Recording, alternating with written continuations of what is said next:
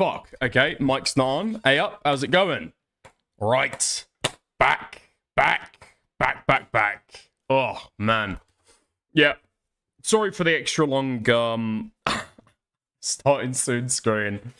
I only just realized as I sat down to actually start streaming that, an alarm on my phone just went off. And I've got to put all my fucking washing away. Yeah. Okay. Nice! That could have gone a lot more fucking awkwardly. Yeah? Could have gone when I was fucking streaming. Could have been worse. Could have been worse. Oh my fucking god, dude. I look at chat and what do I fucking see? Soul Skibbity talking in fucking Welsh. Dude, I guarantee you don't even speak Welsh. Dude, stop fucking pretending, man. Stop fucking pretending. The Welsh language is like Esperanto for like farming retards. That's the only reason that people use it. It's like a second language that you can learn to be able to, I don't know, have secret conversations with other sheep shaggers. It's its only fucking utility. There's a reason you're not on the Union Jack. That's actually true. That is incredibly true. My parents are fluent. Oh my god. What? Okay. Oi. Okay. Is Tailed Stories here? Dude, what's Tailed Stories called in YouTube chat?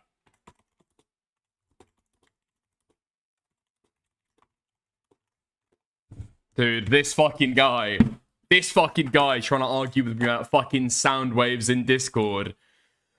Oh. Okay.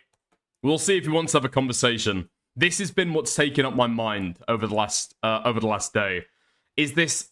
Oh! You ever see a message from somebody on Discord? You ever see like a tweet from somebody? Or like an Instagram comment or anything? And then just get the overwhelming impulse to grab the person by their little fucking head and like, just like Final Fantasy style. Not Final Fantasy. Mortal Kombat. Just do a fucking Mortal Kombat final finisher. You know? Just like a, what's that fucking Sniper Elite 6? Just crush their fucking testicles. Oh, man. Can't believe a shit video you didn't even finish has you this wound up. It's because it's bullshit! It's because it's bullshit! It's because it's bullshit! Oh my god, Hankis, don't do it to me, man. Don't fucking start. Oh my god. I've been through this before. I've been through this before with the fucking, with the crazy fucking laser rifle shit. The Havana Syndrome stuff, where there's an idea that there's, like, special microwaves sent to fucking, like, rape your brain. Oh, my God. Dude, I did so much fucking reading into that. I was like, okay, well, I'm, you know, I'm in, like, a general sphere of, like, study close to this. I might have a look. I might see what's going on. Maybe. That might be interesting. Total bullshit. It's just total bullshit. It's just total bullshit. And then I see the exact same thing, and you've got a bunch of fucking retards who will watch the video, be like, I don't think it's exactly true. I'm not sure that's exactly true. I mean, he's not a scientist, is he? I mean, it's not like he's a scientist, is he? But, you know, loud sounds going through your body, I reckon that could do some damage. I reckon that could do some damage, you know? You can shatter glass. Why can't you shatter your fucking skeleton with a little bit of noise? Eh? Maybe. Fucking troglodytes. Fucking troglodytes. Dude, because the weird fucking thing about sound.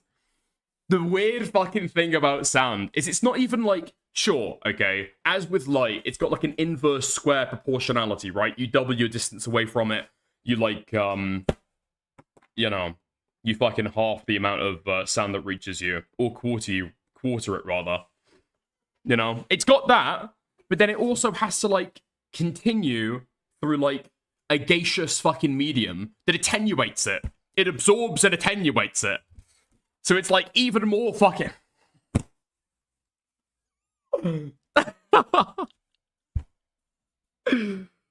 Ooh, it's bad.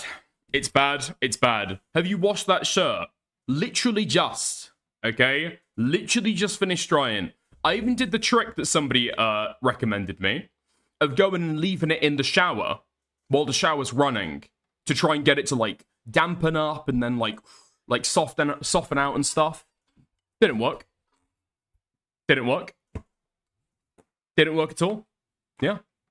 Pretty awful. Pretty fucking awful. Looks dirty, shaking my head. Okay. Thank you. Thank you. You know how modern lasers work? Don't hit me with the fucking, oh, Dickers, do you know how lasers work?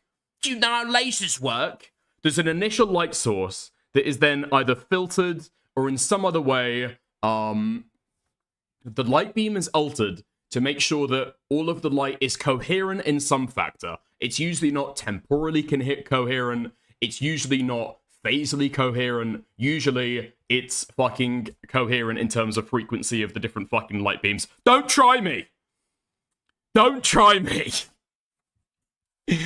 Oh. And then through, I don't know, fucking mirrors and shit. It's all fucking focused into a single beam. It's extra fucking precise. Yes? That's not what laser is, though. Okay. Okay. Nice. Nice. Nice. How do they adjust for the atmosphere? Well, I don't know. Do they adjust for the atmosphere? Do they? You do seem to kind of know. Well, I do kind of know. Yeah, I kind of know how lasers work. I mean, in the same way that, like, the average person kind of knows how, like, magnets work. You know? Like, I did physics. I've done physics before. I've kind of got a vague idea about how this shit works. This, dude, I feel like I've got to be honest. I'm having PTSD flashbacks right now. I'm having fucking flashbacks to, is oxygen flammable? I'm having fucking flashbacks to, is oxygen flammable? Don't, please, don't do this to me again. Don't do this to me again, please, dear God. Oh, the average person does not understand magnets. No chance. I feel like they might not understand them on, like, a deep physics level, but they understand it, like, generally, right? Magnets are, like, what? Like, metal objects that have been kind of, the poles of their atoms have been cohered, or the magnetic poles of their atoms are, like, coherent with one another, such that it creates, like, a magnetic field, or it creates, like, a field around it of magnetic flux that attracts objects to align with its, like, field, like, the average polar fields. Yeah? That they attract each other? Nope. No deeper than that. Okay. I'm sure the average person understands, like, magnetic poles. That each atom has, like, a magnetic pole, right? Something like that. Shut the fuck up, okay? I don't remember too much of this. I remember that I had to study this, unfortunately. And it is not really... It's not really stayed in my brain, to be honest. It's not... It's not stuck in there. It was in there once, and now I've forgotten it. Because I never applied it. I never had to use magnets and shit. Something close to that, though. I'm sure. Something close to that. Yeah? Okay. Wait, Cal, what are you sending me? Oh my... Oh my god. Oh my god. Oh my god. There's no way that Cal the half gay has just sent me an article talking about the health effects of noise pollution. Like audible noise pollution. Yes, noise pollution, audible noise pollution can... Oh my fucking god. When they're talking about noise pollution, they're talking about audible noise pollution, you fucking dented freak. Oh my god! I'm gonna start banning for this. Eventually, I will start banning for this.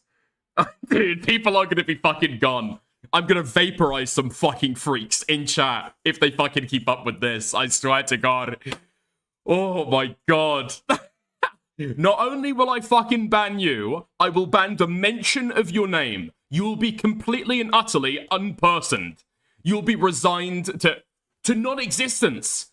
You won't even exist in the past. You will actually have never existed in this chat. I'll go back in the Discord and mention I'll delete every mention of your fucking name. It will be as though you've never been born. Yes. Okay. Ambient noise pollution can be a health risk. okay? It can cause stress. It can cause, you know, side effects of having constant stimulation, all right? Fuck you. Fuck you. Jesus Christ. Okay, nice. We'll be 3/5 of the person? No, you'll be like, I don't know. You'll be like undefined. That's how much of a person you'll be. You'll be like undefined. You'll be, I don't know, 3 divided by 0. That's how much of a person you'll fucking be. To be fair, you have to have quite a high IQ to understand subaudible frequencies. Shut the fuck up. Okay. Oh, you sweeping for Beckett meant Chud stole your lunch money. Sorry, how did I sweep for Beckett exactly? How did I sweep for Beckett exactly? I said that it was a bad take. I messaged Beckett. I wanted to have him on my stream. I wake up. He's already had a fucking live stream with Chud. As soon as I get online, I go and check. Oh, I've got a message from Beckett. All right, is he going to cut? No. He's already had a conversation with Chud Logic. If he's in the middle of content, I won't bother him. Well, I did bother him, okay? I sent him a fucking message. I thought that I had that shit lined up. And lo and behold, man, I should start just putting exclusivity agreements on people. That's what I should be fucking doing.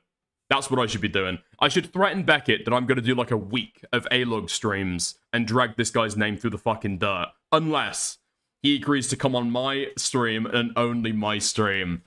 No loyalty in the UK. Tommy C was right. Nicholas Diorio was right. This Chud Logic guy and this Beckett guy collectively stabbed me in the neck. Fucking hell. And then he goes on. I'm not going to spoil the debate. Okay? Nice.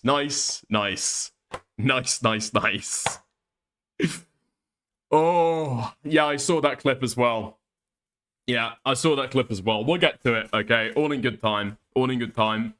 Did we go straight into the debate now? Oh, fuck. Actually, let's do a couple more. Little tidbit while we're getting ready, okay? Yes. Okay, I saw that my top guy... My top agent, you got dipped. Sylvie editing. Okay, bro, you're getting too big for your boots. Yo, thank you, Cold Heart, for the 5 months of membership. What happened to Babka? You did something to her. I didn't do anything to Babka, okay? I don't know, Babka, I don't know where Babka is, actually. Look, you know, obviously, you know, me and Babka are friends, and I appreciate having her around. I like having her in chat. I liked having her on stream. And I like, you know, she helped out, gave advice, occasionally sent me content and stuff like that. Yeah, me and Babka are friends. I don't know what's happened to her. But every now and again, she comes back and forth. But yeah, if she, I don't think she's been in general commentary either. So I don't know if like how Max Striker did a little bit, you know? Just taking a few months off commentary. I don't know if it's like that, but yeah. Scared her away. I think that it was probably around the time that a lot of the Tanuki stuff happened, realistically. Now, that's nothing that Babka said to me, okay? Nothing that Babka said to me, to be extra fucking clear. That's me speculating. But I feel like, I don't know, the amount of people thinking that she was making Tanuki Alex cry or something was probably, like, enough. She'd always said that she didn't really like be in the content, always liked being more of like a chatter or somebody in the background, right? So people like falsely claiming that Babka was, I don't know, berating her or like making her cry. It's just like not true. I think people like speculated that, or people did that as like a running joke, but obviously, I don't know. But, okay, that's speculation. Don't take that as factual statement that I've heard from anybody behind the scenes. It's truly not, okay? It truly isn't. Okay. Yo, Cold Heart, thank you for the $2. Teddy Shiba Inu, dog. Giving love hearts. Thank you very much. Okay, bro, you're getting too big for your boots. Wait, what did you say? Oh, okay. Right. Goat Kato, thank you for the 2 months of membership. You made her cry. Self-sweeping much? I don't know if that's directed to me, or if that's directed to Babka, but I hugely appreciate it. Brilliant, brilliant. If only it was an unedited VOD for people to check. I mean, that's the point of the joke, right? I mean, that is like the whole point of it. You claim that something fucking crazy has gone on, and then the only way to like dispel that notion is to like release the VOD. Yeah, I mean that's like the whole joke, right? But yeah, I don't know. I feel like it got a little bit too much for it, but there we are. To be clear, or to clarify again, okay, Babka didn't make her cry, okay? She was receiving like online harassment from like Roblox people, and then as she was talking about that, or just being like asked about it, that's what happened, okay? And then it became pretty clear, yeah, this girl is probably mentally fucking deranged, okay? Just to clarify, that's what happened. But anyway, let's get to this. All right. Dude, what the fuck am I looking at here? Oh, yes. Okay. So, Sylvie, top guy, my top agent, my top guy, is imminently going to have a debate with Kodiak on live stream. Okay? We've got it confirmed. Apparently, they're in talks behind the scenes. It's going to happen any day now. Oh, dude. I feel like I'm fucking waiting for like a prize fight, you know? It's like a fucking grudge match that has been on that I've been waiting for I'm gonna be honest, okay, 2 weeks, but I've been looking forward to for it very, very much. Kino content is absolutely fucking incoming. Yeah, I'm gonna be there. I'm gonna be there next to the ring, watching it happen live. I'm gonna make sure that I stream live as it's happening, just so I can, you know, give my fighter, give my team a little bit like a rub round. Well, you know, rub his shoulders. Yo, Sylvie, do you need any water, bro? Do you need any water? I'm there. Come on, champ. Cutting his, doing like the slit, doing like the cut across the fucking eyebrow to make sure he can see. Yeah. That's how I'm gonna be. But anyway, these guys have been beefing back and forth for a little bit on Discord, or on Twitter rather. Dude. So they're responding back and forth while appealing to Grok. Dude, okay, what the fuck is this? I'm not reading all of this shit. At Grok, is Sylvie editing a documented harasser on X? Dude's relying on Grok for his proof, and yet wants to debate people. Grok, is my own combat record proven to be true? No.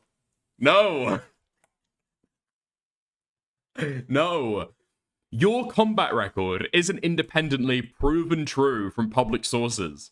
You shared 4th ID and pork-eating crusader patches, plus claims of Afghanistan deployment and corrections work.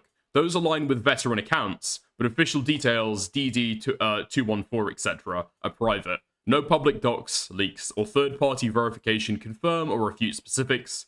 Can't access sealed records. It's official. Thank you for saying I've posted photos. At Grok, do timestamped photos of country count as proof like the first one uploaded? What the fuck is this? Is this timestamped? Or is this just text you've written on it after? What do you mean? You say I wasted my younger years away. I beg to fucking differ. That's obviously edited. What do you mean timestamped? There's no timestamp on this. There's no timestamp on this either. Also, this is a really weird, conspicuous detail here. I don't know if he's claimed to have served in Iraq before the recent Iran stuff was blown up.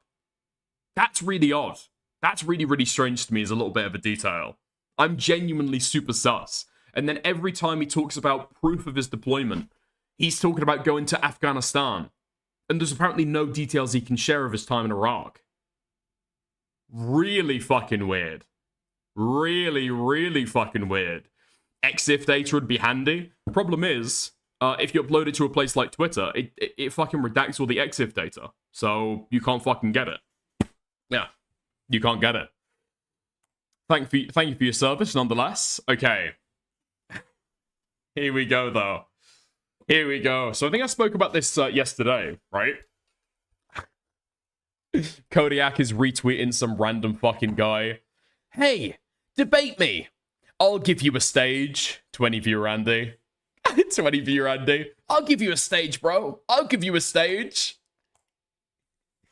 It's a fucking local barn.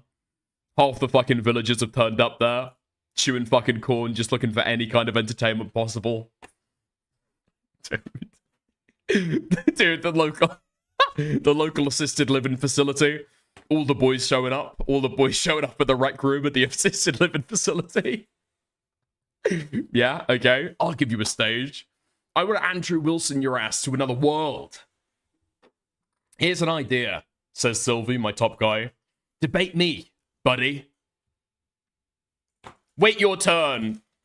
I'll ask you soon. Sounds like you're afraid of me, Lamau. Wait your turn. What the fuck is this guy's obsession with referring to other people online as children? It's deeply fucking weird.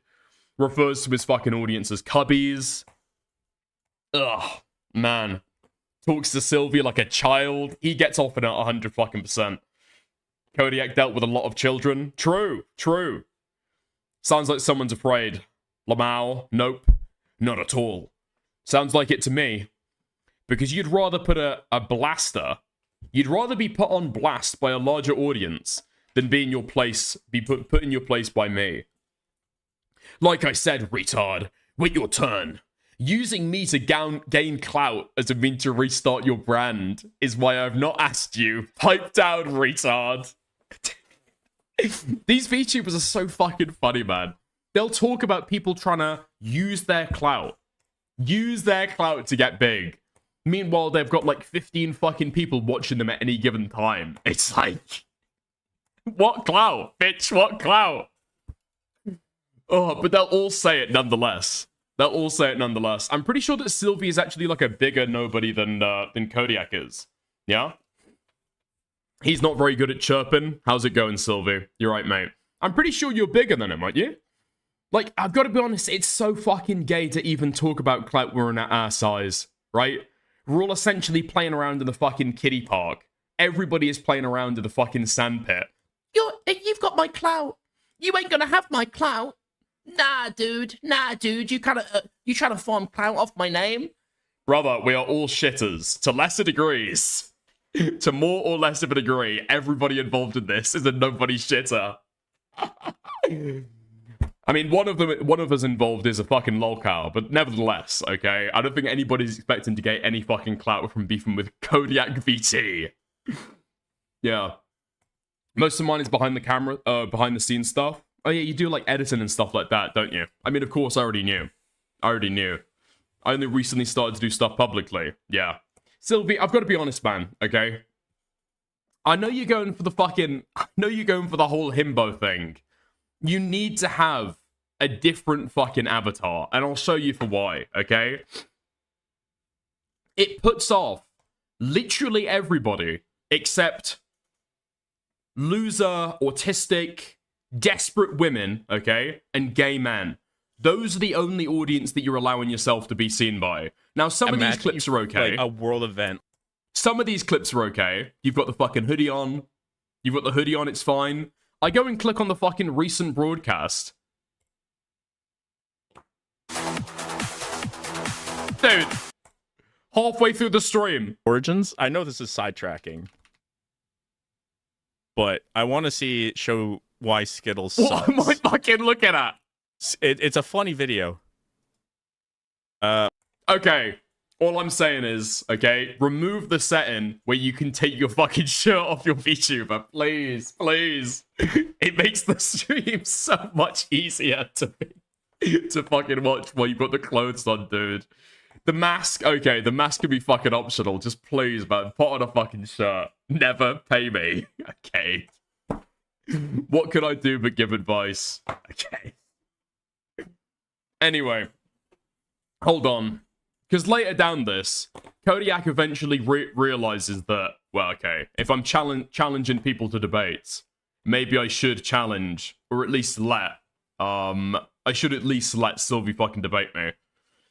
Where is it? Where is it? Oh, dude, where the fuck is it? Legit. Hold on. Here we are. Here's an idea. Debate me, buddy. Chat. Chat. Give me a yes or no. Chat votes matter with this one. I mean, being so incapable of your fucking own choices, you have to appeal to your chat on Twitter to see about, by the way, guys, do you want me to do content? Do you want content? Quick temperature check, okay? Would you like me to do content? Yes or no? Yeah, I wonder what people fucking said. What? What? The first one. No. Conversing with a bad faith actor is not a debate in any shape or form. It's just a waste of time. Dude, is everybody that you don't like a fucking bad faith actor? Legitimately. I second this. What? Oh my fucking god. This is fucking... Oh my god. Has this guy done... This is what he's fucking done, hasn't he? So he decides to quote retweet it onto his timeline to his audience so that he can get anybody to say no. So that he can justify never doing the debate anyway. That's exactly what fucking happened, isn't it? Dude. Do it, he's a coward. Oh lord, this is going to be interesting. It's 3v5. Sorry, it's 3v2. It's 3v2. And he's not doing it because his fucking Babka responded and said no.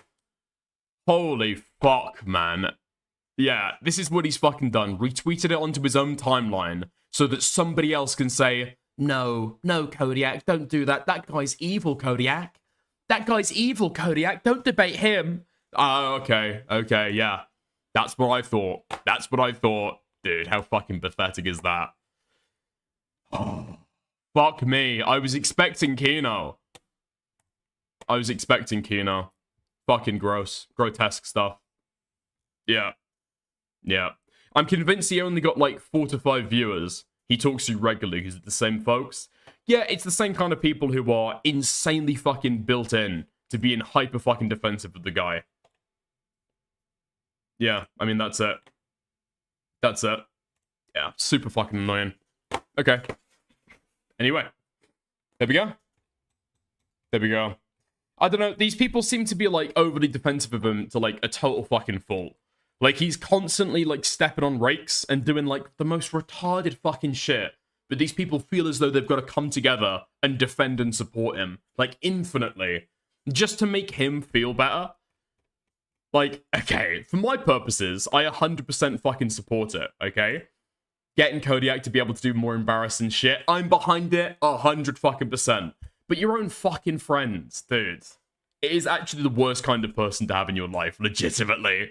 The person who's just infinitely going to be supportive of you no matter what. I mean, being reasonable, right? It's not like you want your friends to be going at you like I would necessarily go at the guy, right? They can probably leave the word sexual harassment out of it. But, like, somebody to just say, mate, come on. All right, come here, mate. You're a little bit of a fucking embarrassment, aren't you? Come on, come here. You might be a little bit too retarded to speak to an audience online. Come here. At least stop lusting after the fucking lolcows, yeah? Anyway. Oh, wait, hold on. One last thing before we go into it, or do we save this for later? Tectone racked up another violation today. Okay. Wait, fuck, I was going to put that in the title. Shit. Okay.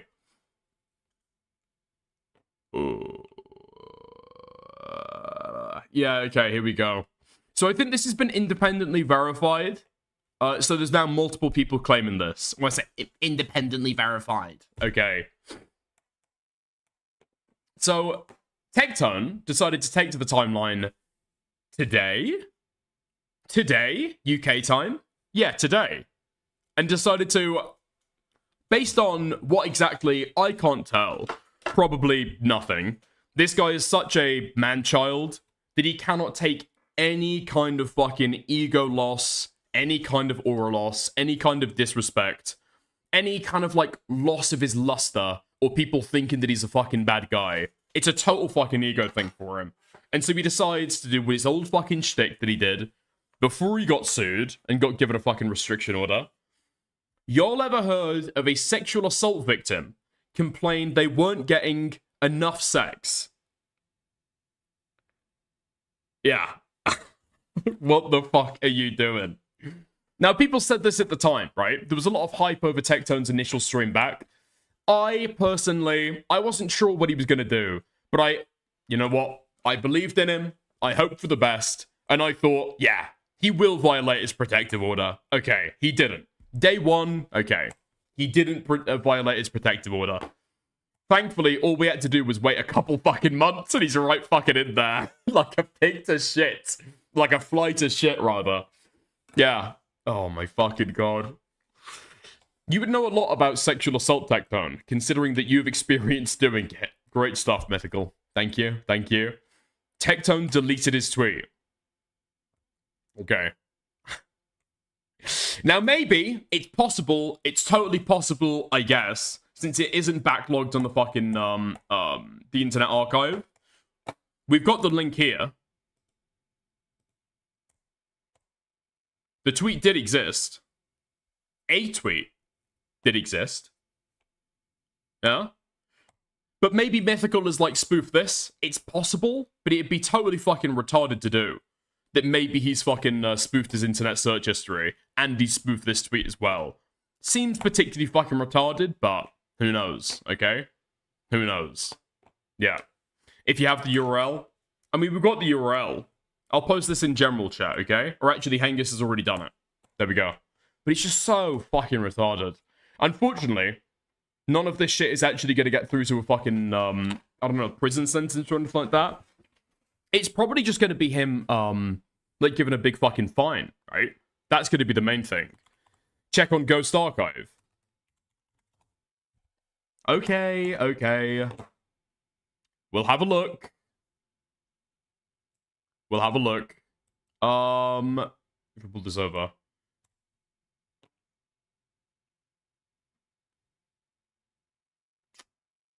No. No.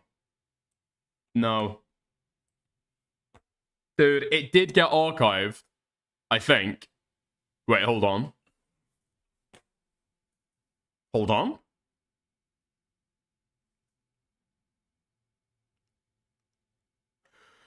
What the fuck? Dude, what? Okay. Thank God. Some retard fucking did archive it. But what he archived was the screen saying that this tweet doesn't exist anymore. Great stuff. Thank you. Thank you very much. We hugely appreciate that. Thank you. Big claps. Big claps all around. Yeah, somebody archived a tweet being deleted and didn't archive the original tweet. That's fantastic stuff. We love that. We love to see that. Okay. We'll see how it goes. We'll see how it goes, okay? I would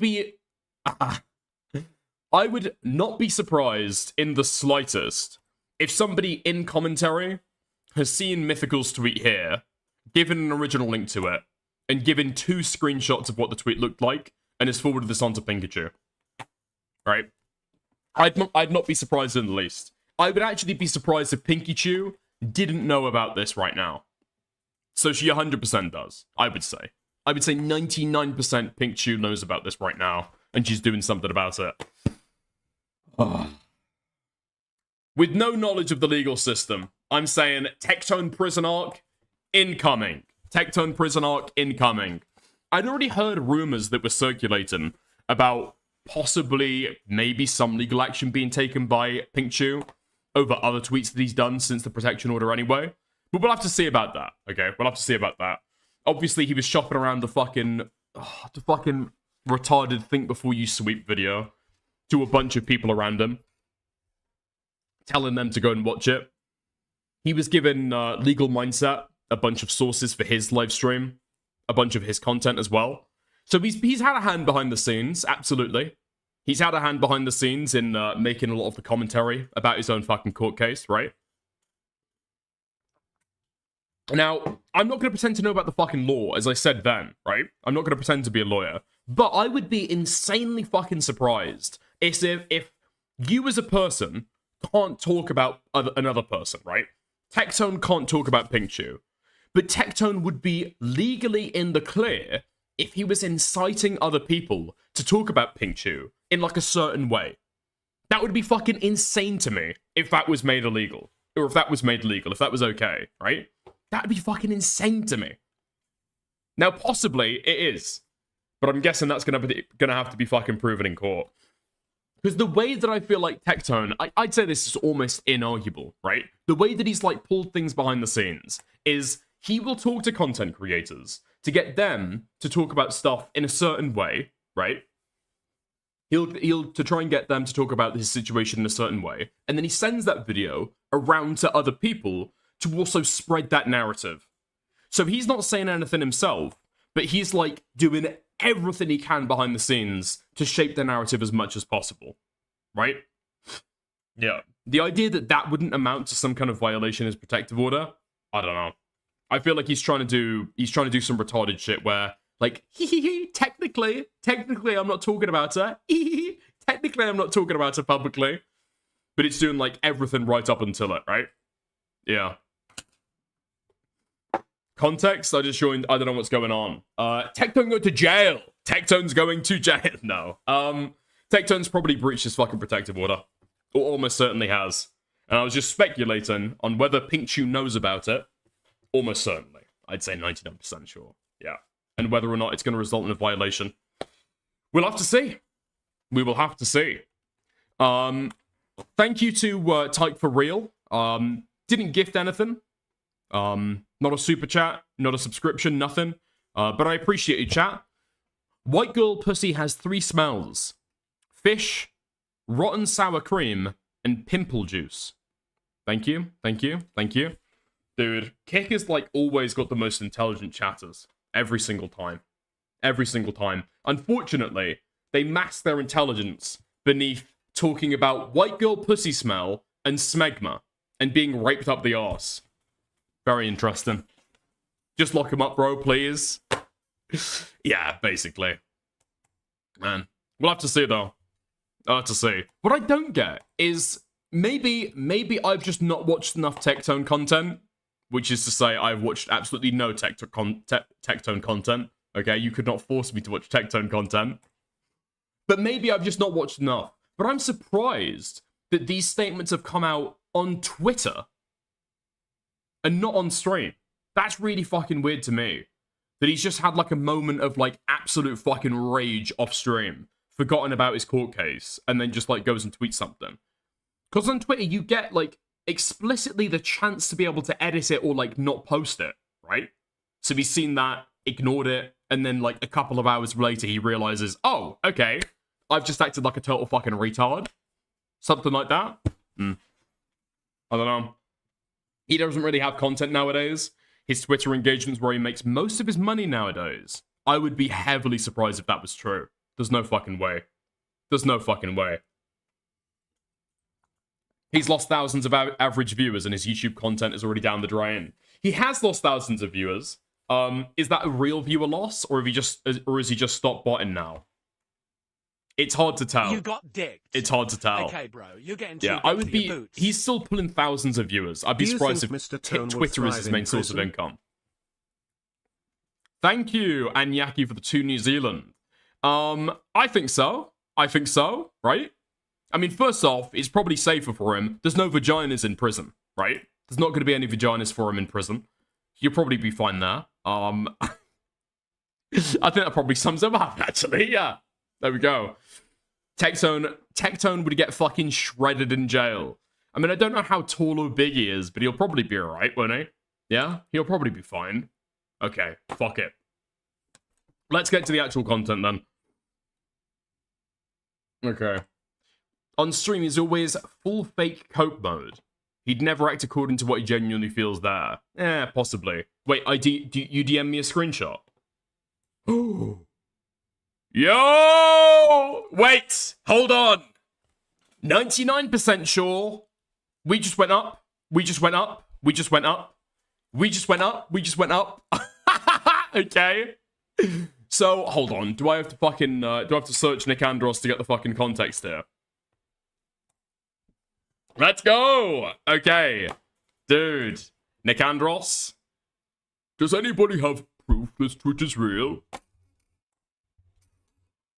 Ooh. Ooh. Ooh. Wait. Where was that reply? Where was that reply? Hold on. Hold on. Yes, here we go. Neat. Just FYI, if you come across another one of these, will definitely be deleted tweets. Use Ghost Archive or something to store the actual tweet page. And then Pikachu has presumably seen that tweet and fucking liked it. We just went up to 100%. Let's go! Tectone prison arc incoming! Any day now! Let's go! What were the penalties under the protective order? It was prison, right?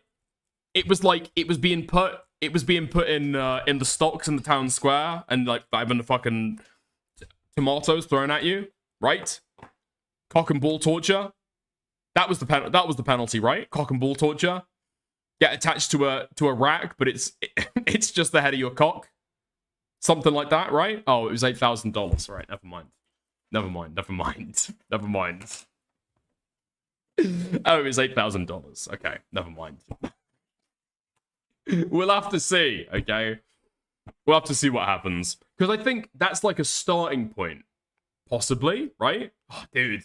Me and Nick Andros were in a conversation privately a little while ago, trying to figure out what happens if Tectone actually gets found with a violation of his protective order.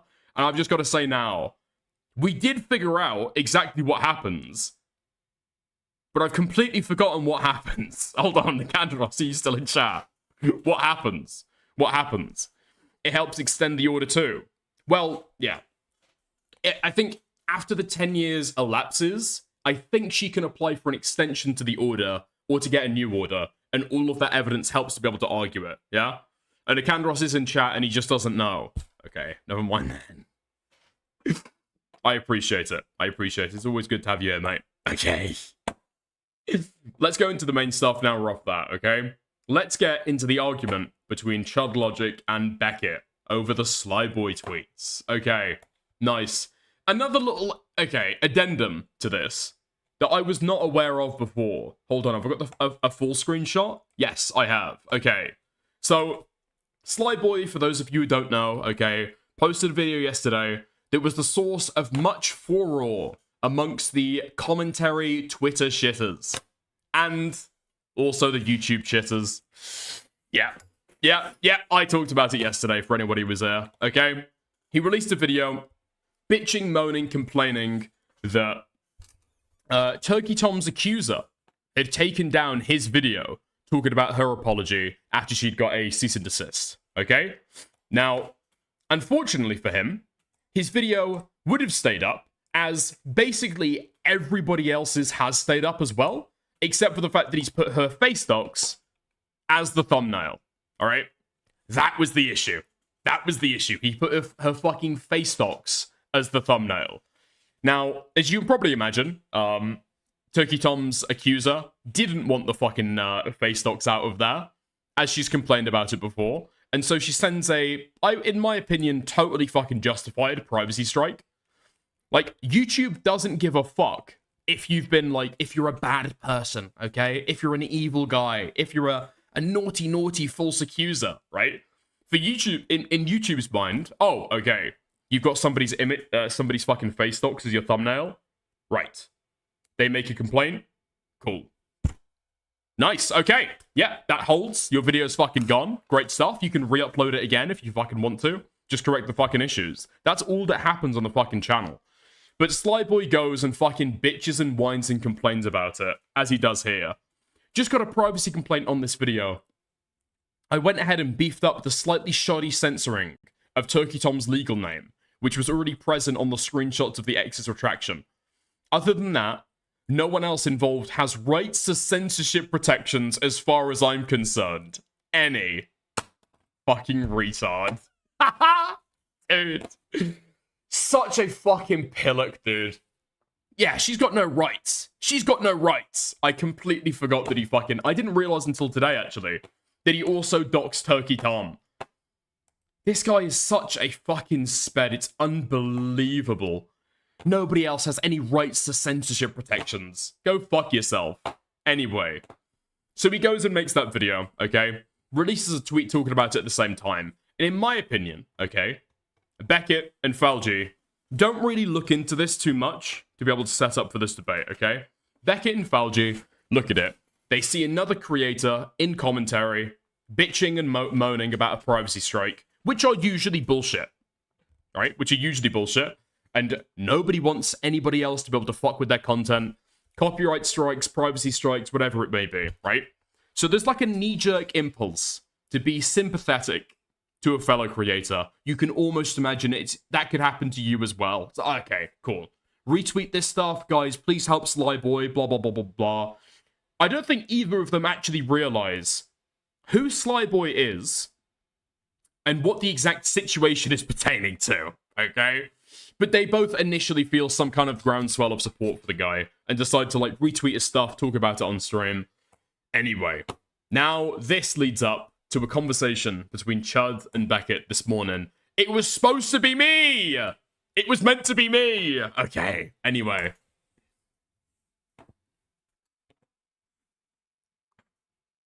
That you ever got fucking... Dude, I'm so angry. I'm so angry there. But I'm calm now. I'm calm now. Don't worry about it. Too lazy to watch a 4-minute video is crazy. What are you talking about? Beckett, you are such a fucking retard, bro. It's unbelievable. Do you really think it is insane that if someone posts a YouTube video with someone's face as their thumbnail when they're not publicly putting their face out there, do you not think it's kind of like perfectly understandable why that would get taken down? No, I actually agree with you on that. Why did you say it differently on the stream? Because I didn't know the context, which I'm holding my hands up to. Okay. Why did you say anything without understanding the context? Why did you tell him to support him without understanding the context? Because you wanted to dick suck a bigger YouTuber, didn't you? No. Dude, oh my god. Has Chud still got a fucking bee in his bonnet after Beckett's comments during the fucking Diorio beef? It's just an instant assumption that Beckett's trying to fucking clout farm off this stuff. Oh my god. No. Hold on. I've been massively consistent with like strikes against videos and against channels, especially after last year where I got like 6 of the fucking things. So I Wait, hold on. The chat was insane during this? Okay. It's kick chat. It is kick chat. I know how kick chat can be, alright? I know I can kick chat can be sometimes. I'll keep an eye on it. We'll see how it goes, alright? Yes, me too, but don't fucking back up retards that break the rules. Why not back up someone who's actually being mistreated? Yeah, I agree. Again, I just send a tweet. I'm happy to discuss it. Like I'm not married to a position here. I'm not coming in being like, oh my god, no fuck. Like, so your position is I was wrong and I'm raped. Is that correct? I don't know. I don't know if I'd call this doxing. But yeah, I can understand like the privacy strike taking the video. You know the really fucking annoying thing during all of this? The really, truly fucking annoying thing is that Chud is going in there and saying that Beckett is raped, when actually, Beckett was dicked 12 hours before! Beckett and I had already had a conversation about this in fucking DMs, dude. I got the ball rolling. I was speaking to Beckett before. Beckett has already realized he's done a fucking L, and now Chud is waltzing in at the very fucking end to claim all the fucking victory. He got dicked long before he was fucking raped. Down. Okay, okay. This is my scalp. This is my scalp. This is my scalp. But it's someone's face. They're not a public figure in the same way that a YouTuber is, I'm sure you'd agree. So how is it not doxing to post a picture of their face? Well, at the same time with this, like, it was a major drama last year. As far as I'm aware with this, her information was posted everywhere. It's not like this was Beckett, like, if your address gets posted everywhere, can me and my mates come round your house and, you know, that's it. No, but at the same time, when we talk, okay, when we've looked at leaks before of private information, when stuff becomes like breaches containment, it's like with, like for instance, the Willie Max stuff that happened. Okay, so can I post a fucking picture of Willie Max's Israeli bride? Can I put it in my video and talk about a fucking name? Hold on. But when Destiny was talking about that, and it got like a load of fucking coverage because Destiny was talking about the fact that Hasan had posted those docs, like, and it's very out there in the public. It's not like we're not going, oh my god, fuck you, doctor. Like, people. Oh my fucking god. And it starts up already. Yes, I know, okay? Aiden has been very fucking energetic about all of this. Because he's trying to find any point of hypocrisy to be able to, like, I don't know, get some fucking aura back. I can't believe that you're repeating it still, Goat Kato.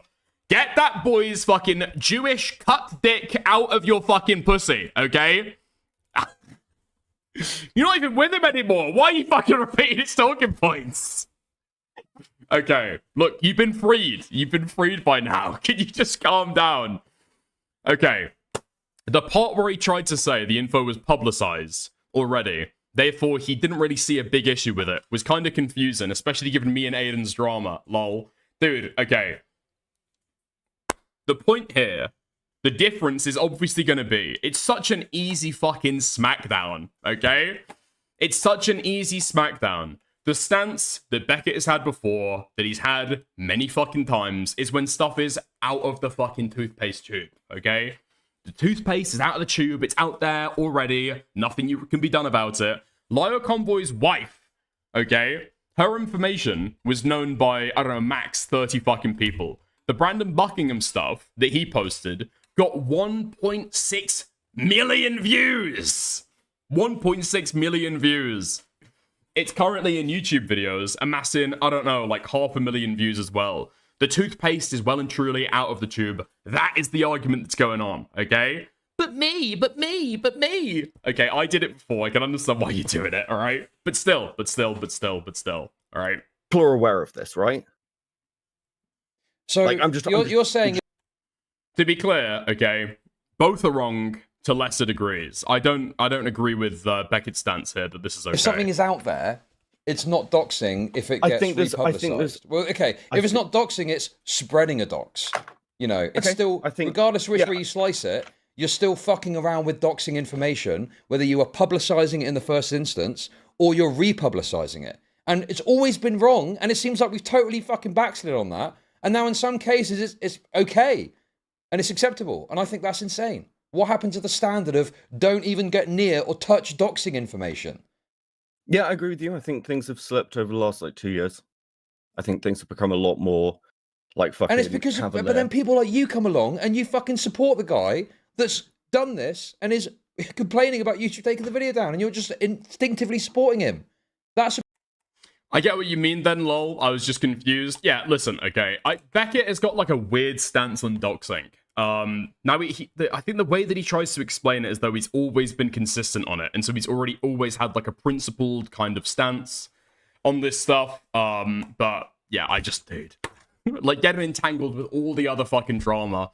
Just really, do we have to fucking relitigate the Lyle Convoy's wife's doc stuff again? Problem.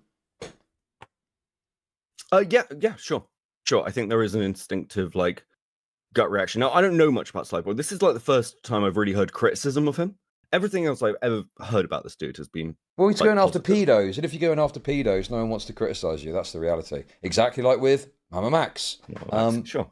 This guy got annoyed with me because I compared him to Mamamax. In the video, I said, I don't think he's exactly like Mamamax, but some of the hallmarks are the same in terms of complaining about TOS issues when you are doing things that break the TOS.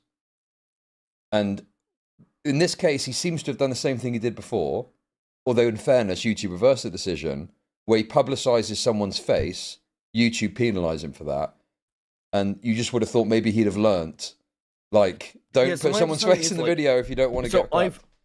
I've never had a successful privacy strike against me, so I'm not... Right, okay. Yeah.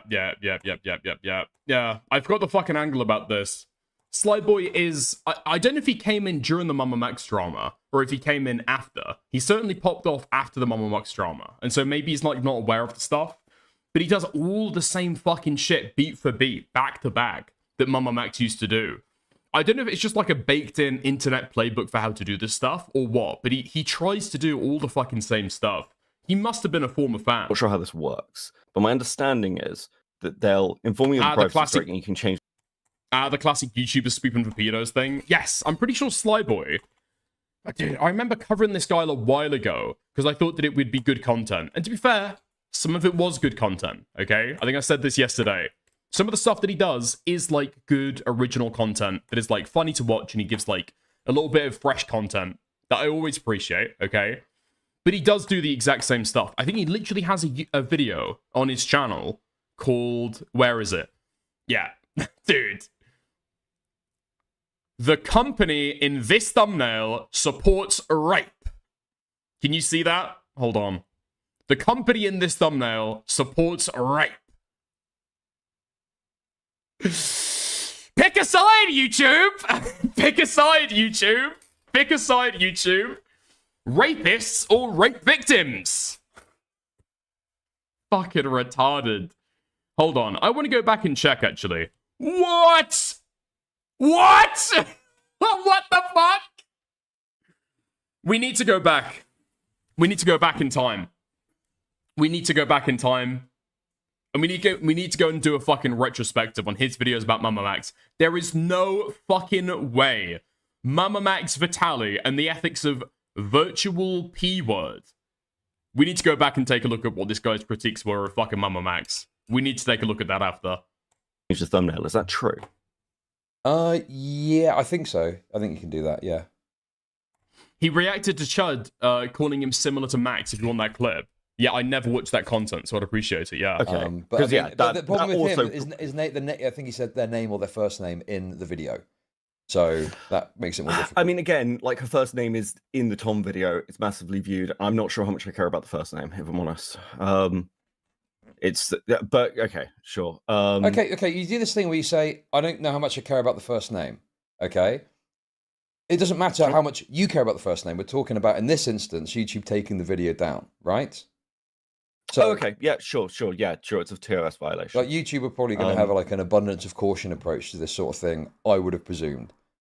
Because what benefit is it for YouTube to have the video up on their platform if there's that risk? Sure. What is your personal standard then? What is your personal view? My personal view, like generally around stuff, is once stuff is made public in major dramas, it's really shit, but like you kind of live with it. You should still be careful. There's an element where I'd view this stuff as callous. And I agree with you that it's like diminishing standards, which is where a lot of us have ended up, which isn't great to say the least. I don't know here, particularly with Rowan as well, considering that she is falsely accusing someone of essentially being a rapist. Because those were the accusations against Tom, that she said no, and he continued. Where, again, like, I think that's a diminished sympathy. And I've heard arguments that this person's information should be made public like a pedo's because they are a risk. A risk? But... Oh my fucking god, dude. Yeah. Me and Beckett, I'm not gonna leak like the detailed like particulars of it. If Beckett wants to come on and we can have like another argument, maybe dig in more into the fucking docs and stuff, we can. Maybe rehash some of the stuff that we said in private. So I'm not gonna leak the DMs. But I basically said to Beckett in private when we were talking about this stuff, like, I think that anybody who's talking about whether she did like false allegations against Tom to be able to justify like spreading the docs, that they would be just as happy if they were the only people in the world who knew this girl's like LinkedIn information. They'd be happy to spread that too, because the justification extends to both of them. If you're justifying spreading this girl's docs based on the fact that she did like false allegations against Turkey Tom, you would also do it if you were the only person with the docs doing the initial doxing. Yeah? Risk of what? What do you think is going to happen? They're going to accuse someone else falsely on the internet of raping them. Well, I mean, wasn't like the other chick, hadn't she already accused other people? This was like the Tom stuff was the second time this had happened, or like the third. So I guess what you're saying then is you think that if you put their details out there, they're less likely to do this again. So you basically make them fearful to not do it again. No, I think if their details are out there, then that's likely to be able to catch another fucking dumb YouTuber who wants to go after BPD whores. Okay, but don't you see the issue with having this standard that, I think someone's done something wrong on the internet. If their name is out there, it makes them less likely to do it again. What other doxing could you justify on this basis of inhibiting someone from doing something bad? So I should be clear. I don't think it justifies the doxing at all. Okay. I think once it's out there, and again, in a major drama like Destiny stuff, or like the stuff that happened with Willie, where it is on Hasan, it's mentioned on Hasan, it's on Destiny, it's fucking like it's got hundreds of thousands of likes on Twitter. Like that harm is, I don't know how much more harm you're really doing. I don't think you're contributing to it. It's not like anybody's unaware who has looked into the Tom drama, who this chick is, what her name is. And like the only reason I'm not saying it right now is like out of respect for you and your stream, because it seems like you don't want that said. So people are very much aware. Everyone is aware who's looked at this drama. I mean, would you agree with that? They're only aware because I think Brandon Buckingham put out a post where he doxed her. So people are just spreading the person's dox. Okay, so from the just from the first name. One thing I would say is there is like a Loki's wager thing you could do with this, where, you know, at what point is it spreading dox versus when is something so widely publicized that you're not then spreading dox because like everyone knows about it. But I would just say that unless someone is an outward public figure, like even if someone's name is out there, I'm cautious because I'm like, is their name public knowledge? Because if it's not, I'd rather not fucking say it just to be on the safe side, you know? And I just don't understand why we've moved so far away from this abundance of caution perspective to it, to, in some cases, supporting the doxing on the basis that it might, stop harm in the future. It's bizarre to me. Yeah, it's totally fucking retarded. Like, even with Turkey Tom's information, like, that stuff has been shared so fucking widely. I'm pretty sure that Willie Mac Show even just, like, screen capped an instance of Turkey Tom's Kiwi Farms page, or, like, one of the posts there, and was just spreading his own friends, like, fucking full name. That stuff, okay, has been the subject of major drama, as Beckett said in his standards. And yet still, I would say that spreading around Turkey Tom's full name is still bad. It's pretty widely fucking publicized. It's very, very widely publicized. And yet still knowingly doing it is still bad. Now, how bad is it? If you were the second person to ever find out Turkey Tom's, like, real name, and then you're spreading it around, obviously that's worse than when you're, like, the millionth person to see that post and then keep on spreading it around. But, like, it's still bad. It might be to, like, a lower fucking severity. But in my opinion, so long as somebody does something like that, knowingly, intentionally spreading somebody's information, when they know that it's not supposed to be out there, or that the person would rather it be private, like, yeah, you're like, doing doxing. You're spreading dox, yeah. Like, what is wrong with just being cautious about this stuff? What is preventing us from just having a caution rather than taking it in the other direction and saying, you know, well, everyone knows anyway. And then on top of that, well, maybe it stops them from making false allegations again. It just feels like we're working backwards to justify bad behavior rather than what it used to be, which is just having a flat rule that doxing is bad, spreading dox is bad, and we should just not do it. I guess that's my take on it. Yeah, I mean... Yeah, I mean, that makes it particularly fucking retarded, right, Angus? Yeah. He also said Sacramento in his DMs. He also had Sacramento in his DMs asking to change it, and he refused. Yes. By that standard as well. It's, like, totally fucking retarded. Nobody should be fucking praising this guy or hailing him. He's literally, I guarantee, okay, Sacramento has come to him, and this is why I don't think that he wanted to release those DMs. Remember? In his video, he's saying that, well, I can share them with Turkey Tom's lawyers. The DMs that she was sending to me, I can share them with Turkey Tom's lawyers if you would like. I'm not going to share them here, though. Why? Why would you not want to share them? Is it because she asked you to take the video down? Is it because she asked you to change the thumbnail? Is it because you said no, and she said, I'm going to privacy strike the video, and you maybe said, go for it? Is it maybe because she said that she was going to do this, and it's not been a surprise to you at all? You actually knew that this was incoming? Turkey Tom's false accuser sent me a fucking privacy strike. It's a good fucking title. It's a good fucking tweet to cut out. You guarantee, you know that shit's gonna get you a lot of fucking clout. Because everybody already fucking hates this bitch. You already know that everyone is gonna be on your side, supporting you, retweeting you, fucking hailing you. It's a great fucking opportunity for a banger tweet and a banger video, right? I guarantee you, that is why he didn't want to release those DMs. Because she's putting on an explicit notice that she's going to privacy strike it, and he seems to be okay with it. All he had to do was, like, change the thumbnail. 100%. She wasn't just bitching about it, she was warning him about a privacy strike, and that's why he doesn't want to show the DMs. I agree with you. There's probably a tempering element, like, I'd own, because, like, when, going back to the bully side, I'm just going to the bigger stories here. I defended Queeman over like the clip he showed with Destiny's tweet behind him, because I was like, "What's Destiny's fucking tweet?" And so I agree with you that there's like this watering down, and I fucking massively agree with you. But hang on a sec. Okay.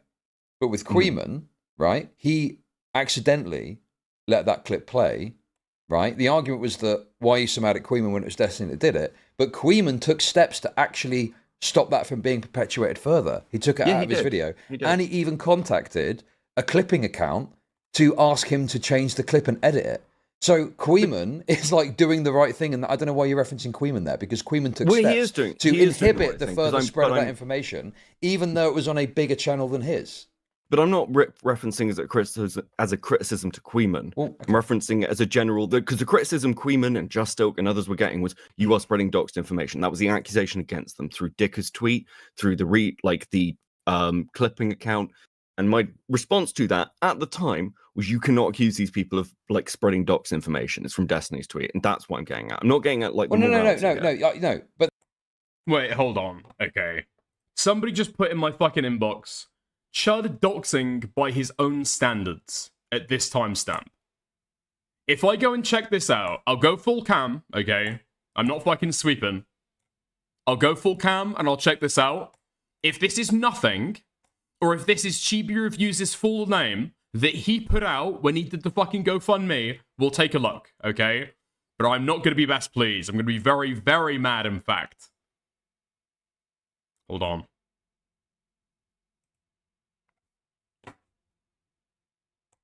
Hold on.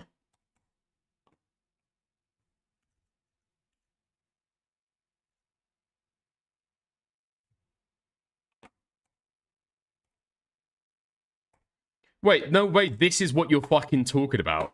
No way, this is what you're fucking talking about. He's talking about this. Huh? This is something that somebody else put out from their own fucking channel, dude. I covered this as well. What? This is what you're fucking talking about. Oh my god. Leaflet used to have on her channel her fucking big fat moon face. And she left it there for years. Other people uploaded it and she had no fucking issue with it. The only reason why she's doing this now, sending a fucking privacy strike, is A, because she can send a privacy strike. It's her content that she uploaded to her channel in the past, right? And then the second reason why she's doing it is because people are mocking her over it. She's taken out people. She's taken out people because people are mocking her over it. Sharadia isn't even her legal name. No, it's a previous username that she used to fucking go by. If I call Tactical Templar the fan advocacy network, am I doxing the guy? No. He's got content going back on his fucking channel where he describes himself under that username. He's put it out all on the same channel, and he's left it there. He hasn't made a new channel. He pulls up the moon face in 20 seconds. I don't give a fuck. I don't give a fuck at all. That's literally, it's not a dox issue, it's a fucking copyright issue. That's it. And he's doing it totally within fair use, I'm assuming. Because if I know Chad, he's probably ruthlessly mocking her. Yeah? That's it. Ban that person? I'm not going to ban that person, okay? I'm not going to ban that person. But just to say and explain some of the fucking context behind it, it's just totally fucking retarded. It's not doxing. But then, with this, Brandon Buckingham put the post out with this woman's details in, as far as I understand it. Sure, I'm not defending Brandon. And then this guy just put the photo of her in the thumbnail of his video, which I think is some sort of attempt to get back. Well, I'm not going to fucking ban him because he speaks negatively about Chud Logic. What? Now, if he was talking about me, it would be a totally different story, okay? People can talk whatever, they can say whatever they want about Chud. Back at her or hurt her in some way. But we put people's faces in thumbnails all the time. Yeah, if they're outward public figures and their face is out there, yes. Before I was public with my face, right? Mm-hmm. If there was a picture that, well, someone did actually circulate my face before that, and there was this hesitancy and resistance to show. Oh my fucking god, dude. Honestly, anybody else mentioning the fucking Aiden situation, I'm so fucking sick of it. Oh my god, dude. No, it's not the exact same situation as Aiden. Bro, it's not the same situation as Aiden at all. There are so many fucking differences here. Jesus Christ. it because people were like, well, this guy doesn't want his face to be seen, so it felt a bit wrong to show it. And even in Destiny's coverage, going over some certain details, he was a bit averse to showing it, but I think he did in the end. But anyway, the point is that But also, there here's used the to be an thing, like, abundance of lots of caution, and we people just don't have have that little anymore. bits of- Yeah, no, sure. But lots of people have, like, you know, lots of people have small bits of information that's been doxed about them online, Yes. where they've been doxed in like a Discord, or they've been doxed in like a fucking random closed thread, or some random piece. And we'd agree that that's not general public knowledge. We'd go, okay, well, if you're digging, you'd have to go digging to find that thing in someone's Discord. You have to go digging, and like you further publicizing it is that expansion. So when it comes to Sly Boy and this, it's like, well, are more people going to see Sly Boy's thumbnail, or are more people going to see the Brandon Buckingham tweet, or like the Tom tweet, or be aware of the general drama? Or if they're really interested, or are they going to have read the Kiwi Farms thread? That's kind of where I'm coming from, where it's like, okay, Sly Boy, I don't know this guy's size. Maybe I'm totally fucking wrong. Maybe Sly Boy is this huge fucking creator, but the last time I saw him was like during when I was, funnily enough, fighting with another person who's like doing this pedo hunting shit. And he was defending them, and he was live to like 100 viewers. This guy may have like profile within the dramas he's had, but as far as I can see, he's also shit. Like, he had less fucking viewers than I do, Chud. Like, you know. Dude, Beckett argues this in the most fucking retarded way. Because he doesn't preempt any of the arguments that he fucking makes. It's so fucking retarded. Like, what is Beckett's thesis? You've got to divine it from the shit that he's fucking saying. Beckett, when you press him, will agree that both of them are bad. So I don't know where this fucking argument is coming from. I legitimately don't know where this argument is coming from. Actually don't know where this argument's coming from. Sure, it's like bad, but to a lesser degree than some people want to describe it, because it's already got like 1.6 million views on Twitter. You have to dig into KF in order to find Sacramento? No, you don't. You don't. It's got like millions of views on Twitter already. From his like live responses. I don't know if Beckett is just like instinctively defensive over this stuff, and so he makes himself like say retarded shit that sounds like coke to be able to defend it, or what. But so I'm stuck on the pet. He always does this shit. Yeah, look, okay. Beckett just argues in a really fucking retarded way that it's just impossible to actually engage with. Because it's like, he'll say shit, and it sounds like a direct fucking response to what you're saying. But it's not a direct response to what you're saying. He goes off on like a different line of logic, and you're not even sure, and then you press him. He's like, no, I'm not defending it. I'm not like saying that he's innocent. I'm just saying like it's slightly different, you know? It's like slightly different. It's like, okay, like I'm not gonna moral F about it. I'm not gonna moral flag about it. I'm not telling you to moral flag about it.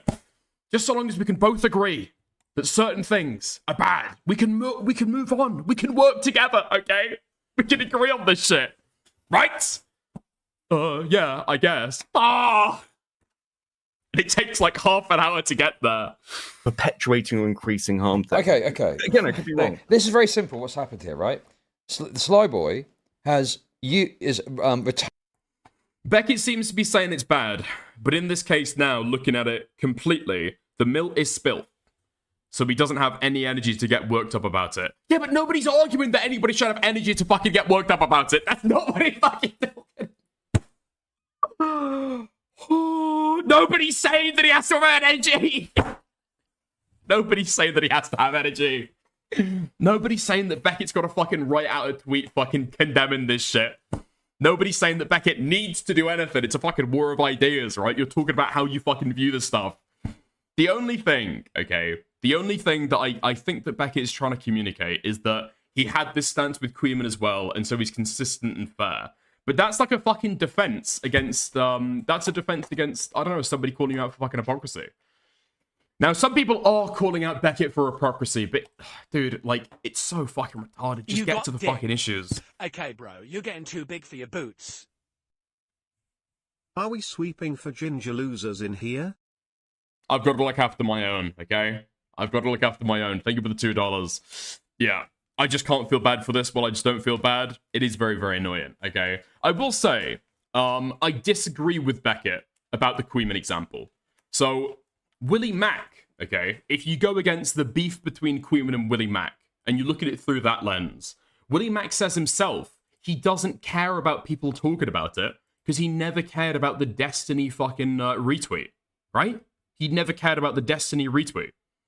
In his own words, the toothpaste was out of the tube at that point, and so he doesn't care about it. But that's all through the lens about whether Queeman is a fucking doxer, evil guy that Willie Mac was throwing allegations against him or some shit. If you look in isolation and completely ignore Willie Mac's show, okay? If you look in isolation at what Queeman did, it was negligent, it was dumb, but at the same time, he did not know that it was also playing in the background and show any of that information. He pulled up Destiny's quote retweet and the entire time was talking and giving commentary about Destiny's quote retweet. And maybe people don't believe this, okay? But it seems pretty clear to me that Queeman did not realize that that information was playing in the background, okay? It is what it is. You can say that it's dumb, you can even say that it's negligent, but to say that it's doxing, which again requires a malicious intent, you just don't fucking get there, right? That's the take on the Queeman stuff. It's got nothing to do with any of this. Heartedly used a picture of this woman in his thumbnail and said her name in his video, okay? I think whatever reason he's got to say that he's done it, I think he's done it because he wants to clap back and hurt this person in some way, okay? Then this person's filed a privacy complaint. The video's been taken down, right? And then he's made a video saying, oh, thanks, YouTube, you took my video down, when he engaged in action that put his video at massive risk of that occurring. So I'm saying 2 points. One is that that's a retarded thing to do, and of course you're going to get clapped. And 2, we seem to have this diminished concern about doxing, and your response seems to be trying to find some justification for it, or trying to find some you know, reason why you're not sympathetic to the person or something like that. Like, it just feels like I'm saying something quite simple, Okay, and you're coming okay. in with all these like, well, you know, maybe it benefits to show the person so they don't do it again and things like that. Do you see what I mean? Like, Well, okay, I'm sort of reiterating an argument there. Sure, I'm in an Whoa, Morale raid. Thank you, Morale, for the raid. Sorry, I just realized Morale hopped in chat. I didn't realize exactly why. Thank you, Morale, for the raid. Thank you. Welcome. and I'm agreeing with you. I can see that diminished standards around doxing, and I agree with you that that's a problem. but then what it feels okay. But then what it feels like you're doing is you're then saying, for some reason, oh, but here's why these diminished standards actually could be a good thing. I mean, Beckett did say that it was justified to mass report Parlo's channel, which, while I hit Parlo, you're supporting mass reporting for the correct reasons. So Beckett didn't do that. That was the kind of annoying thing with Beckett from what when I had the argument with him, okay? Because I called in while he was streaming with the Toastify to try and, like, I guess talk to him about it and argue with him a little bit. So Beckett's argument was that mass reporting is wrong, okay? And people conspiring to be able to get Parlo's channel taken down is wrong. But at the same time as it being wrong, he's also sympathetic to the justification. And while he's also sympathetic to the justification, he doesn't even think less of the people involved or the people around them who were supporting it because they couldn't have done anything to stop it, or the whole stance was just very, very confusing. Because the entire time the conversation's going on, it does always loop back to, I just don't have any energy for it. I'm not going to, like, moral flag over this guy doing this. It's like, dude, man, come on. Okay, so then let me be perfectly clear. I'm sort of giving you a rationale of why those diminished standards have occurred. I agree with you that they're a bad thing. And I think if you've got criticisms for me where you're like, well, Becky, you're further diminishing those standards, and you should consider that going forward, or like maybe like take some accountability. Sure, fair enough. Maybe I'm like also being part of a problem that I agree with you exists. Okay. Right? But So, then I'm saying your attitude and others' attitudes only further causes issues because there's no longer this staunch standard where you look at it and go, well, you put the face in the thumbnail. That was wrong. You said the name. That was wrong. It's, well, maybe there's a benefit to doing it actually. And maybe, oh yeah, this is wrong and he's getting taken down by YouTube. Let's support the guy and retweet him. And it's all this attitude that shifts it. And before we know it, I mean, I don't know, we're going to be like the fucking sector where there's doxing left, right, and centre, and no one fucking cares. Like the diminished standards only lead to further issues down the line, and I just think it's a terrible direction to go down. And I just think people should reset a bit, relearn their fucking values, re-understand their values, and understand why it is that we don't, you know, permit doxing and we stay away from it and have an abundance of caution approach. I guess that. Dude, it's just like gone. I've truly started to get fucking blackpilled on this stuff now. Like the commentary community doesn't exist. There is no we, right? There is no we to have these standards. The commentary community doesn't really exist. There are people who are like friends and have associations together, but in terms of like one coherent like mega structure, it like truly doesn't fucking exist. And even if you look to a lot of the old guard, like they refuse to fucking condemn any of the doxing, right? Or in fact, if you took a look at Nick when he was talking about this stuff, he framed the criticism of the doxing as people trying to manipulate Tom's victory to still criticize Tom, or to still criticize Diorio, or to still attack. Totally retarded, dude. It's like, it's not team sports at that point. You want to be like, oh, okay, cool, because nobody fucking agreed with the Turkey Tom allegations, right? Everybody said, yes, the Turkey Tom allegations are likely false, right? And then when Tom comes back and fucking justifies himself, everybody is happy to see it, and the video was fucking funny as well, right? I think most people were happy to see Tom come and vindicate himself. But it's a total fucking, it's like a fly in the fucking ointment, right? It is a fly in the fucking ointment. It completely fucking ruins it, and then people take it way too fucking far. But you've got some people who are so obsessed with, like, the optics victory over the Turkey Tom stuff that they just, like, can't bring themselves to condemn the doxing. It's insane. It's retarded. And it leads to a degradation of principles, even while Diorio is doing it, refusing to condemn it. Sorry, okay. Diorio's not doing it, alright? Diorio's not doing it. Other people around him were doing it. But Diorio refuses to condemn it, and then mocks the idea that it's going to have knock-on effects. And then, case Capri, it has knock-on effects. And then here we are now. So fucking retarded. Dude. But yeah, there's no community anymore. And so there's no ability to be able to uphold standards. There are people, personally, who have standards around doxing. And then there's different, like, flavors of that as well. Right? And that's where we stand right now. So there is no community stance on doxing. For example, I think that me and Morale have got an almost identical stance on doxing. I don't know about other people. That's just my perspective on it anyway. Yeah, I mean... Like, I've got to hear people talk about doxing to be able to decide whether they're on my side when it comes to doxing or not, you know? I don't disagree with you, and I think those... I had a conversation with somebody else, like, last year about it, where I was like, well, I fully expect to get doxed. Because like things are just going in that direction with everyone's fucking information game. Wait, what? Okay. Dickers Dan. Being against optics is not about morality. It's about optics. They were never against doxing. It's just against bad optics. Remember, there are no bad tactics, only bad targets. For some people, that's undoubtedly fucking true. Yeah, I mean, most people have never really thought that hard about this stuff. And they feel like if somebody's bad enough, yeah, okay, doxing, why not? They are truly like, no bad tactics, only bad targets. Meanwhile, they will still use that fucking line to be able to mock other people. It's so fucking pathetic. It's so fucking pathetic. There are so few people with fucking stands on this stuff, unironically. Spread around. So I don't disagree with you with the concern. And it could, you know what? Again, it could be one of those things where you... Like Chud said, Beckett knows what side his bread is buttered on.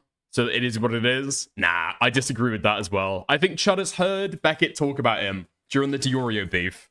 He's got the impression then that Beckett will talk to be able to be like, I don't know, favorable to whoever he's like talking about, to be able to get a clout connection. I truly don't think that's what Beckett's doing. I think that Beckett's come out, similarly to Falgi, had a bad take on this stuff without knowing the details. And now he's trying to go through and like argue, well, how bad is it really? Instead of just saying like, yeah, it's bad. I didn't know anything about this. My L, you know? But I don't think that he's backstabbing anybody. And I don't think that he's appealing to whoever's got the most clout. I would be surprised if Beckett is actually, I don't know, got a fucking clout connection to this Sly Boy guy. I'm sweeping. I'm not aware that they have a connection. Things become like... Also, Beckett didn't see it himself. He got sent it by Falgi. Like, painfully just normalized, and it becomes a problem. I'm not sure what you do with that as like a solution other than what you're doing, which is highlighting it. Well, look, if we're real, mate, the whole space is just totally fucking raped. It's fucking over, dude. There's no principles, there's no standards. People are farming fucking dishonest hate on the same fucking 3 or 4 people again and again and again. I'm very pessimistic and nihilistic about the whole thing. But obviously I was just covering this briefly earlier. Your clip came up. Yeah, and I got really angry with you, and I really wanted to, like, you know, tear the flesh off of your face, to be honest with you. That's how I felt when I initially saw it. So I will say... Dude, okay. I've been told this is an important clip to play right now. But I've got no idea what the clip is, and it's got kick in the name, so we'll see. The morale has got, like, I think he can become a very, like, robust commentary channel doing edited videos. I think that he's held back by the fact he's constantly fucking chasing fucking Discord kittens. And his tone and angle and the way he talks in debates is, I find, very off-putting. Yeah, dude, Morale is the one who fucking sent this to me. Morale is the one who fucking sent this to me. Huge clip, play this now, it's big news. But I think when he locks in and he does an edited video on a person, I think it can be good. Mm-hmm. But I find his way he acts in conversations very irritating. And he needs to stop chasing fucking Discord e-girls all the time.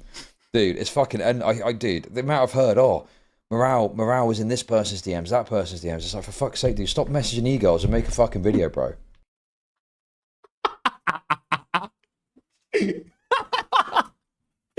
Oh my god, you're in there too somewhere? We'll play that later. He thinks I'm annoying with potential. Huge. Yeah, Morale, that sounds great. That's high praise. That's incredibly high praise. So this, and part of the reason I even sort of like tweeted anything out was because I spoke to Morale, and I also saw Sly Boy's other thumbnails where he's basically covered up the face of the person. Wait, hold on. There was a morale mention there, and Chud's entire fucking energy changed up. What's that? Yeah, and I got really angry with you, and I really wanted to, like, you know, tear the flesh off of your face, to be honest with you. That's how I felt when I initially... How do we read that? So I will say this, and part of the reason I even sort of like tweeted anything out was because I spoke to Morale, and I also saw Sly Boy's other thumbnails where he's basically covered up... What is that? What is that? Is that a look of contempt? How are we reading that? I was talking to Morale. Slight frown, readjust the body pressure. Maybe feels slightly the competition has just been mentioned for the Discord e-girl, possibly, maybe. Face of the person. And I'm like, okay, well, this is clearly fucking engagement farming, actually, of putting out that information, getting the fucking strike or the whatever, and then changing the thumbnail to keep the video up or whatever. And he did the same shit with this fucking pedo that he was talking about, like, you know. Yeah, I think it is performative. I said that earlier, right? Hold on. Somebody's asking right now in Kick Chat if I can explain the whole Turkey Tom doxing stuff. Can you please briefly recap the Turkey Tom doxing? I've been listening for 30 minutes and can't quite figure out what happened. Okay. So the Turkey Tom doxing. So Turkey Tom received allegations on kiwi farms from somebody called Sacramento89, okay? Now, it came out that Turkey Tom was largely, on the most substantive allegations, innocent of all charges, okay? On the most substantive stuff, totally innocent. So he puts out that video talking about it. Now, but unbeknownst to anybody, I believe Sacramento had also, as a side, shit-talked Brandon Buckingham, said that he wasn't living with his wife, which seems true, and that he was doing drugs while raising children. Now, Brandon Buckingham said that after she had brought his wife and kids into it and started leaking information about them, he was going to leak information about her. And the information that he went and leaked about her was her entire fucking LinkedIn page. Okay? So, name, face, university. I think was there a link? Was there a link to the fucking to the LinkedIn as well? Anyway, in any case, he like completely fucking gigadoxes her after Turkey Tom's video comes out. So it is not in defense of himself. It's not. He's lying about that. It was never in defense of himself. It was never in defense of his children, nor his fucking wife. Okay? The only reason he did it was to like stick the boot in after Turkey Tom, his roommate, had like vindicated himself in his video. That's the fucking doxing stuff that we're talking about. Last year. But the problem that's important for this is, although it was by our side, okay, our teeny tiny little commentary shitter circle was condemned as doxing and totally fucking unnecessary, big commentary channels wouldn't condemn it. And a lot of other people retweeted it as well. And it ended up garnering like 1.6 million views. And so it's been widely publicized at this point. Which, you know, if you want an engagement farm off YouTube fucking with you and causing you problems, fair enough. But it's the inherent dishonesty of, oh, yes, I've been badly treated by YouTube when you've taken very obvious, clear risks. Some people said that it was perfectly okay. Some people said that they were going to refuse to condemn it. Yeah. That go against, you know, the TOS, the privacy and whatnot. You know, I just find it very frustrating that people will dishonestly farm that, a la Mamamax, in order to maximize engagement and attention on their channel. It's frustrating. Yeah, and it, you know, and I saw what you said about sort of the way Mamamax went, and it's, you know, I don't think you're wrong. We do this where we go, well, this person's in good standing, and, you know, came in here, I was like, I've never heard anything bad about Sly Boy, literally until today. So, I mean, it's not just Mamamax, is it? It's like Mutar is the same thing. You know, if someone is in good standing and has a big platform, there's like a hesitancy to get on board with calling them out until other people have sort of, you know, broken the dam already, or cracked the dam at least, to the point of breaking, and then everyone else comes in later and goes, oh yeah, this guy's really... Dude, yeah, okay, I'm glad that somebody else just pointed that out for me. What the fuck is PD doing in chat? Dude, what is it? Kneel at the hand of Chud. Beck kneel. Apologize. Kneel. Show grace to your king. Really bad. Here's my video about it. Whereas, yeah, because I mean, this Riley chick, who is another fucking predator hunter in the sort of normie commentary space, I got massive. I basically did a dual stream where I went over Chibi and her. I'm saying fucking crazy shit about Chibi because fuck it, it's Chibi. But Beckett, you must cry on the call. Beckett won't argue because he's a pussy. That's somebody else. Beck, you must ugly cry on call and beg for forgiveness. The comments that I get criticism on, the subs that I lost over it was, how can you attack Riley? She's just an innocent BPD girl. She's just trying to do the right thing and hold this predator to account. And I'm like, bro, she's a fucking crazy bitch. So yeah, like I am with you. I don't know who these people are. I don't know who the fuck these people are. No, that's fine. But I think also with predator hunters, there's this general reluctance to go and attack them because people are scared of being called pedophiles or like rape defenders or whatever, right? Yes, no, sure. And that's what happened with Mamamax.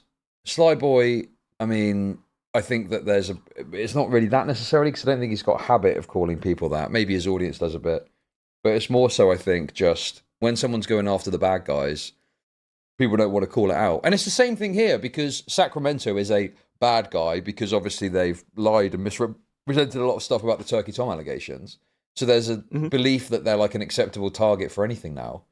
And that's why, even saying this, people can frame it as you're defending the person, you're defending this lying BPD rape slut, when it's not about the people, it's about the principles. And what's your line for when you think information is public?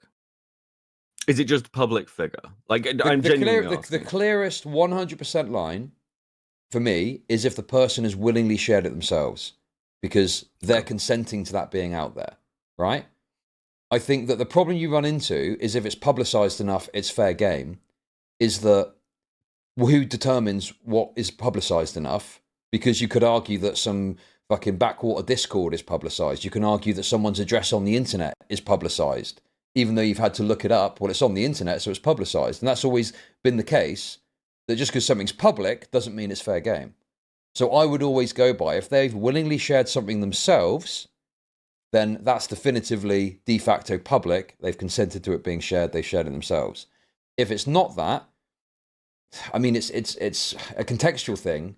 But I think generally speaking, unless it's like broadly discussed across multiple fucking like news sites or something like that, you know, then it probably is best to just be cautious and not go near it. Yeah, I think that caution is fair. The thing I come up against, I suppose, is there are obviously stories that are so big, and you yourself have talked about this, where people did this whole thing of, well, Kiwi Farms is a doxing site, so you don't say Kiwi Farms, or you don't say Doxbin, you say fucking platform X or whatever the fuck, website X or whatever. And you're like, well, we know what we're fucking talking about. It just sounds gay and infantilizing to like pretend. And there've been, I don't know, multiple points where we're kind of all on the same page, and it's frustrating because like chat knows, the audience knows, we know, fucking Twitter knows. So it's like, okay, fuck. I mean, at this point, just accept that we know. And, But okay, you know, but here's the thing though. What drama exists where it is essential that you discuss someone's PPI?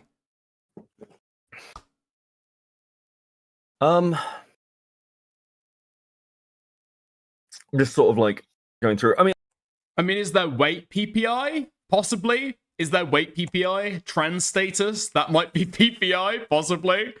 No, name, yeah, picture that somebody hasn't fucking shared. That's never going to be essential, I guess. Sure. I can see the arguments for Rowan. The answer is there isn't one. The answer is there isn't one. You don't need to say their name. You don't even need to show a picture of them.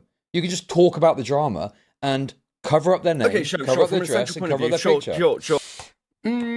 Okay, so that... How do I frame this? Or how do I phrase this, rather? There are sometimes dramas where it is actually essential to be able to say somebody's name, okay? And that can be a fucking difficulty. So, for example, right, legal mindset. He's already put his full information out there.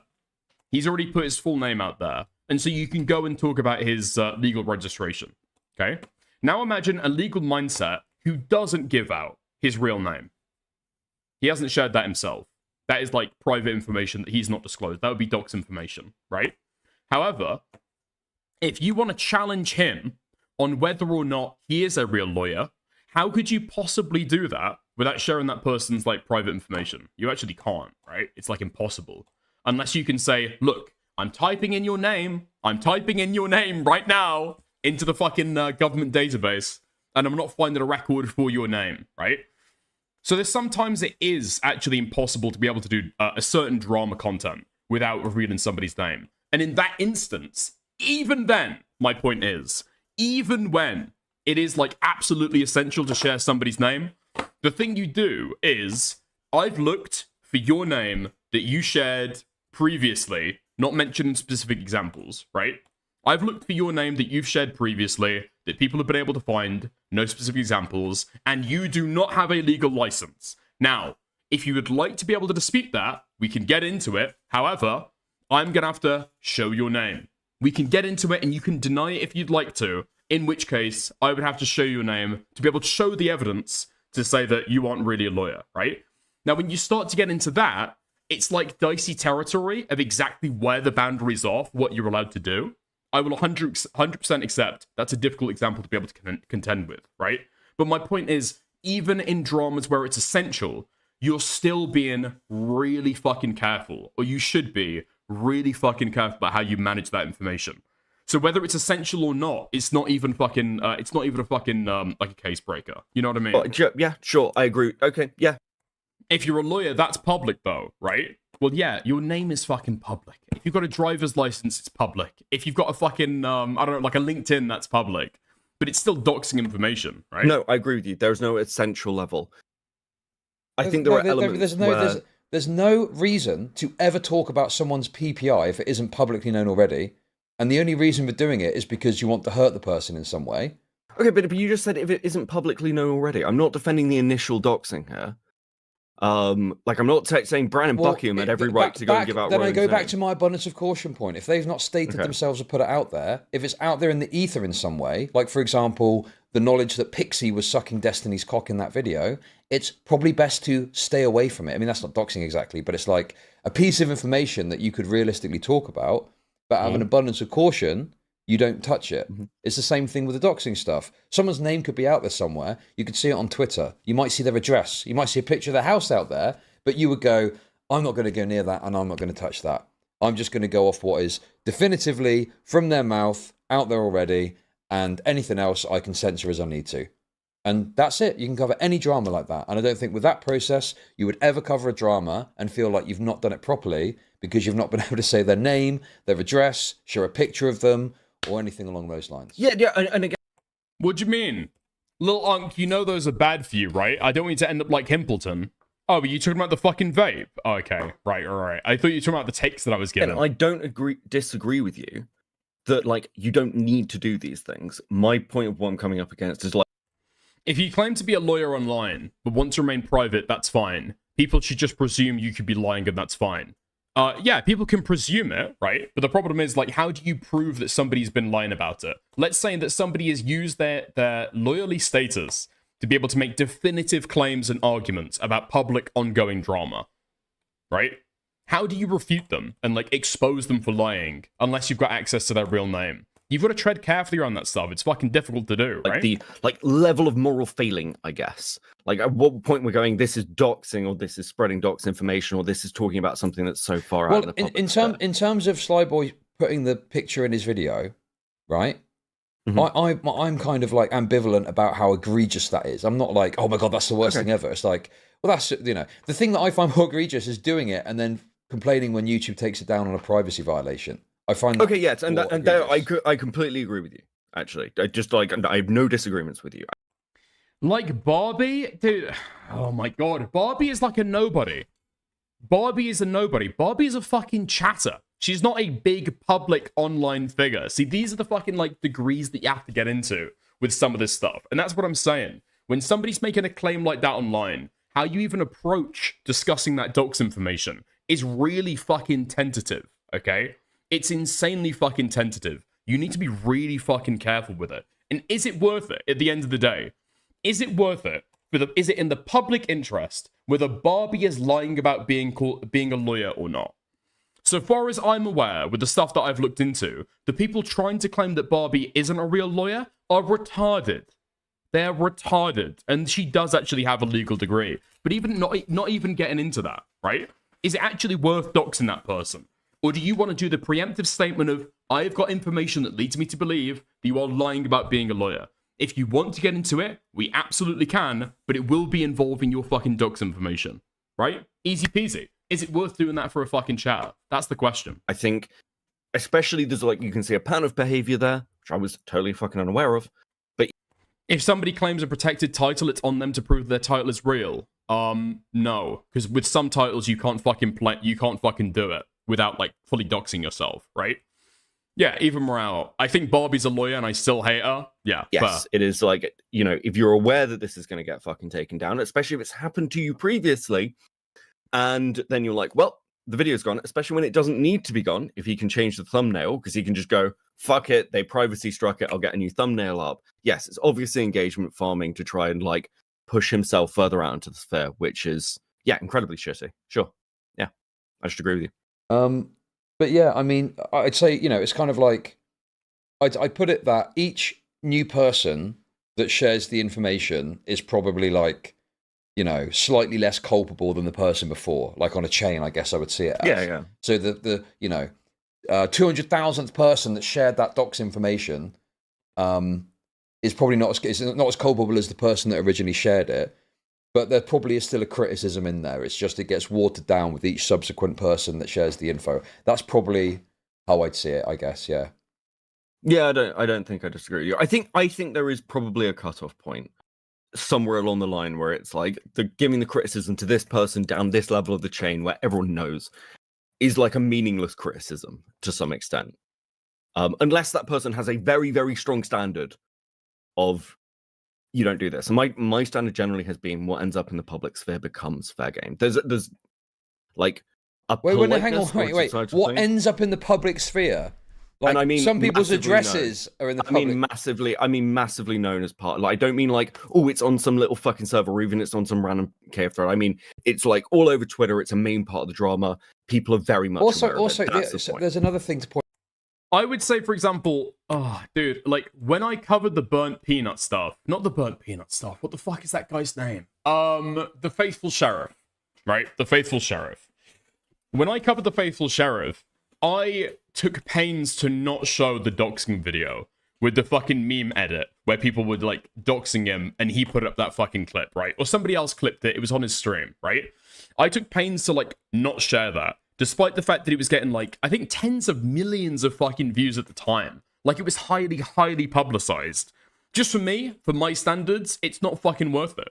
Is it worth sharing around a fucking meme clip to be able to like show that information. It's not fucking worth it for me. It's against my fucking morals. Now, okay, when that guy wants to recreate the clip the next time he gets doxxed, which he has done, by the way, okay, then in my mind, cool. He's putting out there, it's fucking fair play. He didn't show his wife's name. He didn't share his wife's name. He did share his alleged address, and he put that on his fucking Twitter timeline, but he didn't share his wife's name. And so you get into these weird fucking areas where people might think that certain information is actually public, and he has actually shared it, versus thinking that some information isn't actually public. It's just, dude, it's fucking murky, but in lots of cases, that's where you just fucking stay away from it, right? If you're not sure, leave it well alone. As well here, though, because I think that, like, it depends on what we're talking about. If it's someone... That dox is fake, by the way. A peanut doesn't live there. Okay. Well, that's good to know, but it's still... Dude, I'm not sure if that's true. Even that. I'm not sure if that's true.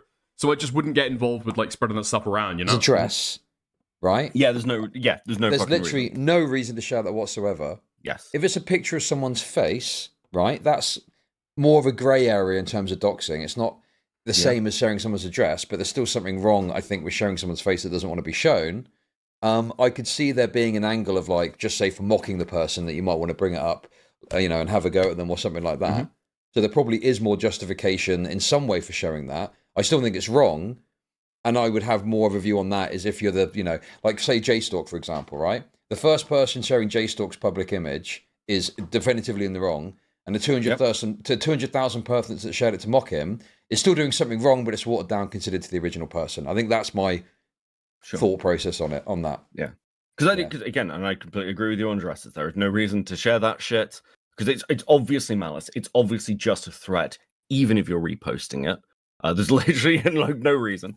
But yeah. Okay, cool. Yeah, I think that's the main thing. I'm happy to look more into Slyboy if needed. I don't know whether this is going to... Well, don't do that, mate. You might ruin a connection.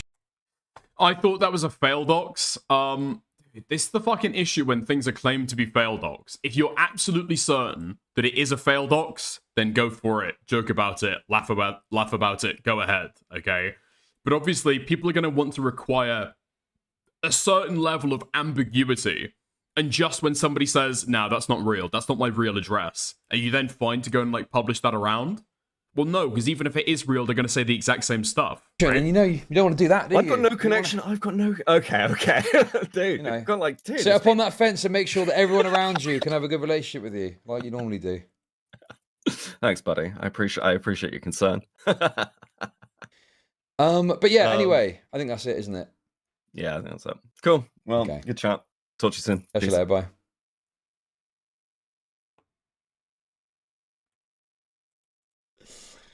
Fuck, they've just stopped the debate. They've just stopped the debate, and I desperately need a piss. Okay. There we go. I'm still listening. I'll leave you with the chat for like a minute, okay? There we go. He did it to me a couple You went months ago. soft on him. Oh my god, dude. Dude. Typical. No, I thought that was a good call.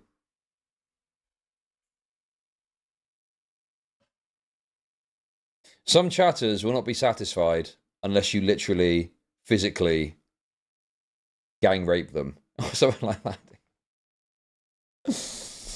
No, you guys are retarded. You guys are wrong. That was a perfectly fine call. That was a perfectly fine call. He didn't ping pong his position at all.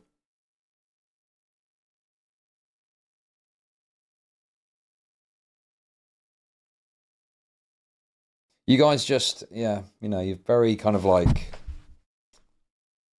do you know what I mean? You're very like, oh, do you know what I'm getting at? Awesome. Very snarky. You're very snarky. Well, that was a good call.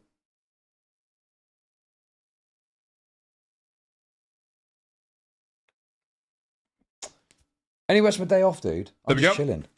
I'm relaxing. That was not nearly as interesting as I thought it would be. That's fine, though. Okay, here we go. Nice. Hasan moment. I've got a full bladder. I've got a full bladder.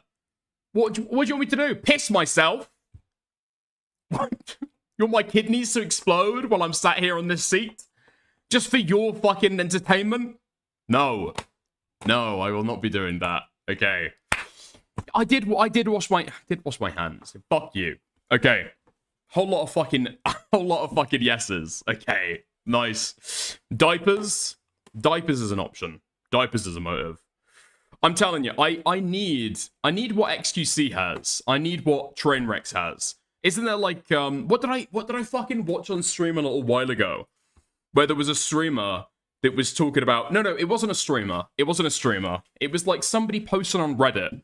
And so you already know that they've got no life, really long hair, and totally fucking unwashed. But they had like they had a tube going from their cock to a piss bottle with like a condom on as well, so that they could just like fit that on and then just piss freely. And it would just like travel into the fucking piss cup. That would be quite good. That would be quite useful. Okay, bro. You want a catheter? Too big for your boots. Can you get like an external catheter? Something like Streamer that. doesn't have the stream bucket. Thank you for the 2, Master Mark. Yeah. Talking of diapers, you ignored my Diaper Fur Town documentary recommendation. I'm taking it personally. Okay. There's only so many fucking segments I can do on stream. Just going through and watching, I don't know, content that people have already produced as like a video essay. There's only so many fucking things to say, isn't there? You know? Like, Hasan has got the social batteries take, which is kind of fucking true with streaming. But then also, it's just like, there's different types of content, but you can't do an entire fucking stream dedicated only to doing, like, reaction content to other people's, like, Turkey Tom-style video essays. Like, oh, man. Maybe you can do it for, like, 10 minutes? Maybe you can do it for, like, 20 minutes? Any more is just not fucking worth it, you know? Okay. Anyway. Let's have a look. Let's have a gander. Let's have a look at some of Sly Boy's old stuff, then. Because he's spoken about Mamamax, right? How long ago did the Mamamax stuff happen? That was a fucking while ago, wasn't it? It was a fucking long time ago, I thought. Okay. Was it around the Jake Doolittle stuff? No, it was before the Jake Doolittle stuff, wasn't it? It was way before the Jake Doolittle stuff. Okay, right. So there's Mamamax there. That was his return 10 months ago. Mamamax Vitali and the Ethics of Virtue Pornography. Is that the one? We'll take a look at some of this. November 24. Okay. November 24, November 24, November 24. Let's have a quick look through this stuff. The Art of Being Confidently Wronged. The Super Mega stuff happened concurrently with it, didn't it? No, it happened after. I think the Mr. Beast stuff happened after as well, right? No? Okay. So this guy got into YouTube commentary, what? Okay, around here. My whole thing on TikTok is April of 2023. So we got back into YouTube doing general commentary. Well, guess who's back? Before Mamamax got kicked off the platform. Okay. And now he's back and basically doing what Mamamax used to do away from general commentary topics, right? Oh, I sent the Sly Boy stream reaction to Chud in inbox. Oh, really? Okay. I'll look into that as well. Fuck it. We'll just do an entire fucking Sly Boy stream segment, I guess. Okay, nice. Chud Logic claims I'm the new Mamamax. Do we want to go through? Let's go through this first, okay? Yeah, this is the way we're going to do it, okay? We'll go through this one first, where he's talking about Mamamax and giving his own criticisms of people who do, like, virtue porn, okay? And then we'll go through Chud calling him Mamamax in his stream reaction. That's a good way to be able to do it, right? Okay, let's set ourselves up then. So we used to criticize Mamamax, Vitali, and other people who did, like, virtue porn. Basically, I'm guessing, like, virtue signaling, right? Well, guess who's back on YouTube, guys? Sorry, no, excuse me. Guess who's back on YouTube? Mamamax. Your fraud and your negligence and your cringe will no longer be supported on this website. That's right, the world's cringiest YouTuber is back. I only really became aware of Mamamax when he was having his big cancellation. I don't really feel like running through all the details, and I presume most of the people watching this video are relatively familiar with this person. But for those who aren't, this guy has made his entire YouTube brand on catching pedophiles. Only problem with that is he fucking sucks at it. He has confirmably faked various details of his stings, or as he would say, he includes half fiction among the truth. Right, so is this going to be the main fucking complaint? That Mamamax mixes in fiction with fact? Oh my god, that's not the biggest fucking criticism about him. Okay, let's go. It is half fiction. Oh well, that probably is the biggest criticism about him, okay? Probably is the biggest one, but it's not the only one. That is parallel to the real story, and then there's just the real story. So the investigations themselves are real, but obviously the films have fictional elements. Which is not something you necessarily want to do when doing an investigation into a crime. He's also taken credit for the arrest of a pedophile that he had no involvement in arresting. All of this is very well documented already. Also, and potentially the biggest thing, he's just cringe. The suffering of his victims should stir us to our core, prompting outrage, action, and a demand for justice. Like, brother, we all know you don't talk like that. You sound insane. Quick tip, if you want to sound this cringe for some reason, I got you. All you need to do is you need to go for $39. Now, I hate this company. This company sucks, but unfortunately, their audio plugins don't really have any great alternatives. You want to download Renaissance Bass for $40. You set that frequency all the way down here, or whatever sounds good. You bump the intensity up a little bit, and you want to... Wait. Is this something you can do with like an OBS plugin? Hold on. What's it called? Renaissance Bass. Start talking like this. If that still doesn't get you there, go over to soundtoys.com. Now, this company I do love. This company is actually fantastic. You want to download Little Altar Boy, mess around with that formant a little bit. You know, if you go too far, it's going to be obvious that you're pitch editing your voice, but man, you could maybe pitch it down like a couple points and all of a sudden, you sound like Mamamax. Anyway, now that... Wait, dude, how the fuck do I do this? I want to do this too. I want to do this too. Oh, dude. Oh, fuck. Do you actually have to pay fucking money for it? Alright, fun over. That's out of the way. Let's take a look at this video that Mamamax uploaded a couple days ago. I'll fix it soon, okay? I will no longer be having any more of these, like, high-pitched tones in my fucking voice. So, speaking up, this is his return to YouTube. He hasn't uploaded since a lot of the drama went down. Let's see what he has to say.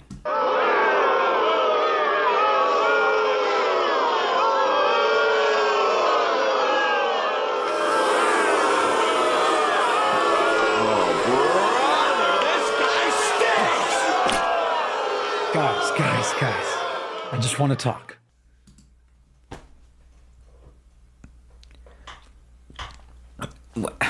I'm trying to figure out why that was as cringe as it was, and it's escaping me. There's a je ne sais quoi of cringe to what I just saw, and I can't put my finger on it. But I would like to start uploading again. Now, you've probably heard a lot of different things about me. Distinguishing between what's real and what's not is a challenge. Yeah, it is, especially when you include half fiction in your reporting, but... Wait, is that the only fucking thing that this guy can criticize Mamamax for? Really? Yeah, the narrative structure to his fucking video was cringe. Everything else is what fucking kickstarted it, dude. That was the gem at the very end. That was the treasure. That was the fucking forbidden treasure at the end of the fucking dungeon. And he's missing out all of the other stuff leading up to it. You were the only one doing that, my friend. Mass psychosis is very real. And I'm sure you all can... Steven's just being a silly guy. Hey, yo. Huh?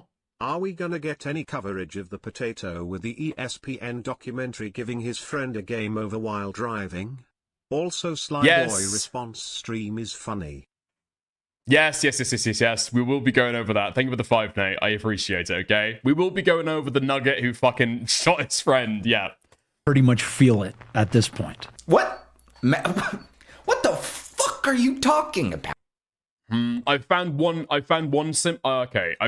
way to be able to do it. Oh, fuck. Wait, can I use... Hold on. Are you blaming your YouTube downfall on mass psychosis? Guys, I was doing the Lord's work, but the earth got hit with a case of mass psychosis, and they canceled me. I would have gotten away with it too if it wasn't for you kids and your meddling mass psychosis. But I am not the monstrous villain that I've been caricaturized as. I don't care. I don't care who says I'm doing this for money or clout. Why do we have an AI-generated image of Jesus being hung upside down over a YouTube logo? What are you trying to say, man? I don't care who says I'm doing this for money or clout. I have lost that, and I'm still doing this work. Well, this is the only thing you have. Given that you're not willing to take accountability, your only other option is to plow ahead, keep building the brand you were building, and hope that people forget that you were a colossal fuck-up. I'm gonna spoil the rest of it for you. He kind of just bloviates about how important the mission is and talks a lot about, child pedophilia and sex trafficking is such a big issue, which it is. Wow. Dude, what is that? That's crazy. So this Mamamax guy is like using the importance of his mission, some kind of like flowery moral justification, appealing to people's like base instincts about what's right and what's wrong, like a moral mission, to be able to justify the immoral stuff that he's doing as a distraction for the fucking proles. That's crazy, dude. That's insane. I can't believe Mamamax would ever do that. It's a huge issue, and it's an issue I don't think gets enough attention. I just wouldn't want this to be our mascot, you know? That's gonna make people care less about it. They're gonna make it, it makes it look like it's all a fraud when you're in... What? Oh my god, I can't believe this guy is talking about Mamamax and saying he's a fucking fraud. Meanwhile, he's like intentionally setting himself up to try and get privacy strikes so that he can farm outrage on Twitter. There's no way! There's no way! What happened to this guy?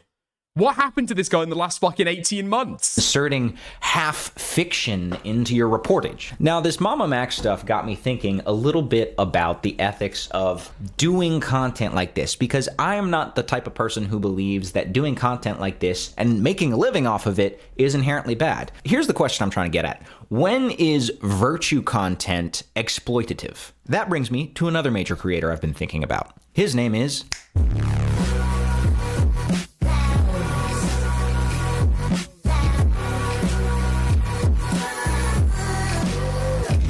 Now, Vitaly has been exploding over on Kick, doing predator stings. Now, listen, I love a good predator sting. We all love seeing the most... Okay, I regret to inform you, unfortunately, it's gonna have to be next stream. I'd have to, like, restart my fucking OBS to be able to get this shit working. Very sad, very sad. Deplorable among us have justice delivered.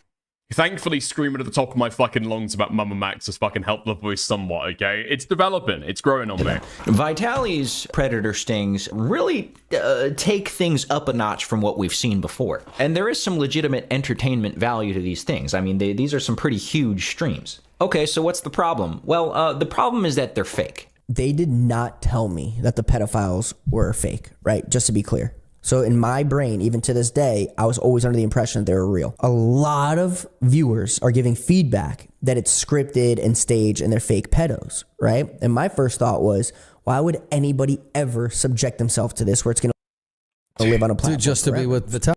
This is so fucking insane. You talk about Mamamax and you dive through and you want to make a video not just about Mamamax. You want to make a larger video about Mamamax, Vitaly, and the ethics of virtue porn, and you only take issue with whether it's true or not.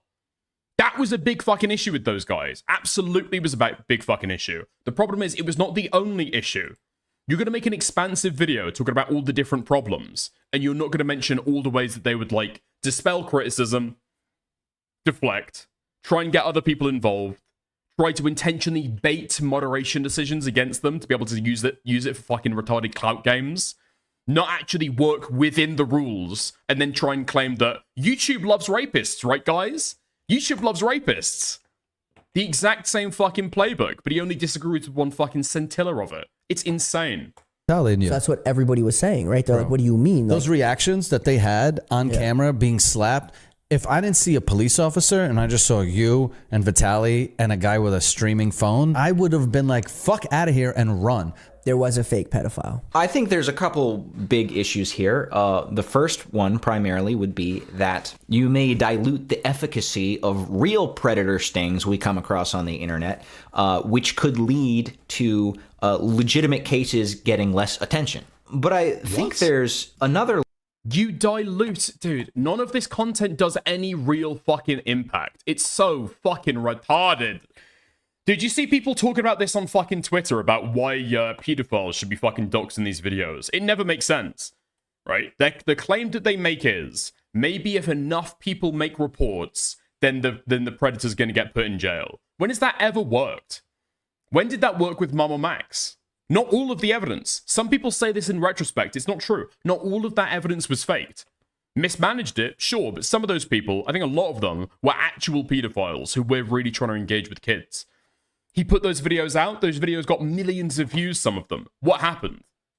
Nothing. It's almost like these creators value the mass media appeal and all of the fucking views, because that's what pays their fucking paycheck. Maybe that's the primary incentive for getting this shit out to a huge fucking audience. Maybe it's not actually to get predators put in jail, because that shit doesn't fucking work. Layer of ethical concern here. None of this content actually makes a difference. If you want to go and do a fucking predator sting and then report that to the police, that might make a difference. Maybe that's good, okay? I will say, that's the good part of this. But not on YouTube and getting the fucking views. That's how you get your fucking money. That's how you get paid for it. That's not the good bit of it. Which is our experience as the viewers. Human viewership has always had... All this does is encourage other people to do stings and then fuck it up. Yeah, that narrative does encourage other people to do stings and fuck it up, because they don't need to fucking worry about it, right? They don't need to actually worry about getting all the evidence together and contacting the right fucking people. They can wait. Dude, the audience will do it, man. The message will get out there, okay? Other people will make the reports. I don't have to do shit, you know? I put it on a YouTube video. Those guys will get got. It's the exact same shit that the fucking Roblox retards do as well. Cut a video talking about some fucking nonce on Discord. Hop in a fucking a Roblox game with them. Release the video, and then bitch and whine and cry and moan that nothing's done about them when they send the fucking packets after they've done the video already. Had a strong craving for public executions. Whether it's the guillotines, or canceling someone, or Lil Pump serenading a pedophile on stream, those are events that we as the public enjoy being privy to. We enjoy engaging with that content. Now, in these over-sensationalized Vitali fake stings, we're in these Mamamax half-fiction journalistic exploits. I feel as though we're having something triggered in our brains as viewers that tells us we are a part of a social movement that is doing something really good, when in fact we're doing nothing, and we're probably actually only causing harm by engaging with this. I'm reminded of a TV show called 11. I keep thinking this is Brad Taste. Hold up. Okay. Cloudy, I need to ask as a point of clarification here, okay? Do you mean me, or do you mean Sly Boy? Because we look like we could actually be cousins. We look like we could be cousins. 2263, which is based off of a Stephen King book. Basically, James Franco finds some magic closet where he goes into it and it transports him back to 1963. And he fucks around a lot, and a lot of Stephen King shenanigans happen. Well, there's a scene in that series where a black woman is denied service at a gas station by the owner, and James Franco walks up in a big huff and curses out the owner and fills up the lady's gas tank or whatever. You know, they kind of exchange a look of, where she's like, "Oh, you're one of the good ones." I remember watching this years ago and feeling like there was something a little off about this. And I figured out what it was.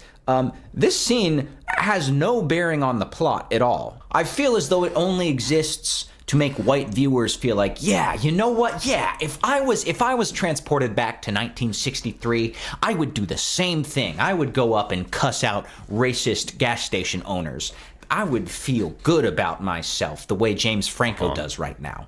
When in reality, if you were born in 1963, you probably wouldn't. And how do I know that? Because generally speaking, most people didn't. It's a lot more... Wait, hold on. Let's see if you can land the point. I agree. A lot of the people who digest, watch, or entertained by this predating catching content feel as though they're doing something by merely watching it. And that's the incentive for the viewer. That's right. Let's see if he lands the point. Elucidating and a lot more scary to think about just how racist you might be if the circumstances of your upbringing were different. But that's neither here nor there. Point is, I think this type of media is kind of allowing us to have little self-righteous dopamine hits triggered off in our brain, and I think that is can be damaging to actually causing real good in the world. Now, I'm not saying that content centered around justice and taking down bad people is bad. I think it's good. However, people who are trying to make themselves the center of a cause without actually doing real work. No. Don't slip that in at the end. That's totally unnecessary. People who are trying to put themselves at the center of a cause absolutely can get a highly energized fan base. And how do you put yourself at the center of a cause? Okay? Partially, you're the good guy, right? You're fighting for children. You're fighting for victims, right? Another way of doing it, and you can do these both in tandem, more successful if you do, and the potentiate against each other, right? You can make yourself the victim. You're trying to fight for victims, and the evil content machine is trying to hold you down. YouTube's trying to suppress you. These evil fucking rape false accusers are trying to hold you down, right? Right? Forget the fact that, you know, she did send you a message in your DMs, like, warning you that, you know, take my face docs off your thumbnail, or I'm going to privacy strike you. That doesn't matter. In fact, if they do that, don't respond to it. Why would you? Why would you acquiesce? They're going to give you great fucking content. Bang a tweet, bang a video. Yes. And all of your viewers are going to retweet it and like it and share it in the idea that they're backing the cause. Other streamers, other content creators who are just naturally favorable towards another creator who's getting fucked over by excessive moderation are also going to signal boost it. Right? Also going to signal boost it. Spread your cause. Spread your name around. Give you a little bit of extra clout. He knows exactly how it fucking works. And it works exactly the same for him as it did for Mamamax. Doesn't matter whether the content's real or not. Often disguise their all the tactics are the exact same. Narcissism by saying that their goal is to raise awareness. Virtue content that yields zero real-world results, I think, breeds complacency. Additionally, it is cringe. Don't support YouTubers who make themselves the center of an important cause without actually doing anything. Support the ones who actually do something, or support nonprofits. Support things like Hope for Justice. If you're going to give money to a cause, try and make sure to the best of your ability that there's a decent amount of certainty that they're actually doing good things. I'm a little annoyed with the way I'm wrapping up this video because it kind of just sounds like I'm saying, oh, do your research and let's be good people, everybody. What a hot take. So I'm going to try and... Dude, I feel like Sly Boy. Yeah, support me instead. Support me. I'm really taking down the pedos. Support me instead. I feel like Sly Boy has seen that Mamamax, it's like Mamamax branded hot dogs, right? Mamamax branded hot dogs. And the issue with the Mamamax branded hot dogs is that they aren't real meat, it's fake meat. And also, there's like shit tons of shards of glass inside the hot dogs. He's going, you know what? I'm going to make my own hot dog brand instead. I see there's a huge audience, there's a lot of people who love hot dogs, all of these people hugely plugged in, giving all their fucking money and attention to these people selling hot dogs. I'm gonna make my own hot dogs. And now, he makes it with real meat. Great stuff. Amazing, he makes it with real meat, he makes it better. But he leaves all the fucking glass in there. He sees part of the critique and ignores all the rest and does the exact same fucking shit. Yeah? It's the exact same fucking shit. Man, there you go. That's it. I love glass to my hot dog stickers. Shut the fuck up, Angus. Good analogy. Pull it up on Paint and explain it. Fuck you. I think it is a good analogy. How about you go fuck yourself? Okay. W Seggy. Alright. Do we go and have a look at the it's Sly Boy reacting to Chud?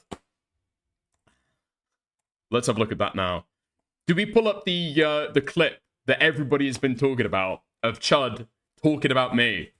Shit talking me in an incredibly dishonest way. Do we go for that first? You know what? Actually, I'm gonna do a dono goal. I'm gonna do a dono goal. No, that's fucking gay. Okay, I'll watch it later. Nice. Okay, I'll watch it later on. Let's go for Sly Boy responding to the criticism that he is the new Mamamax. Let's go for that. Yeah. Hello, welcome to Sly 2, the second channel of the much more polished and much more cleanly edited Sly Boy channel. I look like I'm 3 feet tall right now. Hold on. If you are one of those freaks who somehow came across this channel organically and did not come from Sly Boy, the context here is that I made a series of expose videos that escalated gradually into a pretty extensive beef with a certain pedophile on my main channel. A content creator by the name of Chud Logic, who I was not super familiar with, but I had heard his name before, made a stream pretty harshly criticizing my coverage of this situation. I did a stream reacting to it. I thought I would put together some of my comments here. Ultimately, I think Chud... Oh, this is the stream clipped up. My link is straight stream reaction if you want. Let's go for the stream clips up, actually. I'm not going to watch, like, an entire, what is it, like a 2-hour fucking stream. Nah, let's go for the fucking clipped up stream. And I have an intellectual disagreement, and I think his arguments in this stream were pretty dumb. Drama that's been developing with someone called Sly Boy, okay? That's me. Now, I don't want to just endlessly refer to previous dramas that I've covered, but this is probably the closest thing that I've seen to, like, a Mamamax X situation. Come on, man. And the best way to explain this is... Chud's not even being fucking mean yet. Chud's not being mean at all. Chud's being totally fucking neutral. Come on, man. Come on, man. For me to just show you the thumbnail for this video that Sly Boy put out, okay? The company in this thumbnail supports rape. Fact check true. The company in this thumbnail supports rape. Wait, where the fuck do I put my face cam? Where do I put my face cam? Okay, Chud's is here. Sly Boy's is there. That's usually where I go. Okay, fuck it. I'm going up here. I'm going up here. I'm going to see what he gets into. I think some people... I think I've gotten better at, like, positioning my videos in the best possible way to draw attention. And I've gotten a couple people here and there saying I'm clickbaiting, which I... absolutely refute that notion, generally speaking, when it comes to my channel. When it comes to the company in this thumbnail supports rape, you could call me clickbaiting if you were trying to say my claim is that there's like some office in Silicon Valley of all these Google execs being like, yes, let's get more people raped, right? Like, that's obviously not what I'm saying. What I'm saying is, functionally, they're supporting rape. If they're just allowing this person who's... Yeah, you're right. You're right. They're functionally supporting rape. They're also functionally supporting pedos, no? Doesn't YouTube functionally love pedos? Like, dude, he knows the fucking Mamamax content. He knows what Mamamax did. He's doing the exact same shit to be able to fucking advertise his content in the most dishonest way possible. Open about their intention to have relations with children to continue on and to remove anyone criticizing them for that or exposing them for that. Like, that's functionally what's happening, especially when I'm like not breaking any sort of TOS or anything at all. They're just like removing my ability to have like victims share their stories and stuff.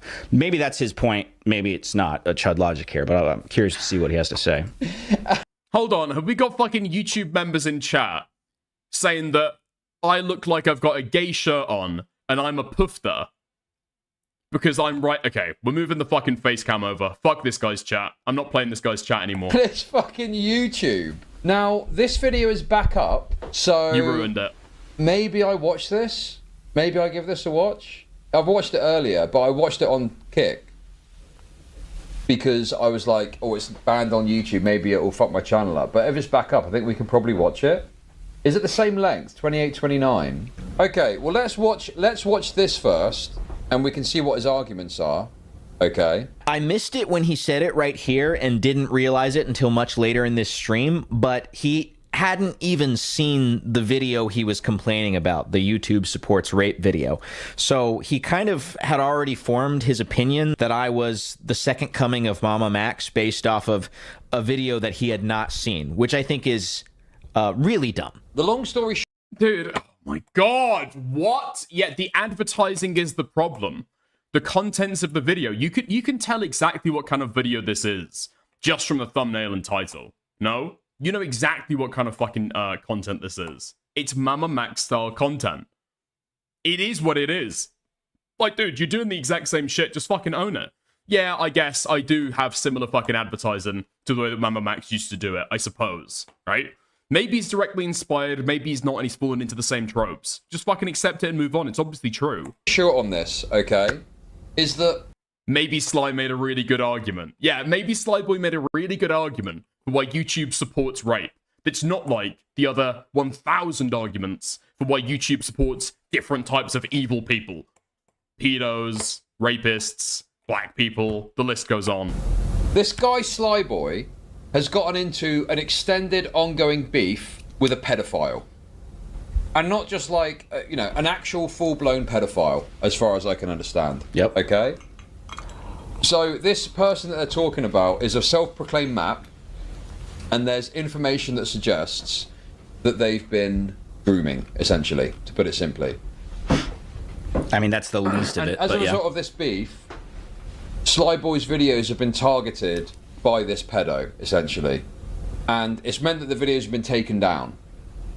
And now he's claiming that YouTube supports rape. Correct. Which presumably is as a result of them taking his videos down because of TOS reasons. But we'll get into it. You'll understand as we go through it. In fact, let's watch this first. Let's watch this. Oh, dude, do you not get the distinct impression that Slyboy is just really, really uncomfortable with people shit-talking him? I mean, dude, he's like moving around in his fucking chair. And it's meant that the videos have been taken down. He looks like a fucking schoolboy who's ready to to get told off by his fucking headmaster. And now he's claiming that YouTube supports rape. Correct. Which presumably is...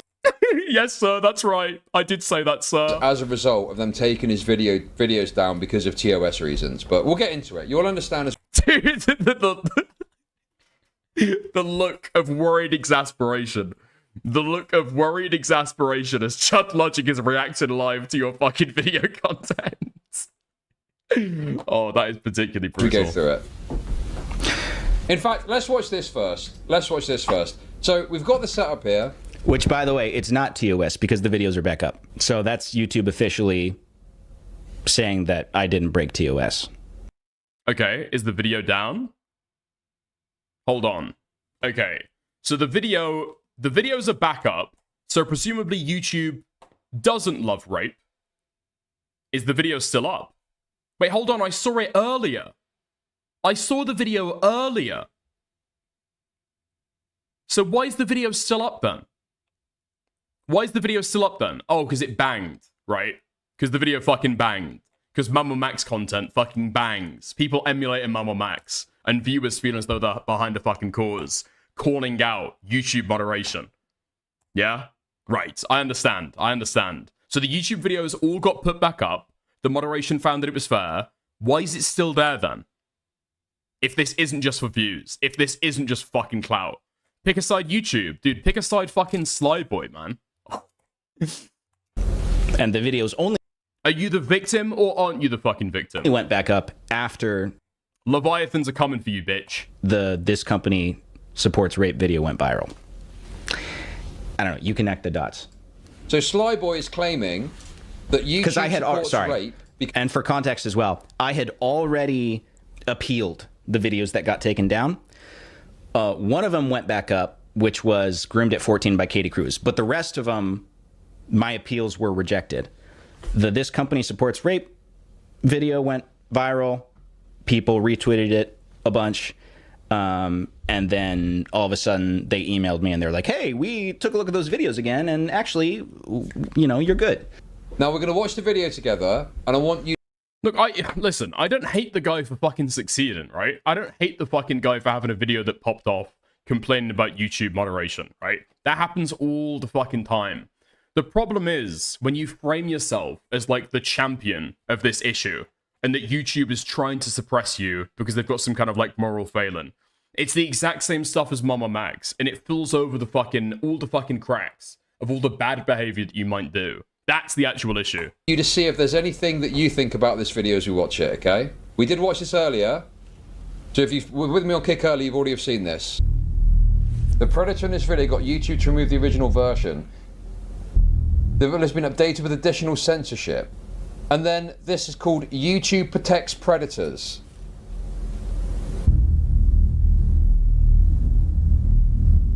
So they're saying that YouTube loves rape and protects predators. He is a Kick streamer, apparently, yeah. Okay, so we are getting much more into Mamamax territory then. Why? Because I had a little drone in the background? What? That really upsets me that the Mamamax comparison. What's the comparison? Or is it just like the non-controversial side of Mamamax that he's comparing me to? Just the fact that I'm like making a video about a predator. Oh my god. Does the guy not fucking get it? Legitimately does he not get it? I think pretty clearly the fucking complaint being made is that he's going into the exact same like mores or the exact same rhetorical style as Mamamax to be able to draw up a shit ton of attention off like garnering dishonest hate over YouTube and moderation practices when he doesn't keep it in line with YouTube TOS. And intentionally, this is what Mamamax ended up doing, okay?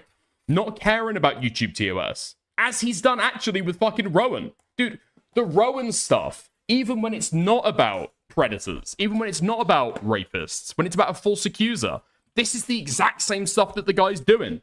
Intentionally trying to bait, going on the fucking line of YouTube moderation, to then make a banger tweet talking about it, get a bunch of people fucking retweeted it, getting your fucking name up there, right? I don't understand that. I just feel like that comes with such a negative connotation. He legitimately did not get it and molds about it the entire stream. I think he picks up on it eventually. So what editing did he do, I wonder? The edits I did was I just blurred out the pedophile's face on the life-size picture that I printed out. But I will note, what he's watching right now is the censored version of that video, which I released after the original version was removed. And the original version was one of the videos that YouTube changed their tune on after the YouTube supports rape video, got passed around Twitter. So, and that was when they had rejected my appeal. So officially, the original version of this video, which is not the one he's watching, did not break TOS, but was still taken down and is now back up. This YouTuber exposed a predator and now his life is in danger. Well guys, today's about to be pretty insane. Today we're talking about a situation with a YouTuber named Sly Boy. This is Sly Boy. Okay, I think we've got the original video somewhere here. Oh, he's going to the original? So let me have a quick look to see what the difference is. So what is the actual time difference between these two? This one's 28:20 and this one's 28:28, but the intro was 30 seconds long. This is not really super important. The difference is I added the new intro saying YouTube protects predators. I blurred the sign, and then I removed the sponsorship, which the sponsor didn't pull out. They did come back and say, hey, this situation's a little too sensitive for us, but we're still going to pay you, and we still want to keep working with you. So they were really chill about it, but it was just a little too much heat, I think, for them. So I pulled the sponsorship inclusion on the re-upload. So those. Wait, after this stream, the VOD's comment section was filled with people calling Chud a pedophile. There's no way that's fucking true, is it? Wait, what? Okay.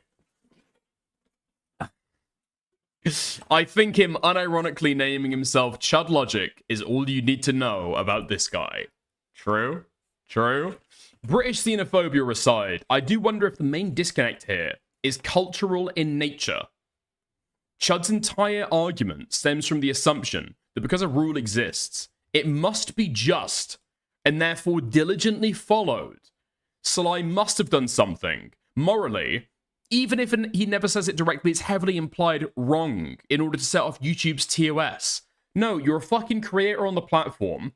You have a good sense of what's in line, what's out of line, what's okay, what's not. And then you're going in there with foreknowledge that you're likely going to get your video taken down. and then you're bleating and crying about it when you've baited that response initially, right? Because nobody likes YouTube moderation. Everybody is sympathetic to other creators when they're getting dinged by YouTube moderation, and you're intentionally trying to fucking bait that response. It's not British in nature. Holy fuck, this person is retarded. Chud Logic, the type to throw a rock at the ground and miss. Okay, true. Chud Logic is just kissing YouTube's ass. It's Mamamax all over again! And anybody who criticizes it, is defending a pedophile or defending YouTube. They're just corporate shills, right? In the UK, even the concept of self-defense is illegal. That's not fucking true. You're a total fucking retard. Okay. Let's go. Wait. Speed Racer? Did I just see Speed Racer?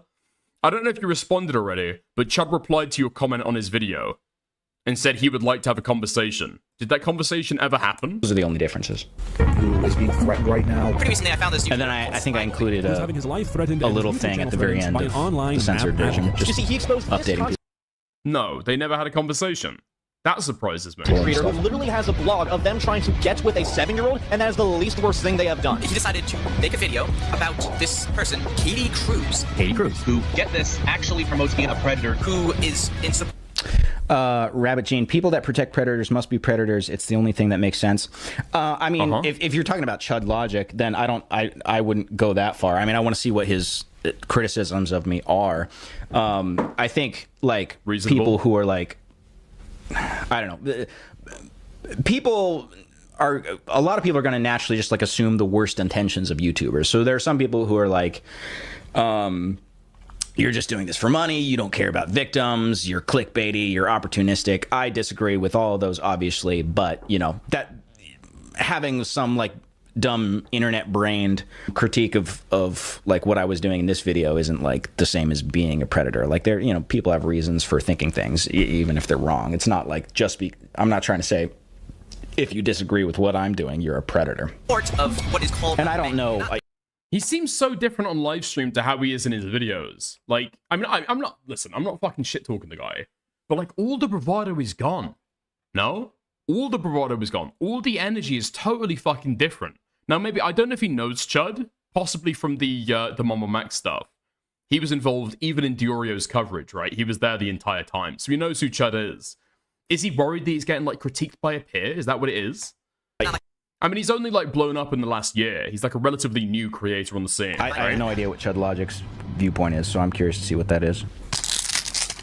Well, the thing is, I make a distinction between this guy and Mamamax because this person, like Sly Boy, clearly is going after someone that is a pedo. Thank you. They're real and they're true, and there's people speaking about it. Then why'd you call me Mamamax in the first place? Maybe he didn't mean it in like a derogatory sense, but Mamamax is such a like that's such a loaded comparison. So I think that part is true, and I don't know if this guy has got quite the same level of like malicious, aggressive thought process as Mamamax did. What do you mean quite the same level of? Like what? He's just mad at being compared to Maxi Boy. I mean, yeah, he just seems offended at the fact that he's been compared to Mamamax. And he doesn't get the criticism. But I just get the distinct impression like he doesn't want to understand the criticism. How do I have a level of... There is no non-derogatory way to compare to Mamamax. I mean, that's actually true, yeah. ...of malicious thought process whatsoever. I just feel like he's automatically, like, lumping me in. Maybe he has a... Does he have a prior video on me or something where he, like, had already come to a conclusion about, like, me or something? This guy's the new Mamamax is the title of the video. Chud, change the title of your video, man. Unless if you like want to make that comparison with your full chest. But even so far in the video, it sounds like you're not even... You're kind of just like halfway making that comparison. I just like... Wait, what the fuck? Was I there for a second? Wait, did I see a gay dick? So far in the video, it sounds like you're not even... What the fuck? What was that? Wait, what was that? Hold on. Two gay men live debating their bumming on stream. The lion, the small dog, I love your dirty hole. I don't like how excited I sound on that thumbnail. I don't like how excited I look for that content.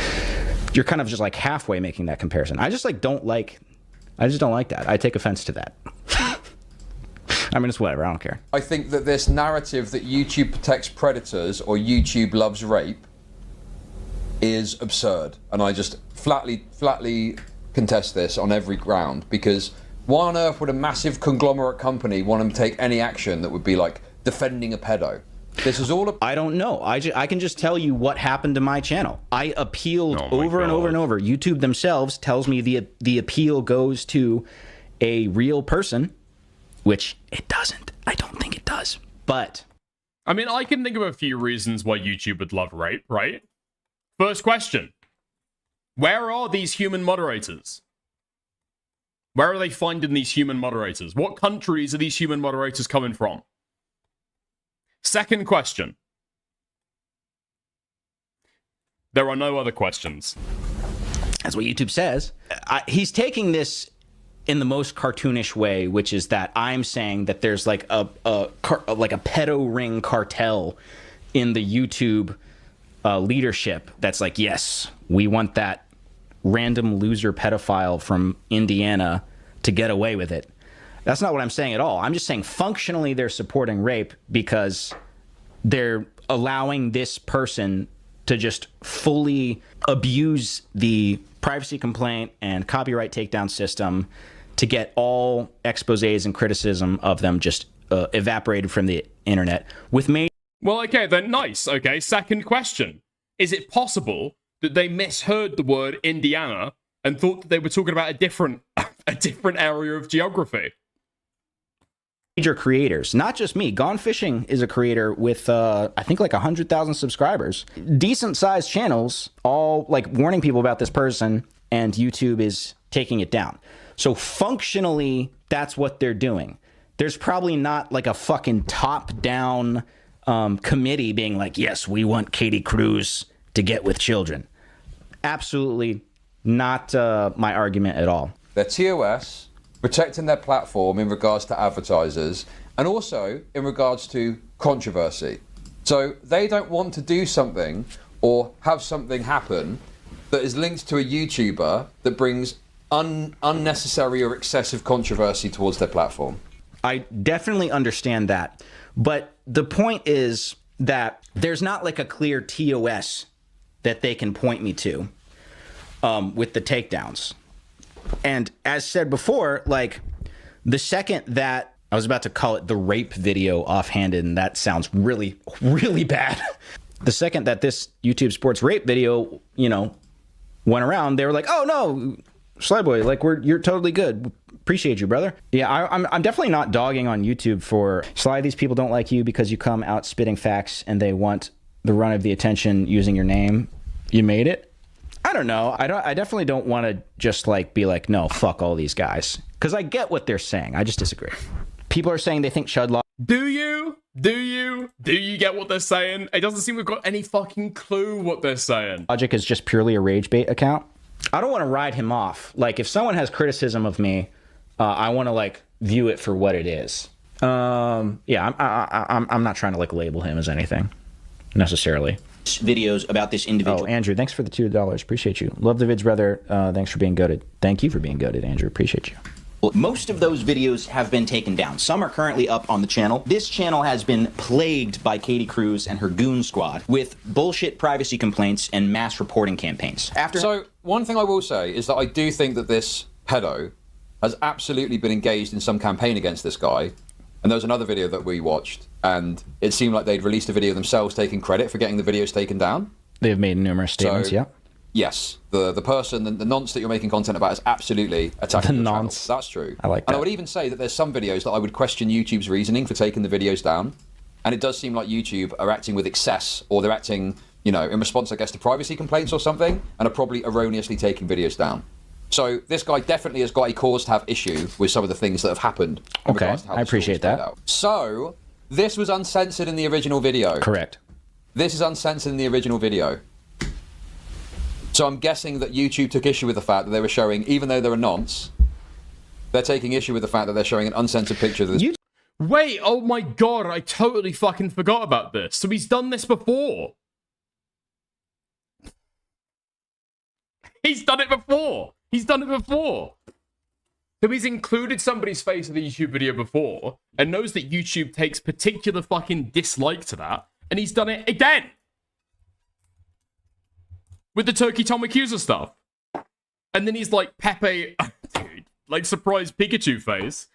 When he gets a clapback from YouTube again, the exact same moderation that he got the last time. Dude, there is like 30 different reasons right now to think that this guy is just like totally fucking dishonest. Totally dishonest and totally fucking clout driven to put out that original Turkey Tom Accuser video. YouTube didn't really take issue with anything. He's done this multiple times. When the vids get taken down, he makes a video calling YouTube out for protecting people. Saying you...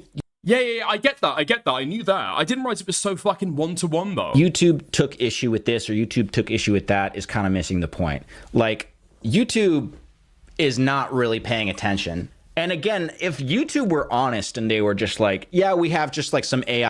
That's why the videos were taken down. I didn't realize they were taken down for privacy strikes. I thought they were taken down for terms of service violations, like community guidelines stuff, you know, like child protection. I bullshit that like decides who lives and who dies on the platform. Then fucking whatever. Those are the rules we got to play by. But YouTube says they have, you know, a moderation team that looks into this. My video originally was getting just like mass flagged. Originally Katie Cruz was hitting me with mass flagging campaigns for child endangerment.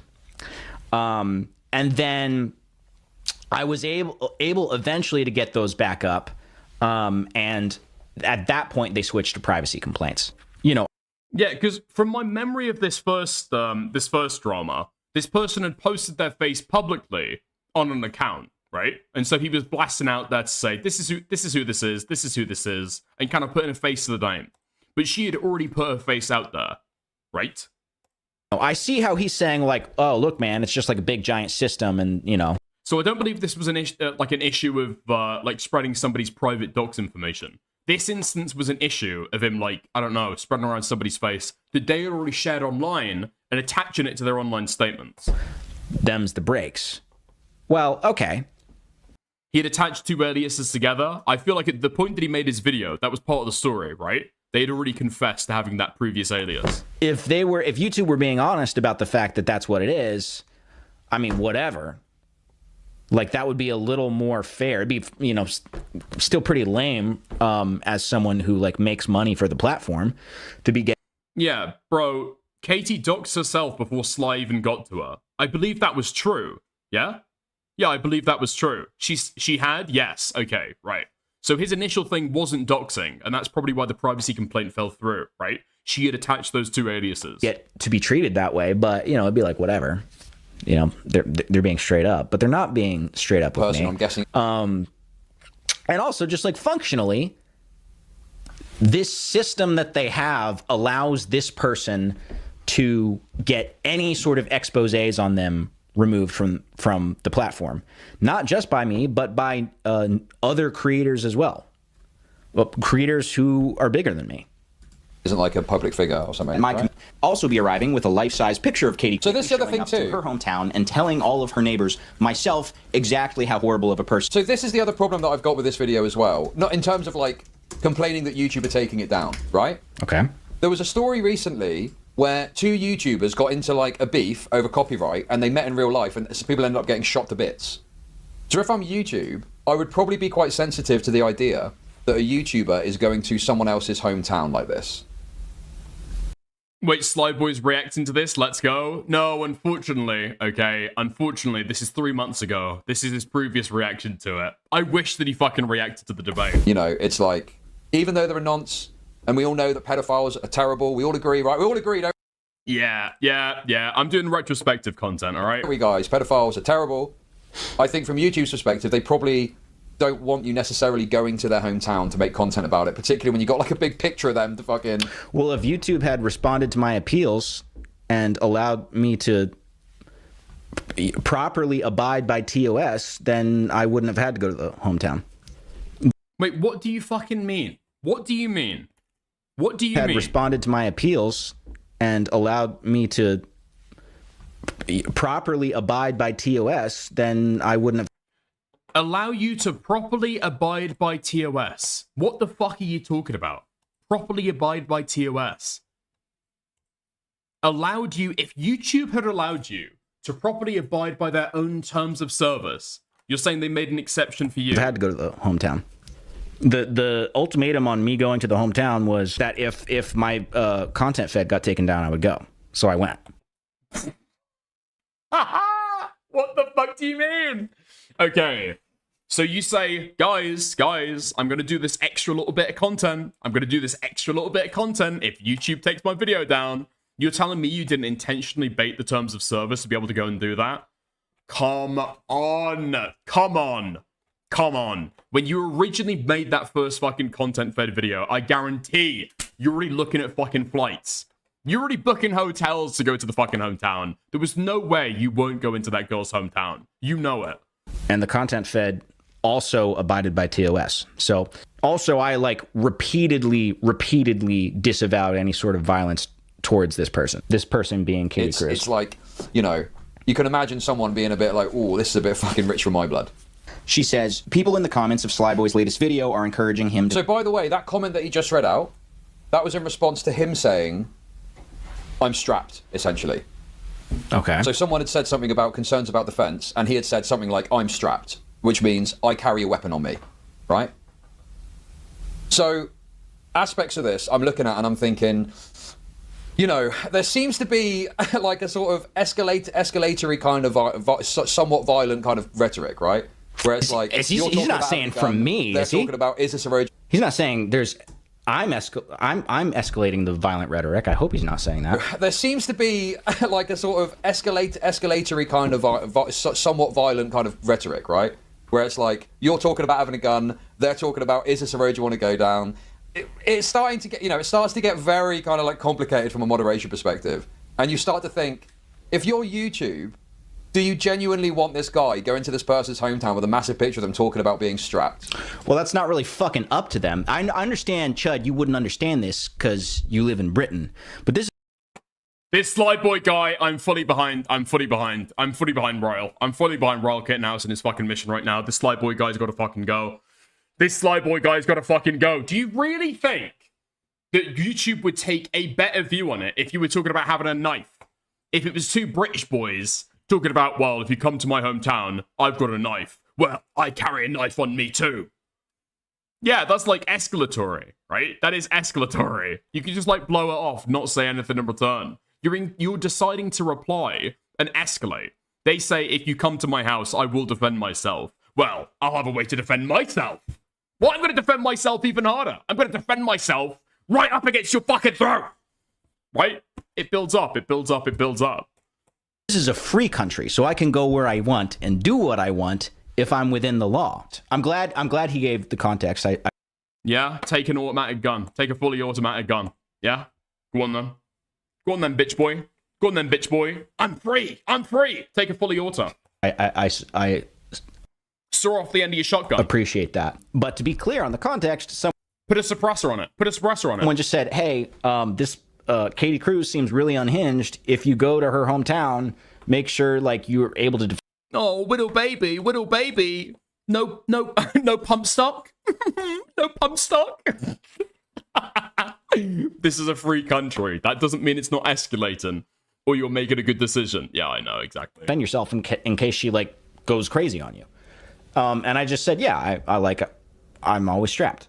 But clearly the context of that is not like me saying like, oh, I'm going to hurt somebody. Clearly the context of that is me saying, yeah, I'm an American. I carry a gun for self-defense. I can carry a concealed weapon. You wouldn't know it's there unless if you attacked me. Her response is clearly like, yeah, we're going to get into a shootout. It's right? like this. So that's her very strongly implying that she's going to initiate violence. Escalation, I think, is probably... So the escalation is one-sided. You're going to make YouTube... Dude, it's fucking crazy. That even on this, he can't just concede. Yeah, okay, you know what?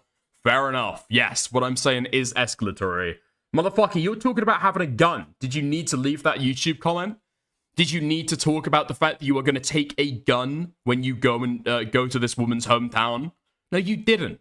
Dude, it's the smallest fucking thing, and you can't even concede on that. No, but I feel like at this point, he understands the critique that Chud's putting to him. He just doesn't want to, like, actually verbalize it, put it into words, and actually contend with it. You know, especially when the story's blown up and lots of people are talking about it. So I just think that, you know, Sly Boy. I mean, I'm not sure. I don't think of this as like, oh my god, this is as bad as Mamamax. I think Mamamax, in terms of his conduct and the way he behaved, was worse. But the actual Dickers, unban Scully the Skeletal, you untalented blondie hack. Wait, what? What did Scully get fucking nuked from YouTube chat? I think I got nuked from YouTube chat, Lamau. I wonder what I said. Did you? I didn't fucking nuke you. Hold on, I'll go and take a look at the back end. Mechanics of this and the particulars of this, I think of the capacity to be more dangerous. Because you've got this guy talking about going to this person's hometown with a gun, right? Yeah, I do think he's milking it. He is absolutely milking it. Of course he is. How am I milking it? Who wouldn't? Of course, he's incentivized to milk it, right? But I just think there's aspects here that I'm understanding as to why YouTube... Wait, what? How the fuck did you get hidden? Yeah, I can see it right here. Okay, I might... Oh, dude, okay. You know what I'm gonna do? There's a couple people here that I don't think should be fucking nuked. Wait, hold on. Okay. No more milking this than you're milking me. I mean, like, you're making a video criticizing me after I've blown up. You know, my milking this was getting in my fucking car, driving 300 miles, right? That took a decent amount more effort than what you're doing. And I'm not... You know what? Okay. I'm finally fucking pulling the plug. I'm finally fucking doing it. The problem is, I've got so many moderators in my YouTube chat that it's impossible to tell who has done what at any given time, okay? And on my fucking feed that I see here, the chat that I see on my side is the exact same chat that you see on screen. So unfortunately, okay, I'm going to do this to everybody. No hard feelings. No hard feelings. I'm just going to start going through and unmodding people. And then maybe we'll go back through and have like a better account of who it is and isn't modded. Okay? I'm not saying he shouldn't be doing this. Like I welcome criticism as well. That's totally fine. I'm just saying I feel like it's a little unfair to say I'm milking it. I also feel like I appreciate that he clarified the Mamamax thing, but I feel like saying I'm the new Mamamax, this my perspective. Saying I'm the new Mamamax is more... Okay. Okay. I'm paring it down. I'm paring it down. I'm paring it down. It's just impossible to actually tell. Because, like, my question would be, okay, this person's in chat and they're a mod. That person's in chat and they're a mod. If you want to be a mod again, okay? If you want to be a mod again, send me a message on Discord if it's, like, that important to you. Okay? I think that's fair. I think that's fair.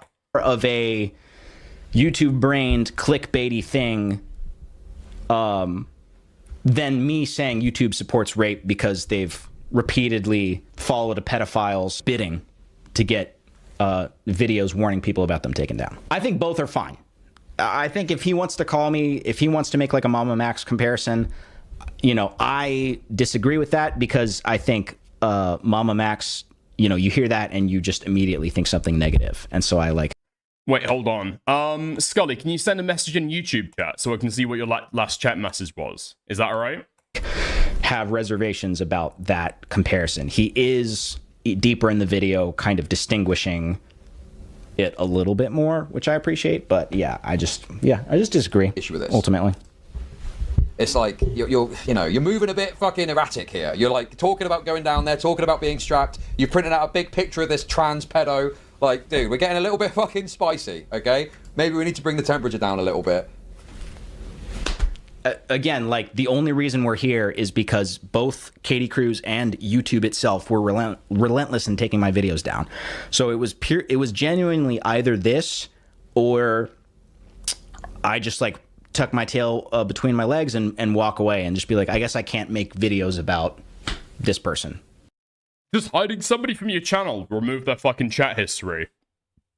I can't see any of Scully's chat history at all. Yeah, okay.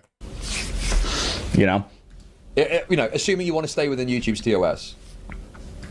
And I will reiterate, I am within YouTube's TOS as per YouTube's word themselves, because they've put all the videos back up. They follow through with coming to my town.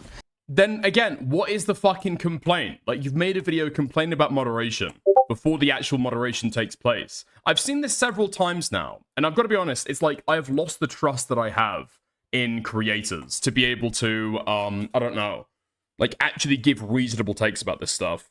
Because every time now that I'm slightly suspect, right? Every time now that I see somebody take to Twitter or take to YouTube to complain and say that, I don't know, that they've got a video taken down by YouTube, I actually just don't trust them anymore.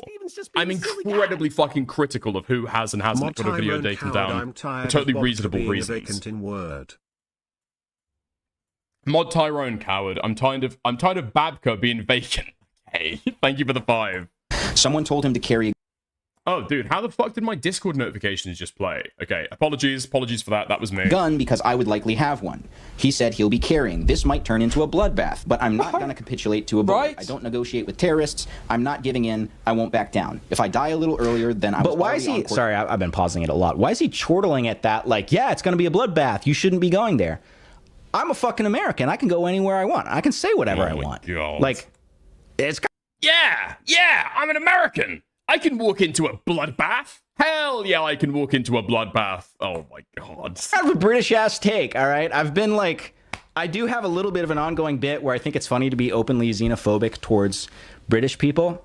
I do think that is a little bit of funny, just on some American shit. But, you know, obviously I'm joking. But... Hold on. Okay. Do other Americans find this funny? Give me your honest answer. Give me your honest answer, okay? Don't give me the answer that I want to hear because I'm a fucking Britbonger, okay? Give me the real fucking answer. Do other Americans actually find this funny? The fucking fake Brit hate? Can be. Nope.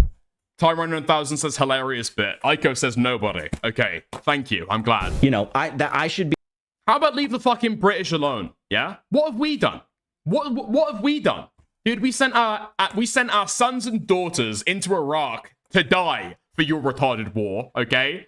The Indians, beat up on the fucking Indians, okay? They've earned it. They've earned it and more. Be well within my rights to do that. Just because someone else is escalating the situation doesn't mean that I don't have... That's a double negative. Your accents are so pretentious, you suck. We don't put them on. Unfortunately, this is just how I speak. I still have the right to go wherever I want and say whatever I want. To do, well, such is life. Now, mind you, the context of the comment thread this was on was me simply stating, I carry a gun for self-defense. Nowhere in any of my videos have I encouraged or espoused violence towards this individual. Also, I feel like this isn't quite right from him. Why is that? It's like he said, I'm strapped, or something like that, I think it was. Bro, you're getting too big for your boots. Oh my god. Some of your voices can be quite smarmy. Simple as... Yes, okay. It's not just our voices, it's our affect as well. Okay? It's not just the fucking accent, it's also the fucking affect as well. But still, we can't help it. We've been indoctrinated our way.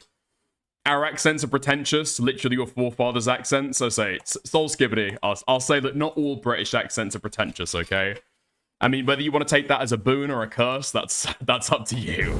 It wasn't like, I carry a gun solely for self-defense. It's like, you said you were strapped. Fucking British ass take. And I'm sorry, I'm not trying to, like, the I hate British people is purely a bit, I promise. But that is a very British take. Because he did include context before, maybe he's forgetting some of the context of that thread that it was on. It's not like I just said, I'm strapped out of the blue. It was specifically in response to someone saying, hey, this person seems really unhinged. I'm scared they might do something violent. So just make sure that you're able to defend yourself. You know, stay strapped, right? And I just said, I'm always strapped because I am. That's a factual statement. I went to the grocery store today. I was strapped. All right. Saying you're strapped, I think, has got a more aggressive. It's the most cringe-worthy shit that Americans do. Yeah, okay, I was going through the beans. I was buying beans and I was strapped, little bro. I was buying beans and I was strapped. The Anglophobia, speechless face emoji, disappointed face emoji, pouting face emoji, wolf emoji, wolf emoji. Thank you for the 2, Guna. Neither can I, okay? And it's deeply hurtful. Tone than saying that you've got... Orpheus, what do you mean Queeman said he'll take the donos? Alright, bro. Alright, man. Okay. So fucking abusive for the relationship that I've got with my donators. A gun for self-defense. It's like, I'm not going to comment on YouTube.com. Yes, sir, I carry a gun for self-defense. I'm not a fucking nerd, all right? I'm strapped for self-defense. I'm not a gangbanger. There was nothing gangster about it whatsoever. I stay strapped. It's common parlance, but it's like I got the strap on. One's willingness to conduct violence and just saying, I've got a gun solely for self-defense. Do you see what I mean? It's the implication, exactly. You know? The implication was self-defense, and that implication was contained in the comment I was responding to, which was encouraging me to stay strapped specifically for self-defense. No, dude, it's so fucking gay. The guy has obviously received the comment of somebody saying, "Don't go out there. Don't go out there, okay? You've got to take a gun if you go out there. Don't worry, little bro. Don't worry. Papa always stays strapped. You know what I'm saying? You know what I mean? I don't want to say self-defense. I don't want to say that I'm strapped for self-defense because that's like nerd shit, you know? That's like gay shit, you know? But I'm strapped, yeah." Like, even in the way that he describes it, the intention is so obviously to do fucking, like, aura farming off of it. Aura farming off having a fucking gun. And he doesn't want to say it's for self-defense because it would be nerd shit. Yeah, the intention is pretty clear, yeah? Yeah, but he, I mean, it's a trans nonce, whatever you want to say about them, are saying that in response to saying, I'm strapped. Yo, thank you. Thank you, Dicker's Rapist, for the gifted sub on Kick. I appreciate it. The point is, it's escalatory. It's escalatory. All of this is escalatory. Escalating, right? One-sided. And I think that all of this is like, it's one thing affecting the other, affecting the other, affecting the other. And it's just increasing in... Like, he can't even see... Oh, my God. One-sided. It's one-sided. It's clearly fucking not. It's clearly fucking not. You're saying that your statements have in no way fed into the escalation. Yeah, I'm going to come to your hometown, and when I come to your hometown, I will have a gun.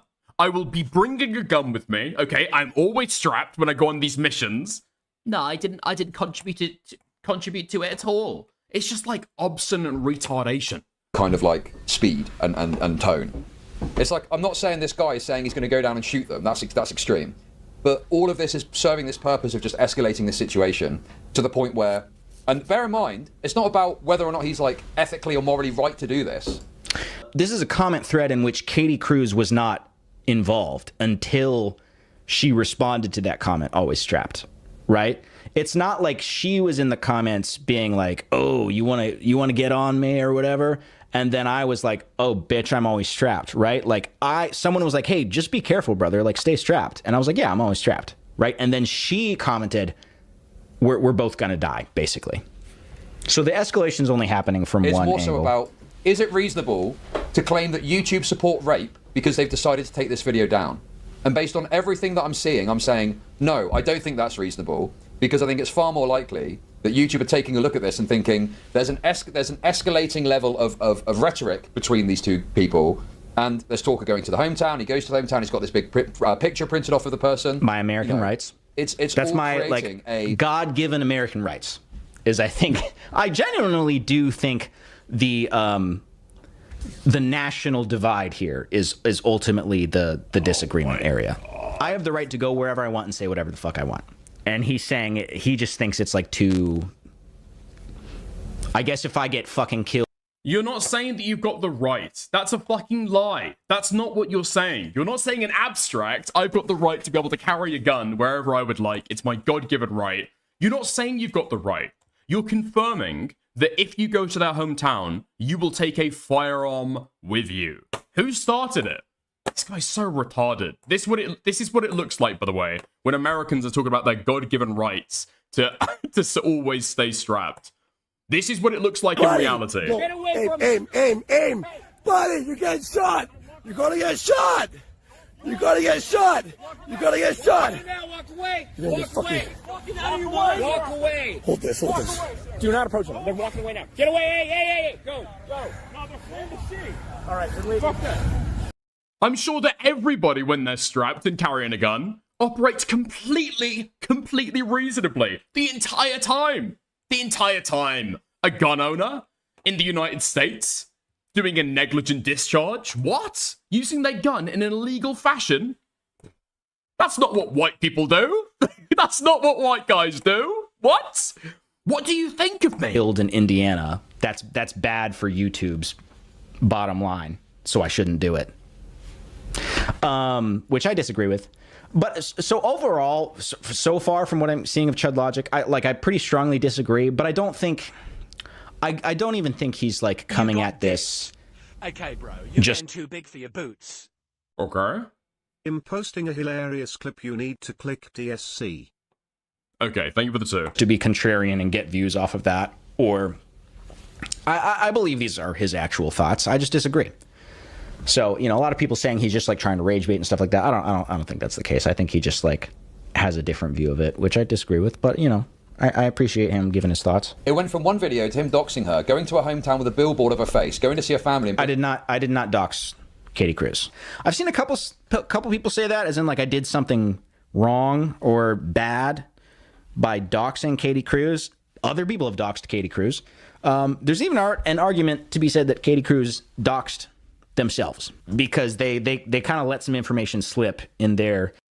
Oh, wait, hold on. The impression that I got from watching this guy's content is that Katie Cruz did in fact give away that private information publicly. What do you mean there's an argument to be made?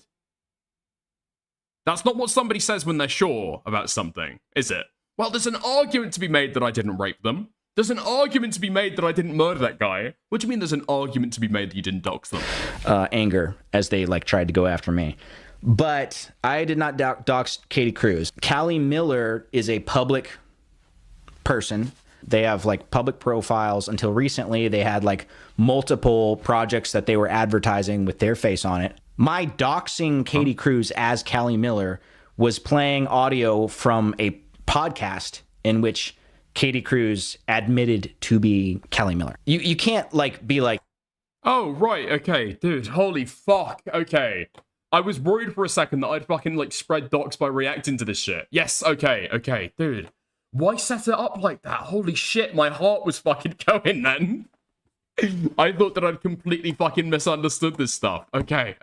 Like, yeah, I'm Callie Miller, and I'm like, here's this podcast where they say they are that person, and be like, he doxed me, right? Like, you're a public person at that point. Went from one. Yeah, okay, dude, that's what I thought initially. Jesus Christ. Getting right. sued for leaking sex tapes. That's just. Let's have a look at the clip that Johnny sent me then. Something negligent discharge something that's how you got here something how could this happen? Thank you, Nate, for the 5. All right, Johnny, what have you got for me? Hampton Brandon, hit by car, HD angle. And he says in chat as he sends this to me that he's not sure if it's safe for YouTube. Apparently he's 99% sure. 7 years ago. All right, 200 views. Yeah, let's get it. Fight. Oh, you ain't got no money. You're mad. You ain't got no money. I mean, you guys shout out your fucking money. Put out some money. You guys out. YouTube, Brian Pumper, what's good, baby? Shouts out to Brian Pumper. I'm dealing with tweakers out. That nigga gay. That nigga's faggot. Showing his ass on camera. For a purple-haired white boy. You a fag, boy. Shut your gay ass up. I'll knock you out. Run up. I'm gonna knock you out, nigga, every day. Nigga, what's that? I'm angry. I got money to make.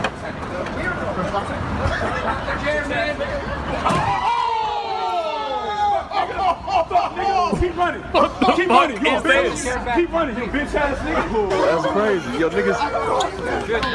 Broke as fuck. Man, hey, you know where I stay at, right? Go beat your girlfriend up, bitch. Watch pump herself on the bitches. Yo, chill, bro. Yo, chill, bro. What the fuck is this? What the fuck did you send me? I've never seen this shit before. Why are they beating the guy up? Why are they beating the guy up? What the fuck did he do? Hold on. I was so confused by the situation. I wasn't even paying attention when he got hit by the fucking car. Hold on, I need to go back for that.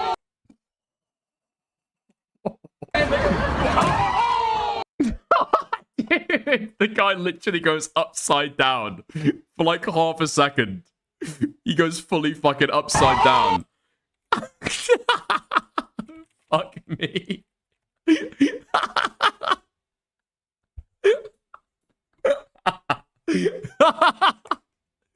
Oh my fucking god, that's brutal. Okay. Thank you for sending that to me. Okay. I disavow all forms of violence. One video to him doxing her, going to her hometown with a billboard of her face, going to see her family and bringing a gun. to a person that has nothing to lose. What could go wrong? Exactly. That's not, I mean, yes, exactly. And that's why people clicked on the fucking video, because it's a crazy situation. But also, that's not my fault that I'm going up against like a potentially homicidal maniac. That's like, what is that? That's like almost like pre-victim blaming. Like, oh, this person's insane. Yo, Janky Johnny, thank you for the 5 gifted. I hugely appreciate that. Might kill you. How dare you still exercise your free speech? Yeah. Right, so you're lying. So you are lying. Your appeals process hasn't even fucking gone through yet, and you're preemptively jumping on YouTube to be able to make the video saying they love rape. That is a complete fucking clickbait admission. Yeah, like 100%. 100%. YouTube has received a report from somebody that they're looking into for whether you break on the fucking TOS. And then before that process even goes through, where they're managing your appeal, you go out there and say that YouTube loves rape. Bro, you're getting too big for your No. boots. Okay, explain it then. That's like, what is that? That's like almost like pre-victim blaming. Like, oh, this person's insane and might kill you. How dare you still exercise your free speech? I don't know. That doesn't stand to me. That doesn't stand exactly. to me. I was just reading. They already rejected his appeal at that point. Then what are you saying is a clickbait admission? Reading one of your comments. In any other fucking instance, like Katie being a famous person, for instance, and them saying my name is actually blah, blah, blah, it would be on the news the next day. But if you share it, it's doxing. Yeah, also, it's like, I don't know, would you go to Chris Hansen? Because he's been doing this for decades. And they just grab someone who's not even an internet personality. They just grab a rando and are like, oh, here's your face and at least first name for millions of people to see. Far more people than I've reached with the Katie Cruz nonsense. Is that what? We gonna come after him now for like, oh, you doxed that person who was trying to meet up with the 4-year-old. Like you shouldn't be able to post on YouTube anymore. You got dick. It's so fucking retarded. You can tell, like, num, shared first name, num, shared face. Like, the people in the Chris Hansen stuff, those people have intentionally made a decision to come to you, right? They're going by their real name throughout the entire thing. They're showing their face throughout the entire thing. There's no attempt to be able to obscure it, and then they're coming to you. Even if it was doxing, it's a completely different situation. It's just, dude, this guy's got no fucking understanding about what he's talking about. Emotion. He's not even fucking thinking it through for 2 seconds. Will override logic, as gay as that is to say. But people will just be totally emotive about this, and will just be like, wood chipper. But they won't take a step back and think, okay, let's just. What about the pedophile's feelings? Did you guys ever think about that? All right, I'm sorry. That's a straw man. That was just a joke. I'm not trying to say he's actually saying that. Wood chipper. But they won't take a step back and think, okay, let's just think about this for a second. What other possible reasons could YouTube have to take this video down that isn't to do with them just loving rape? Like, I think there's probably enough. Yeah, so he's just like not understanding the point of the YouTube supports rape video. Maybe I could have clarified that more. I just felt like most people would have the nuance to understand I'm not literally saying that YouTube is like, ooh, how can we maximize our rape numbers? Our rape those were some rookie rape numbers. We need to pump those up. How can we allow more rape to happen in the world? I'm just saying. Well, no, dude, it's obviously the intention that you're fucking putting out there. Well, sure, it's excessive. But you're not saying that YouTube is fine with rape. You're not saying that YouTube is fine with rape, or YouTube hates people getting called out for rape. You're saying that they love rape. Like, okay, it's hyperbolic. Like, take it on the fucking chin for using hyperbole.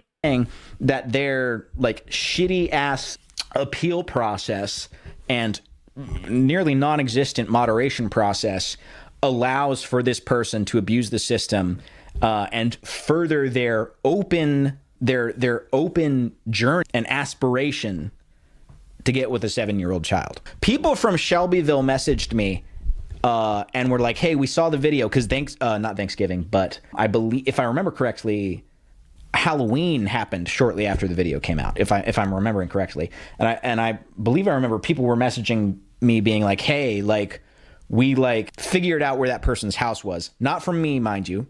I never said where their house was, but people looked into it further on their own time and were able to find it. And people also like know this person in town. So people locally were like passing it around and were like, hey, we had our kids like avoid that whole block because of your video, right? Like that's a proactive step, right? And I'm saying functionally how YouTube operates is like preventing good things like that from taking place. Quentley, appreciate the $5. Did anybody else understand that? Did anybody else understand that? I feel like this is just nonsensical at this point. Yeah, okay. Is that going to be about it? Maybe we skip to the end, possibly, so we can get the fucking conclusion. Yeah, that might be kind of the only way to do it. We'll watch the last, like, 5 minutes, and then we'll move on over to the next thing. Fair? It would be terrible. Like, from a purely pragmatic perspective, you could say that YouTube would not support that, because it would be terrible for business. Beyond that. Yeah, and that's exactly correct. And that's why they rejected all of my appeals until the YouTube supports rape video went viral. And guess what? Now the videos are A-OK and monetizable. He's kind of making, we're kind of coming from opposite ends of the basic premise that YouTube will just do whatever they want for their monetary bottom line. And I'm saying that they did that in a way that like victims were caught in the crosshair. And he's just saying, well, you can't blame them for victims getting caught in the crosshair because they're just trying to maximize revenue, right? Like we're just kind of, we're kind of like ships in the night a little bit in our premise, in our arguments here. I think that, yeah, YouTube is not going to risk their status and financial report for one alleged trans pedo freak. Exactly. So it's just always the same where you just have these kind of baseless allegations that they love pedos when it's very likely the decision they're making is influenced by some other concern, some other reasonable concern. I'm going to be honest, the Sly Boy guy seems to be handling this whole thing like a goddamn clown show. Yeah, that's what I'm saying. Like a clown, someone said I was being too nice earlier. I get what you fucking mean now, I go. Dude. No, he gets so drunk he crashes out? Or did that get cut out? Okay, he gets progressively more drunk and loses shit at the end. All right, first of all, right? British insults backfire because that. I don't usually go in for the British racism. And then here we are. Concern, some other reasonable concern. I'm going to be honest, the Sly Boy guy seems to be handling this whole thing like a goddamn clown show. Yeah, that's what I'm saying. Like a clown, someone said I was being too nice earlier. All right, first of all, right? British insults backfire because that sounds so stupid, like a clown show. I'm gonna be honest, the Sly Boy guy seems to be handling this whole thing like a goddamn clown show. Yeah, that's what I'm saying. Like, I'm not, I'm trying to be. Someone said I was being too nice earlier, right? I'm just trying to find the right balanced take on this because I don't think Sly Boy is like a terrible person like Mamamax was. Yo, Mod me and I won't do anything bad to you. Smile. Okay, thank you, Cal. Listen. There are a lot of people that I appreciate, okay, who watch the streams in the Discord, everything like that, okay? I feel like I'm going to pare down the amount of people with moderation status, okay? Thanks, man. Was legitimately an awful... We'll see. We're not going to be able to... I'm going to decide it right now on stream, though. I'll check into it later. Terrible human being, okay? I don't think this guy's got the same issue, but he's just making... God bless. Not a terrible person, baby. Chud Logic co-signing Slyboy as not a terrible person? All right. Well... now I can put that on my resume. Acting like YouTube love rapists and shit. And I don't know, it's like, just chill out. Like, chill. Do you know what I mean? Just fucking chill, bro. Just fucking... This is fucking YouTube, man. I feel like what I actually had to say in that video was a genuine payoff to what was being claimed in the title. Again, it's just a basic, to me, it's just a basic difference of opinion where he feels like the title YouTube supports rape needs to mean that there's like, again, like a cabal of shadowy figures in YouTube who are trying to like produce the highest number of rapes possible. And I'm just saying, functionally, there's a system here which is supporting predators more than it supports people who would attempt to expose them, and in fact actively disincentivizes exposing predators. Dude, it's like so fucking retarded. Yes, and that point has been made over and over and over again. Like, the Mamamax comparison, I think all the stuff that this guy says is like legit, right? He doesn't make up stories, doesn't fake evidence, stuff like that, right? 100%, right? The problem is, all the ways that he like paints himself, it is dishonest and it is to get attention. He like rides up straight up to the fucking edge and goes over it okay, and knows that he goes over it, and he's going to get moderation decisions made against him, so that he can get the clout. That's what he wants. That's what he's aiming for to try and get other creators supporting him. Another video that fucking pops off and goes viral, like the last one does, because riding YouTube hate, okay, is fucking profitable for people, even when it's totally fucking deserved, as is the case with Turkey Tom's accuser. It is what it is. And even making the argument that, oh, well, YouTube, you know, when YouTube does moderation, victims are getting caught in the crossfire. Motherfucker, you are not the police. You're not doing shit for victims. You're mocking a pedo online. You're talking about a pedo online. Great, okay? It's great content. I enjoyed it. You're not doing anything to be able to help victims, though. You're making a fucking YouTube video. It is what it is, right? Don't try and pretend it's any more. You're not engaged in a fight. You versus a world of fucking pedophiles. It's not that fucking deep. Okay? And the only reason that people want to make it that deep is so they can dress themselves in different colors purely for fucking content. Right? I think that's fair enough. Okay, fuck. Ico's calling me. How's it going, Ico Rules?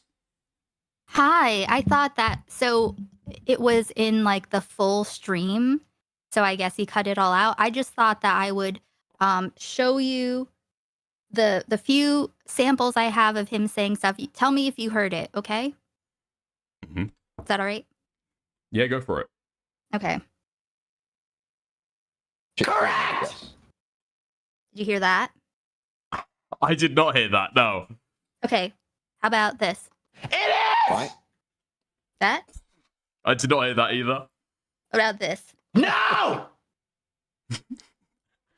Did that get cut out of the entire stream? Was that originally in there? He's fucking screaming and shouting around his room. All of this. He gets it's for hours long, and we have to thank Soul for getting him to keep the VOD up. I reacted to the whole thing, and he gets drunker and crazier. I'm not done though here.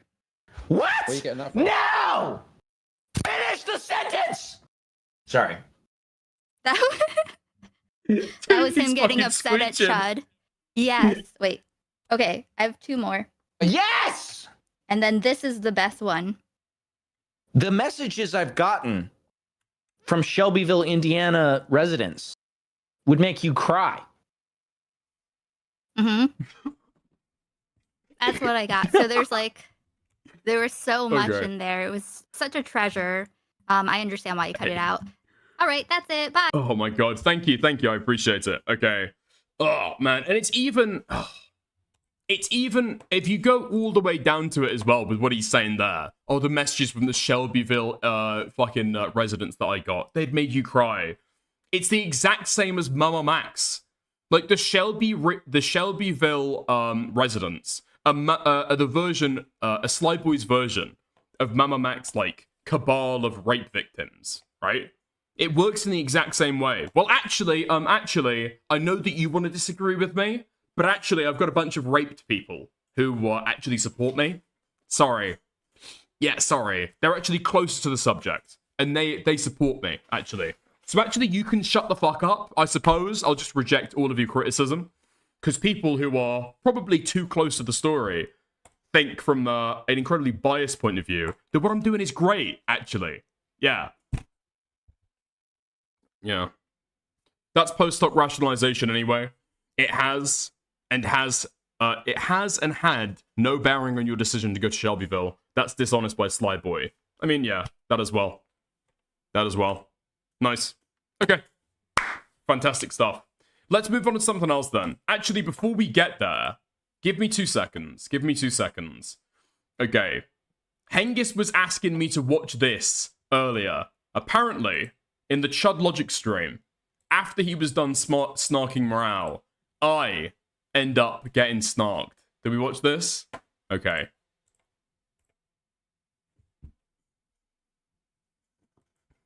Shame when it comes to gooning, but I think his content is fine. Wait, who was that? Like he made a video about Baby No Money before anyone else did.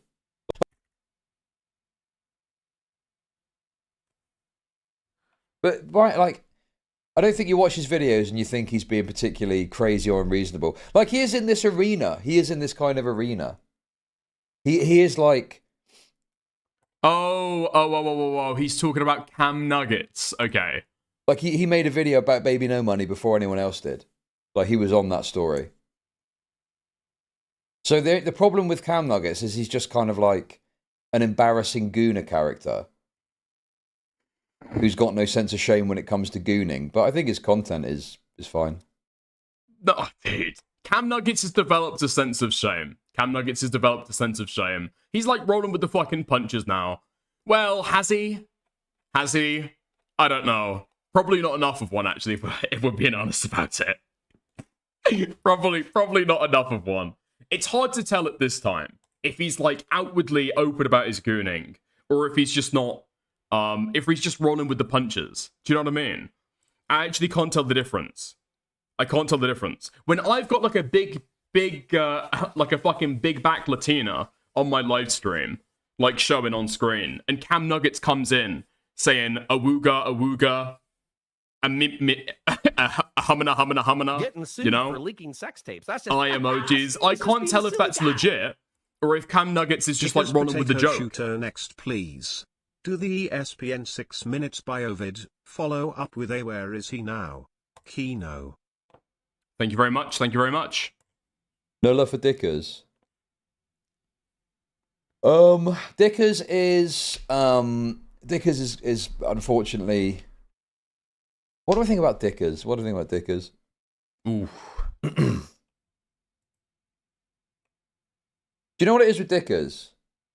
I feel like I'm watching a retarded clone of myself, so it is tricky. Like, it's genuinely not meant to be like massive shit talking, but like, when you watch someone who clearly gets some of their je ne sais quoi from you, you can kind of see it and feel it.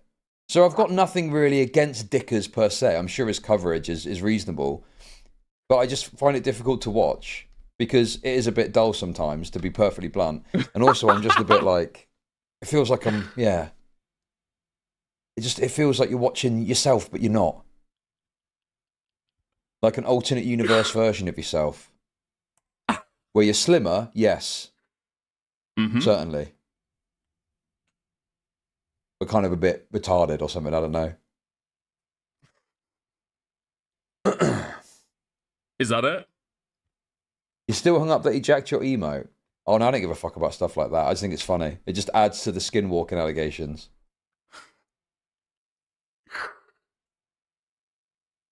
So yeah, and that is, you know, it sounds quite harsh. It's not meant to be. It genuinely is not meant to be. It's just genuinely difficult to watch someone who, you know, it's like with Soul Skibbity. I watched a clip of Soul Skibbity once, and he did something that reminded me of what I do on stream, and it was just like, you know, like someone's walked over your grave. Dipped. Okay, bro, you're getting too big for your boots. He finds you very whelming. Thank you for the two. And I think that's the difference with Creeman, is that, like, I don't really feel like that. He's got his own sort of style. You know, he's got his own sort of way of doing it, even though he's, like, watches most of my streams and is wholly reliant on me for his success. I just don't get that same, like, oh, that's like what I would do.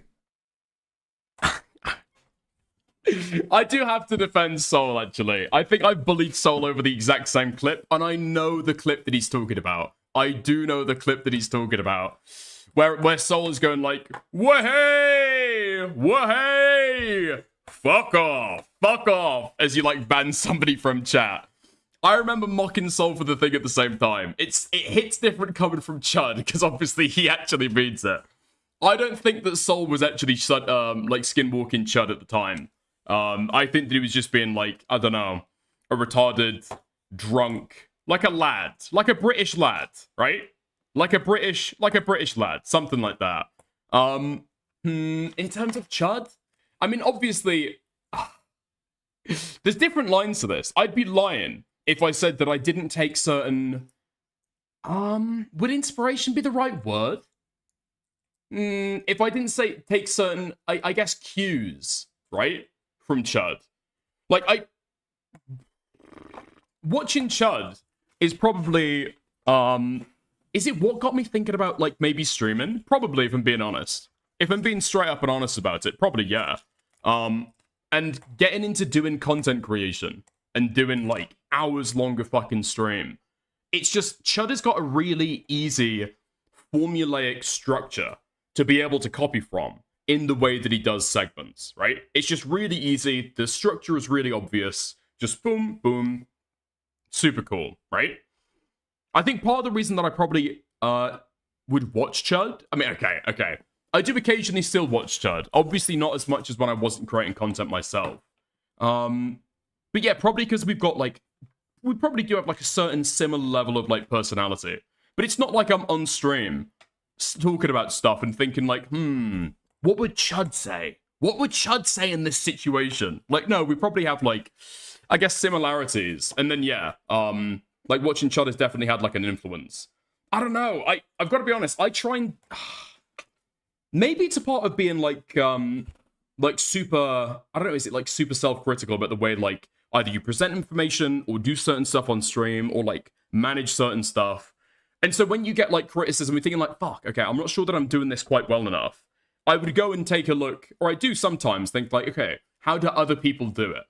Because an easiest way to be able to like do it better is to take a look at people who are already established and have been doing it for a long time and just immediately, boom, okay, do a lot of fucking better. So there's a certain level to it there, right? But that doesn't extend like only to Chud.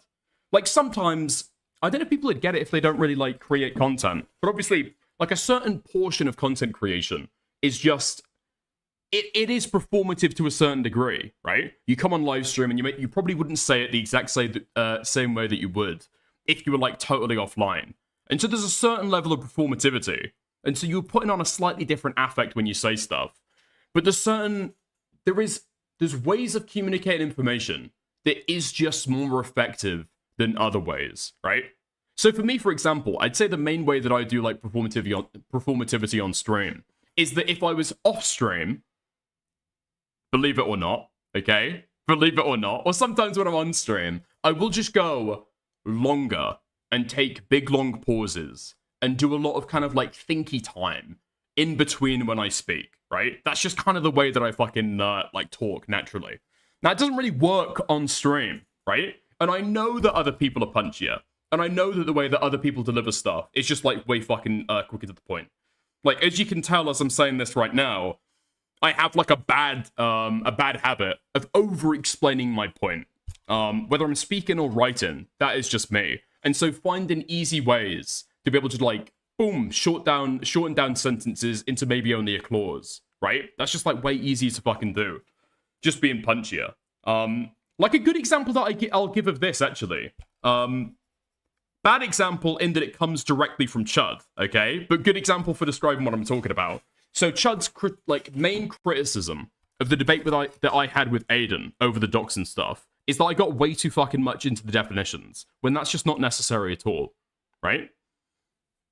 Now, I take that on board, and I agree. During certain stuff like doxing debates, you can just agree, okay, this is just doxing. And then you don't need to get into the fucking definitions. Just say, when I say doxing, I mean this. Boom. You can carry on. Everybody knows what you're fucking saying. Arguing over the fucking definition is like debate pervert shit. True. Okay. Cool. And so you're just like forthright with the fucking definitions, right? You're more like strident when you say them. Now, that is inarguably a point where I've got a criticism from Chud, but it doesn't really matter who. And then I've seen a way that somebody else does it better. Like, okay, cool. That's just an easy like loop in to be able to like do it better. You know what I mean? Realistically, I think over time, like I say, it's not like I think when I'm streaming, how would this person say it? Or how would that person say it? I look at the way that other people do things sometimes and think that's just really clever way to be able to make that argument. Or a really clever way to be able to like deliver, I don't know, like that type of information. It's like, okay, right? I'll see if I can try that out, right? I'll see if I can incorporate that into how I like explain stuff on stream. Yeah. I do know what Chud means though. I do know what Chud means. And I'm guessing it's probably more noticeable to him than it is with other people. And I'd probably say inarguably I've like primarily been inspired by Chud.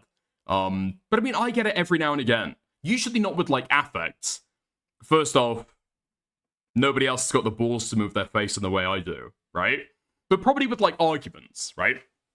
I will watch somebody's stream or see somebody talking on Twitter or in Discord and be like, oh, okay, right, the argument that you've just given about this ongoing drama, I gave the exact same explanation or argument, word for word, beat for beat, when I was streaming yesterday. And I haven't heard anybody else say this. But it's, right, it's like, it is probably different with arguments. But yeah, you're probably, like, hypersensitive to it to a degree. But yeah, there we go. Is there anything else? Is there anything else? I don't think so. I don't think so. Yeah, but it's something you probably take from a lot of people. I do think that Chud's motivations and, like, core interests in how he does content are probably very, very different to mine. And me and Chud are probably very, very different people. But, no, there we are. In, like, key respects. Another problem to this as well is just that the unfortunate reality of being the smaller creator close to a bigger creator, right? Chud is, like, not just a bigger creator, but a more established creator with, like, certain jokes or ways of describing things or, like, I don't know, aspects of his community or his stream that just permeate into the space, right? So even if, like, I don't really watch a lot of Chud content, I've got a lot of chatters that do. And so the jokes that they make, the references that they make, the way that they'll say things, obviously I'm just going to swim in those oceans, you know what I mean? But yeah. I actually don't know why that was, any of that was important. But yeah, there we go. That's about it. Chud has outlived the community Twitch poll memes that made him. Possibly. I don't know. I mean, like, Chud is inarguably the reason. Is he? I don't know, actually. Is he? Chud is probably a big motivation towards the entire space of commentary, referring to everybody as raped. And referring to everything as a rapening. You know? Yeah. Yeah, I think so. But it is what it is. That's like the waters that we swim in. But yeah, I understand Chud thinking that, and there's, I get it, okay? I get it. I do get it. Oh, man. Brutal. Oh, fuck you. Holy fuck. Go fuck yourself. I feel like I've just given somebody counseling for free. Fuck you, okay? Fuck you. This is the problem, okay? This is why I don't do long fucking spiels where I'm kind of meandering. First of all, not content, and people are asking me to cover fucking Firebat now. And second of all, it feels like a really calm crash out. That's the issue. It feels like a really calm crash out. You're waffling? Fuck you. Everything that I just said was essential to my point and would stand up on its own. Go fuck yourself. Okay, nice. Let's get on to something else then. Let's have a gander, actually, in the way that the H3 podcast has spoken about the Hasan trip. Okay?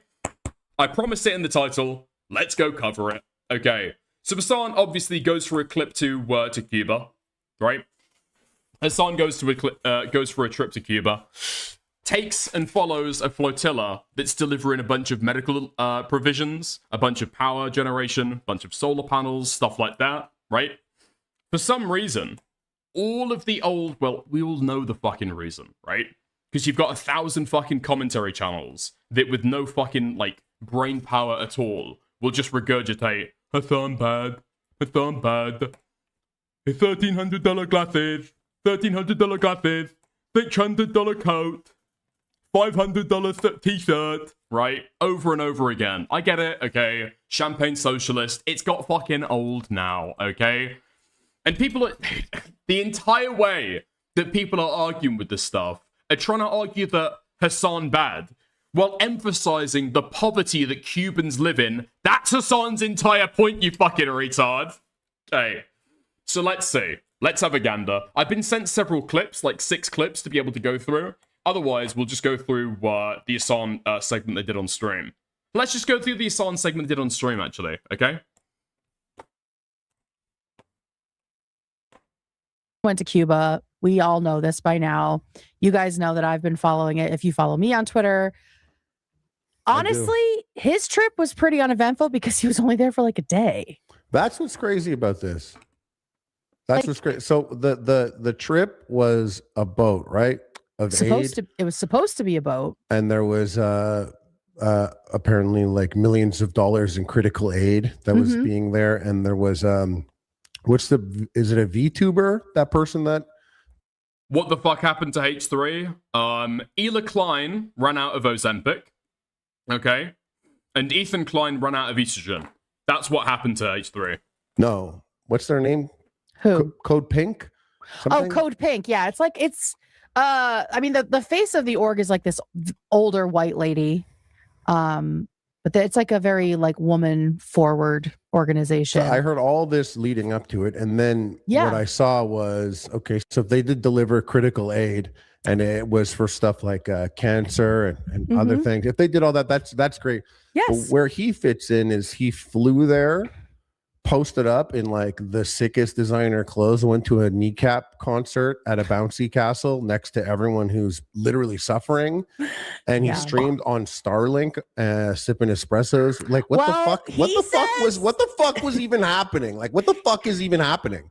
I mean, it's the same thing he did in China, right? He was in this like insane hotel while. But how do people eat this shit up? It's crazy. I don't know. What the fuck is there to eat up? I can't, dude.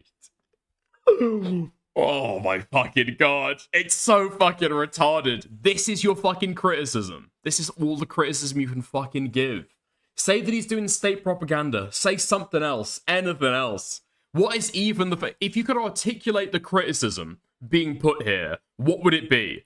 Because I'm still convinced that nobody can actually articulate the point that they're trying to make with this stuff. Like, it's crazy because like what's happening, right? And I understand. I'm saying, you know, if when Hasan is sitting in his fucking bedroom, he's not doing anything to be able to improve people's lives. When he actually goes over and follows the flotilla, gives it some extra fucking PR and attention, oh, well, he's staying in a nice hotel.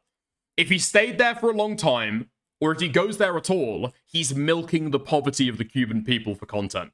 He only stays there for a day, he never cared about it anyway. It's just every which way, it's so retarded. If there was good that came of this, yes, great, because there's a lot wrong with Cuba.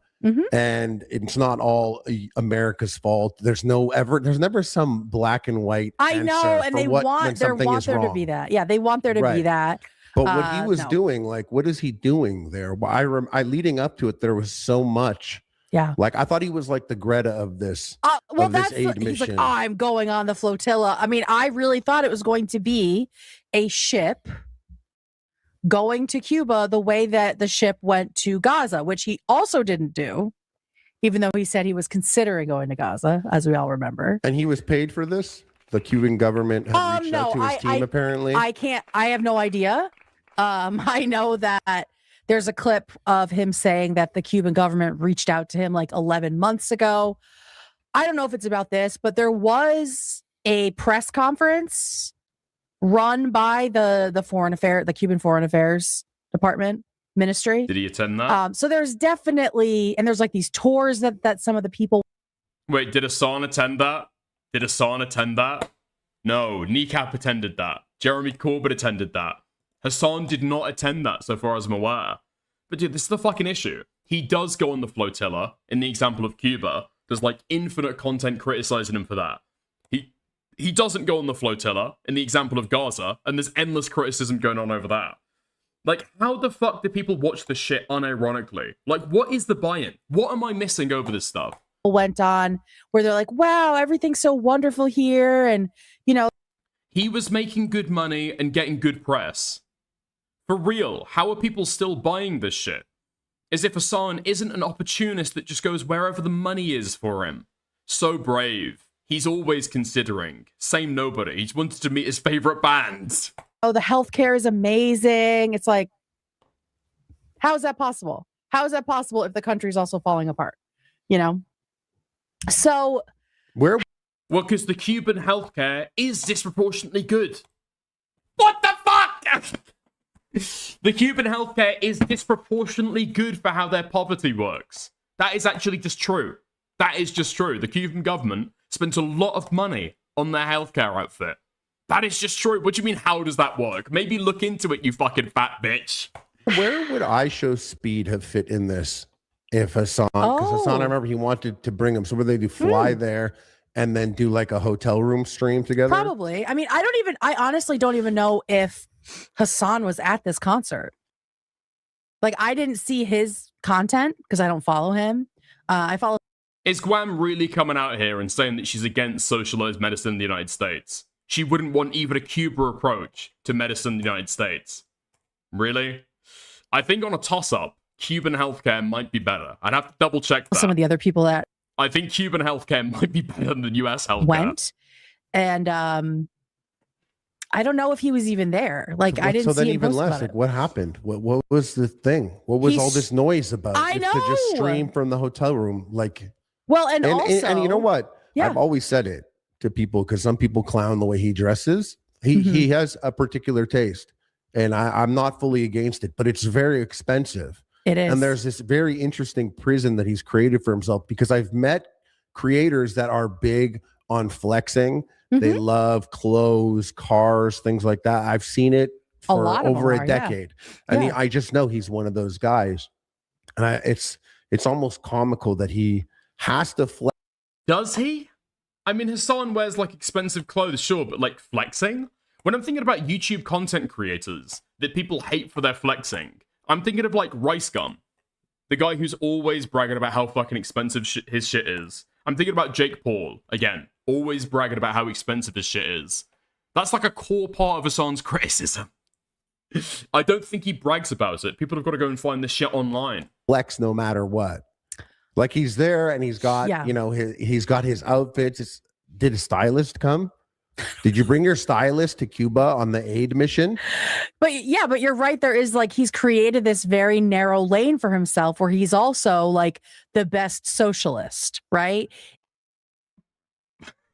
I mean, he is a socialist. That is true. Oh my fucking god. Wait, okay. So I'm taking a look. Yeah, okay. So Cuban healthcare, at least in some respects, I'm going to say broadly, is better than US healthcare. It looks like they've got a high emphasis on preventative medicine, which eventually leads to better health outcomes. It looks like. Okay, interesting. To serve a population of 11 million, the country has 90,000 doctors. That's 8 for every 1,000 citizens. More than double the rate in the US and in the UK. Right, okay. So in the US, it's 2.5 doctors per 1,000. And in the UK, 2.7 doctors per 1,000, according to the World Bank. If he was just like a guy. No, but they so poor. But they so poor. How they so healthy? But they so poor, how they so healthy? A streamer, and he was like, the blockade is against all goods except for medical aid, right? That is the one thing that they like can buy from the US. Going to Cuba to help. You know what I mean? I don't think people would be like, oh, like pocket watching his whole outfit, finding out that his glasses are like $1,300 and his shirt's like $700, right? But he has been the one that we've been pocket watching though. What'd you say? We've been pocket watching. Oh, We'll yeah. pocket watch him, of course. If you put yourself on a pedestal like he has, people are gonna check you and make sure that you're not a hypocrite. And to me, like, what is the pedestal? I feel like this is just a bunch of shit that people say that's like, What pedestal has he put himself up on, legitimately? A lot of what he does is very hypocritical. How? But his followers have decided that he gets benefit of the doubt. He gets all the grace in the world, right? He can do no wrong. He's allowed to flex his wealth. He's allowed to hoard his wealth. Right? He's allowed to do all these things. He's allowed to do like performative, ineffectual shit in Cuba because I didn't see him delivering aid, painting a. Dude, the aid was being delivered and he went along to be able to fucking spread awareness. That's the point. That's the whole point of him fucking going. Mural, doing anything like that. Well, that's what I'm talking about. I feel like these fucking retards have heard a bunch of people, as a joke, say, yeah, Hasan, socialist. Yeah, socialist in $1,300 glasses. Okay, buddy. Am I right, lads? And then these people, like fucking drone NPC retards, are repeating, Hasan says he's a socialist while he's wearing $1,300 sunglasses. Am I right, guys? I'm doing it fucking seriously. As jokes, I guess it works as fucking comedy, but everyone recognized that you don't fucking mean it because it's a retarded thing to say. You're taking the piss more than anything. But what happened? What was the thing? What did he do? He was there. He streamed. The internet was terrible from what I saw. And then he flew home. I mean, I think he was there for one full day. Did he do anything? I don't know. Like I did not see anything except the streaming and the fact that and I'll be fair, I mean, what did he do? You've got like half of the internet right now, whether they're hating Hasan or fucking supporting him, talking about the poverty that Cubans endure. No? Like, there's nothing going on right now. That is what people have been talking about along with the Hasan stream. Right? That's the whole reason that he fucking went over there. Now you've got Fox News talking about the poverty of the Cuban people. Also don't watch, so I don't know what's going on. I'm not filled in, but what it looked like was when I heard. What? You can't do that. You can't do that. That's not allowed. What? You're criticizing Hasan on his fucking Cuba trip. What did he even do? What did he even do? I don't know. I didn't watch the stream. You haven't even watched the fucking content. Heard that he left, that he was there for a day. Yeah. I was like, wait, what? I thought he was just getting started. I thought he was there. Well, like, yeah, what? I don't know how long the trip is, but it's definitely longer than a day because there were other people on the ground like doing things like delivering aid and things like that, and people painted a mural, which like I don't think that people need a mural, but also I'm not going to say that art isn't a wonderful, beautiful, important thing, right? I did see like a bunch of the women in the Code Pink group. They went to like fix a swing set, and the metal poles of the swing set had been painted over so many times. There were just like layers of paint. And so they're like, we didn't know what to do. So then the children told us to sand it with rocks. So there's these like 50-year-old women just like banging rocks on these like metal poles. I'm like, what are you doing? It would sound like they're doing restoration work on a child's playset. What the fuck are you doing? Helping. What are you doing? Like you. We're helping now. We're helping. What are you doing? Grab a rock and bang this metal. Grab a fucking rock or shut up. It's like, I cannot believe that this is real. I can't believe I don't. Dude, I would get this, okay? That might be funny. I'm hearing it, okay? I'm hearing it and I'm thinking that might actually be pretty fucking funny. The problem is, it's funny if you openly just say, I don't give a fuck about the Cuban people. I don't give a fuck about any of these guys. They can rot in poverty for all I care. I care about me and nothing else. Then I could look into it. But no, these people are pretending or propping themselves up as the people who really care. Hasan doesn't care about these people. Hasan doesn't really care about these people. I don't understand. I thought, I don't know. I thought I was going to understand, but then it was over and I was like, oh, that was weird. Very, very strange. Here is the... This woman is definitely racist without knowing it, I'm predicting. I think I'm picking up on the same things. I think I'm picking up on the same things as well. To me, the part where the optics really went pear-shaped, David, if you're there, you can switch to the screen share. This concert. Again, I did not see Hasan post this at all. I don't know if he was there. Maybe he was in his hotel streaming. Maybe he was somewhere else. I don't know. But the optics of this concert are not great because most people are not going to dig in to find out what like the whole context is. According to people supporting the flotilla activities, this was a free local festival with musical acts, and Kneecap performed at it. It wasn't just like a show for the white people who showed up, although the audience is mostly what looks like white Americans. But if you just see this on the internet, and I can't play the sound, obviously, but if you just see this on the internet, you see people crowd surfing. You see this bouncy house slide in the background. You see people moshing. And wait, so this is also, the message was also to bring awareness to the fact that like hospitals don't have power at night. Exactly. Like there aren't enough generators, but most certainly this concert was using generators, right? But Like who's show. this? Who's Live Aid? Live Aid? Come on. All those guys are fed, aren't they? All those guys are fed? Dude, Live Aid was shit. Why didn't they get some fucking starving Africans over there? Why didn't they get some starving Africans over there doing the fucking music? Why didn't they get some Africans over there banging some rocks? That would have been some real fucking music if you cared about the Cuban people. this concert? Who's this for? They said it was a local festival, but this is all like young white men. From what I can And see. Hasan didn't post that he was there. No. But Has this girl ever seen a Cuban person in her fucking life? What the fuck are you talking this was about? like other people, like Chris Smalls, who is the guy that did some really great organizing work for Amazon and got a lot of the people there unionized. He posted a lot from this concert, so these are some of his. I think Hasan is smart enough, regrettably, to know that this would be whack. To know that this is like weird, right? Because I don't know everything going on there, but I know that hospitals don't have power. So this, what is wrong about the fucking? Unironically, what is wrong about the fucking optics here? They're doing like a music event, a charity gig for free to be able to like spread awareness and put it all over social media. Like, what is the fucking issue? What are they supposed to do? They're musicians. They are musicians. Are they supposed to use their talents? What? Carrying boxes? Or are they there as like the media arm of the flotilla to be able to make a bunch of content and like raise awareness for the issue? I wonder what. I wonder.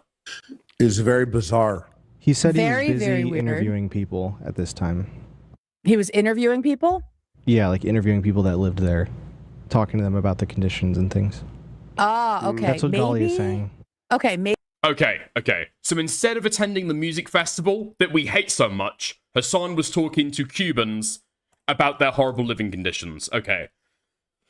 Right, okay. So that's the issue that we were just talking about, that we would want Hasan to focus on. Fuck!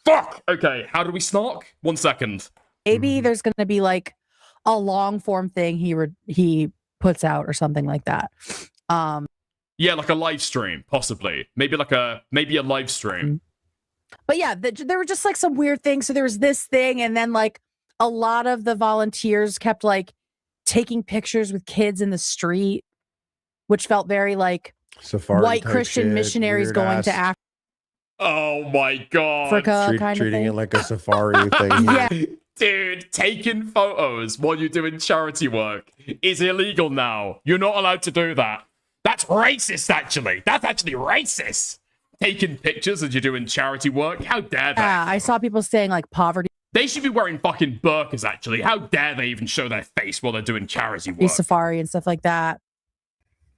I don't know. The optics. What is the alternative? Legitimately, what is the alternative? What are you proposing that people do? To me were not great. But there was a ton of medical and other kinds of aid that were delivered via the convoy from the US, from Italy, from different countries, which is a wonderful thing. I, of course, then have questions about, okay, well, how is that aid being distributed? Because some people say, oh, well, it's going to go through the government, and then the government is going to profit off it by selling it to. Do you know what's been in the aid? The aid has been medical supplies, okay? Medical supplies delivered at government-run hospitals. It's state-controlled healthcare. It's state-controlled healthcare, okay? So, medical supplies, they literally cannot sell that off, you fucking retard. And then the other thing that I've seen that's been delivered is a bunch of solar panels and generators, which would be for the public electricity infrastructure, also owned by the government, right? To individuals, to hospitals. But I don't know. I don't know enough about the insides of. Yeah, I took that at complete face. I mean, you know, Guam looks like she's got the kind of chubby fingers that would like molest a child. She looks like she's got the kind of chubby fingers that would like be like diddling kids, but I'm not sure. Honestly, I don't know. I haven't looked into Guam enough to know whether she's like a pedophile who's raping children or not. I just don't know. I couldn't say, but I've got questions there, I suppose. I'm not sure either way. Face value might not be accurate. I'm like, okay, so they brought millions of dollars of critical Yeah, I mean, I hope that Guam hasn't raped any children, but I just couldn't know. Possibly aid there. That is cool. Mm-hmm. I know of some creators that did take a boat there.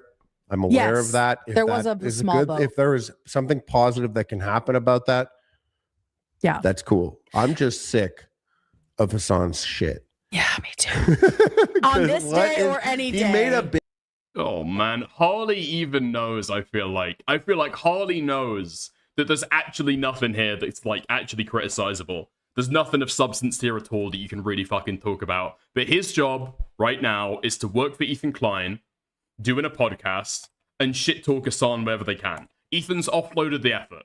Talking about Hasan was apparently too much for him to bear on his own shoulders. So he's got these two retards to be able to do it for him. And he knows what his job is. He's there to talk about Hasan, whether there's any criticism to give or not. Big thing about, and if you know what, if that's what it was, to just make a lot of noise so that we can see that other people are doing things, then that's interesting. And that's you know, that could be taken as a positive. Right. But it just, the whole thing seems bizarre. It just seems weird. I mean, and listen, he could have got there and been like, this fucking sucks. I got to get out of here.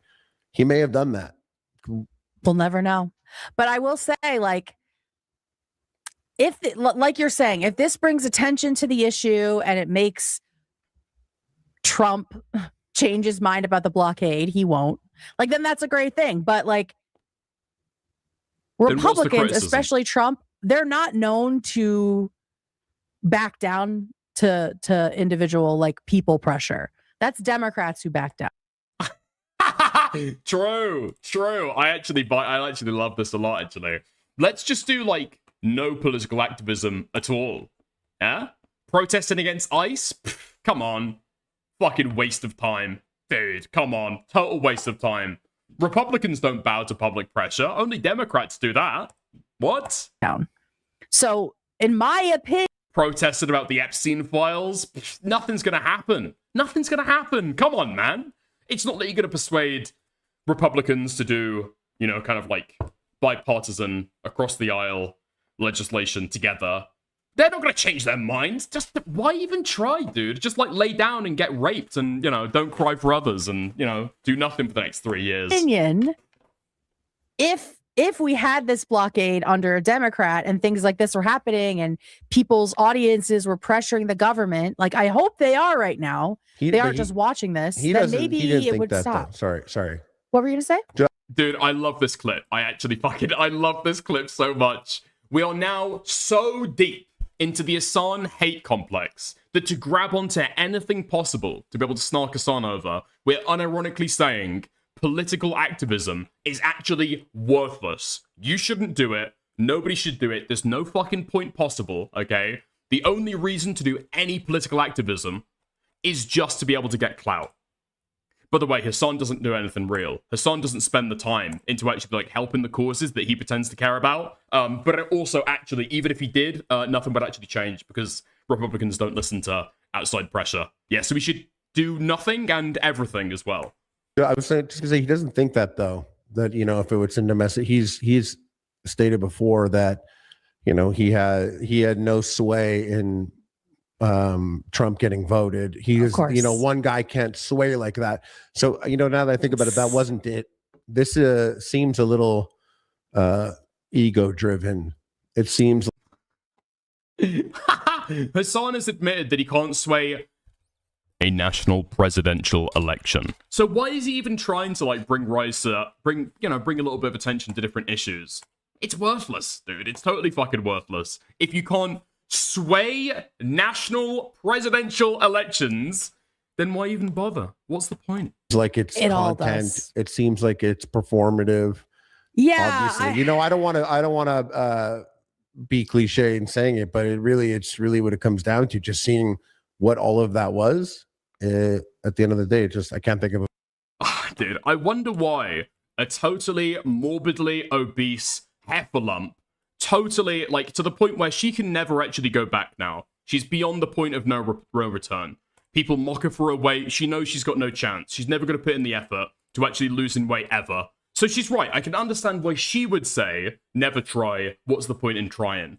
What I don't get is why Harley is saying this shit. Is it the YouTube channel? He feels like the same about his own life. There's no point in putting in any effort to be able to revive his dead YouTube career. What's the point anymore? Maybe, possibly. Maybe that's why he's so defeated about all of this stuff. A better word for it than performative. Yeah, and like I understand why some people needed to go, because I have a friend whose family escaped from Cuba. And so in order for them to like send a lot of stuff back home, they would go and bring like suitcases full of stuff.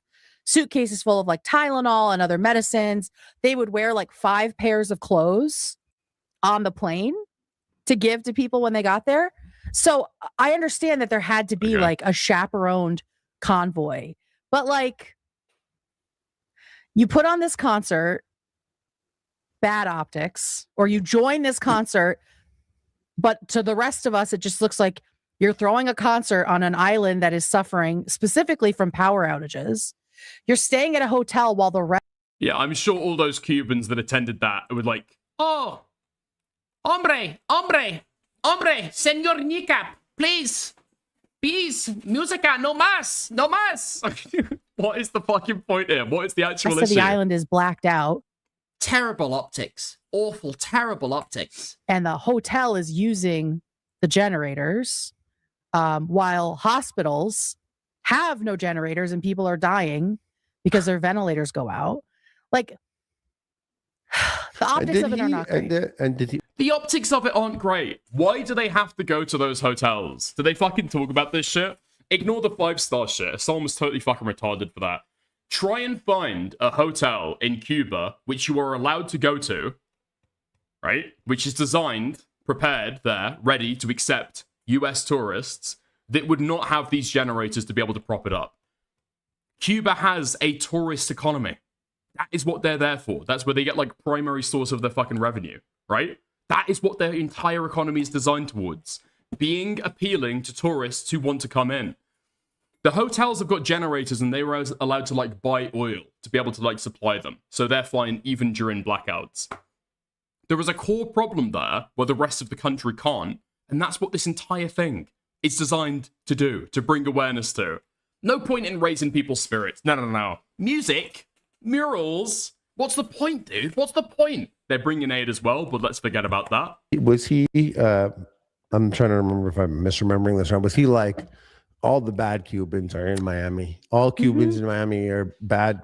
Here are the good Cubans. It's crazy. Yes. All the good ones stay here. All the bad ones went to Miami. He said that, right? He did. And it's insane. Is that a crazy thing to say? Yes. And as someone with Cuban friends who are progressive or liberal, different age groups, really fucked up. Really horrible. Yeah, 1.5 speed. All right, we'll hit the 1.5 speed. This is even more vacuous than I initially thought. He said that, right? He literally said, all the bad Cubans left and all the good ones are here. And it's like, well, a lot of the good Cubans who stayed couldn't afford to leave or just couldn't leave, right? Or they were committed to trying to change things, right? And so they wanted to stay. So, because this is not the first, like, this is not new. So she's agreeing. Wait, hold on. There's no fucking way that after condemning it, Guam is actually fucking agreeing with that shit, is she? Yeah, all the Cubans that were dedicated to improving their nation stayed, and all the ones that couldn't give a toss the way that other people live, they're the ones that left. How do you fight so hard to disagree with something Hasan says? You end up fucking backing him up and agreeing with him. Yeah, all the ones that didn't give a fuck about other people have left. The good ones are the only ones staying on the island. Like, the communist regime has been happening for like, I think it's almost 70 years now. My friend's family left in the 70s, I believe. And so there have been like waves of evacuations, immigration from Cuba since then, because people feared for their lives, right? Like, my friend's dad, like the communist government was going to kill him. They had to leave. So to say that everybody who left Cuba and is in America now is like some psychotic Republican isn't fair, and it isn't true. They're also not all white. My friend is black. It's largely true. It is, to be honest, largely true. Let me have a look. Okay. Cuban Americans. These are the people that are like notoriously fucking conservative. No? Hyper conservative. Her family is black. Like amongst Latino voters, Cubans are the one that are like always voting for Republicans statistically. They stick out like a sore thumb. They're Afro-Cuban. So hearing him say that shit, like, yeah, it was very personally offensive. Oh, fucking weird. It's fucking weird. Like, he tries to make everything literally black and white by saying like all the white people left, all the brown people stayed, the brown people are good, the white people are bad. And it's like, it's so intellectually dishonest. And he could be educating people on like the complexity of the situation, but he always just tries to put one situation he thinks he understands and like put it over something else and just like trace it. So it's like, oh, well, this is just like Israel. Like everything's just like Israel. It's like, no, every situation has its own history, has its own people, has its own religions and languages and, you know, diaspora. Like it's all fucking different. Iran isn't Israel. Cuba isn't Israel. Like it's Okay, can we list off maybe like 200 more countries that aren't Israel? It's frustrating. Yeah, I'll talk about why the history is different, because you've clearly not got a fucking clue. You've clearly got no fucking idea about any of this stuff. I would donate to the H3 After Dark show to be able to get Guam to explain why she thinks the situations are different. It's very frustrating to watch him reduce everything down, especially when you personally know people who have been impacted by the communist regime. And I don't understand why it's okay for people to be oppressed by leftists, but not Republican authoritarians, right? Like that does not make sense to me at all. So here we are. I just can't imagine landing in a country and being there for like 36 hours and thinking, I know everything. I've met everyone I need to meet. I can distill all this down for my audience into good and bad. Motherfucker, you haven't even fucking been there. What? Dude, I don't get why Guam gets off talking about this shit as though she's like a Cuban expert when she's got a fucking friend, apparently. She's got a friend whose parents came from Cuba. What makes you the fucking expert to be able to judge Hasan? I just think that's insane. Pull up a clip. Pull up a statement and actually, like, engage with it and disagree, if you want to do that. You can show clips on your fucking stream, can't you? Yeah, no, I don't get it. It's not helpful. It's not helpful. It must, yeah, it's also just the people that really buy into his shtick. It's got to be getting so hard to defend. I would you have to be a imagine crazy so. person. You have to be a crazy person. I would imagine so. Like, I don't know. I think when people are scared and desperate, they want a simple solution to problems they can't understand. Dude, what? Trump received 70% of the Cuban vote. Okay, apparently it does break down by, like, age group that you get into it, I guess. Okay.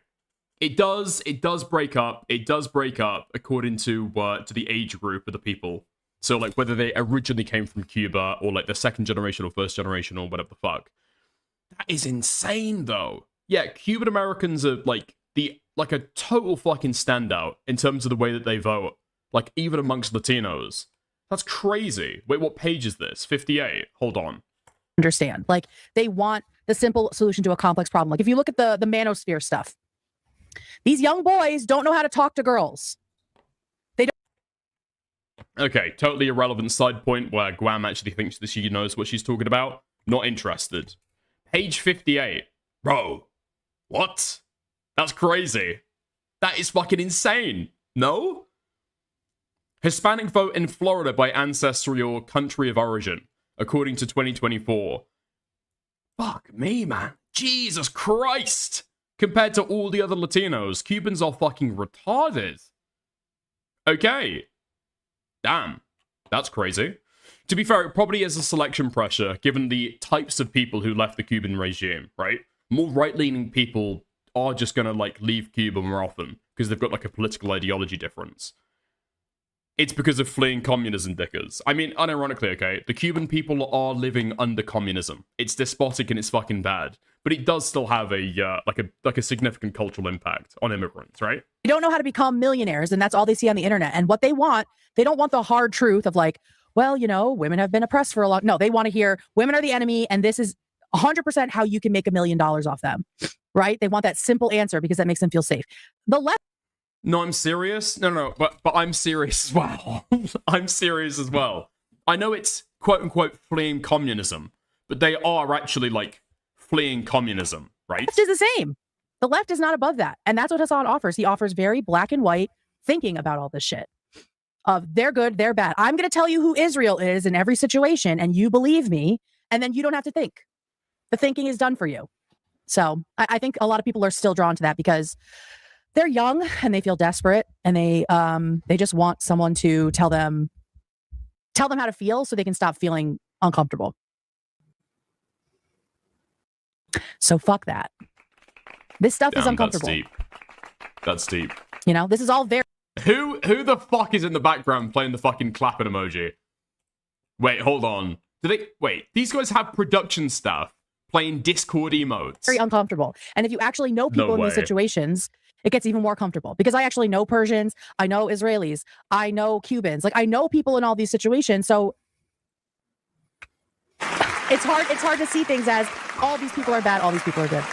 My mom, an Afro-Cuban, left Cuba in the 80s as a political when she was a child. Yes, she's one of the bad ones. Was she part of the, maybe that was in the 70s, they did the Operation Peter Pan.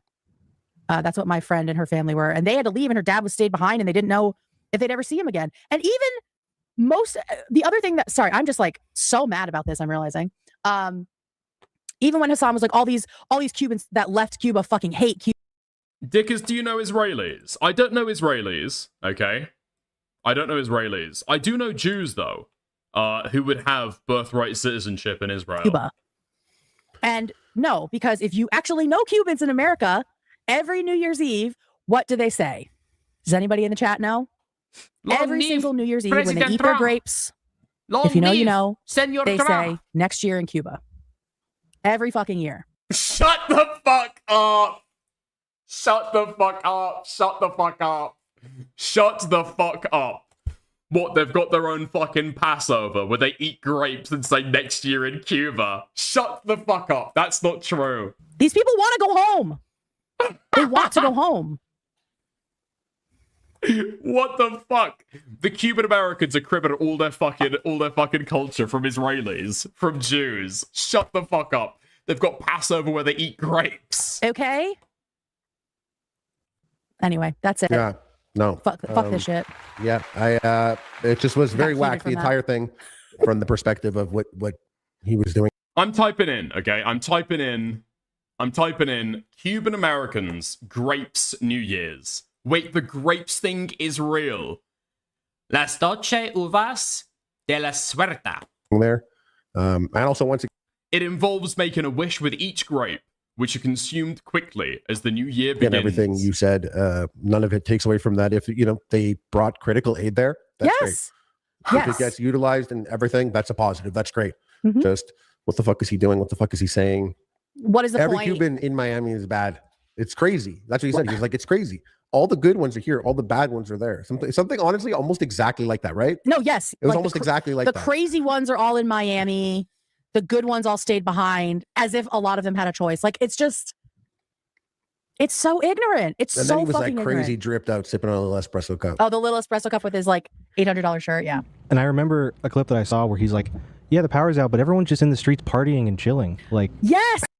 You mean different cultures have a different tradition for things? What I'm disputing, okay, is them saying the exact words, next year in Cuba. They stole that shit from the Israelis. Oh my God, I forgot about didn't see that. Yeah. He's like, yeah, they just had that island vibe. I'm like, oh my God. Oh yeah, I did hear that. I did hear that. This like, is so the then if kind they're of all guy. chilling, why are you there? What's the problem then? Right. This is the kind of guy who would go to like an all-inclusive resort and be like, oh, everyone in Jamaica is so nice. And the only people he's interacted with are like people whose job it is to serve him and be kind, right? Not only that. Wait, you already know that Hasan went around interviewing people, right?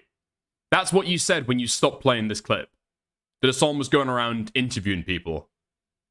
That's the whole reason that he's gone there, right? I remembered that. There's actually so much bullshit, and my brain only has so much. I know.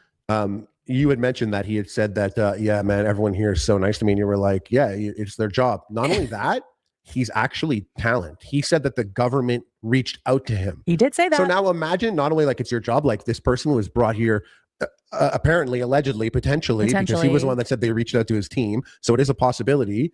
And even if it wasn't, the fact that the government does reach out to his team, he just carries, I've been on set before, his talent. People are beyond nice. Yeah. Even if like it goes beyond just their job, it's like I don't know. Wait, what happened to the criticism of going around and taking pictures of like random children on the street? Wait, what happened to that criticism? I thought these guys were like going around to random people and like taking pictures of them together. Now they're only talking to people from the Cuban government. Just this, if this is set up through the government, he is super talent. Yes, it is. It's deeper. It's than like an just their imperative. job. Yeah, it's Yes, imperative exactly. because he is protecting the image of the regime, right? And I mean, you see that in some of the other videos that people are posting where they're like, "Oh, we just made it through customs and it was such a breeze. Everyone here is so wonderful." It's like these people were told you guys were coming. It's like taking a tour in fucking North Korea. Like this was all planned. This is all planned. You guys are the golden geese that are going to promote the regime that's been suffocating people for decades now.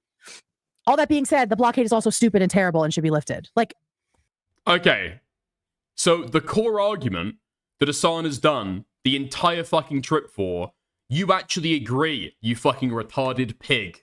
You retarded fucking pig woman. You actually agree. Oh my fucking god.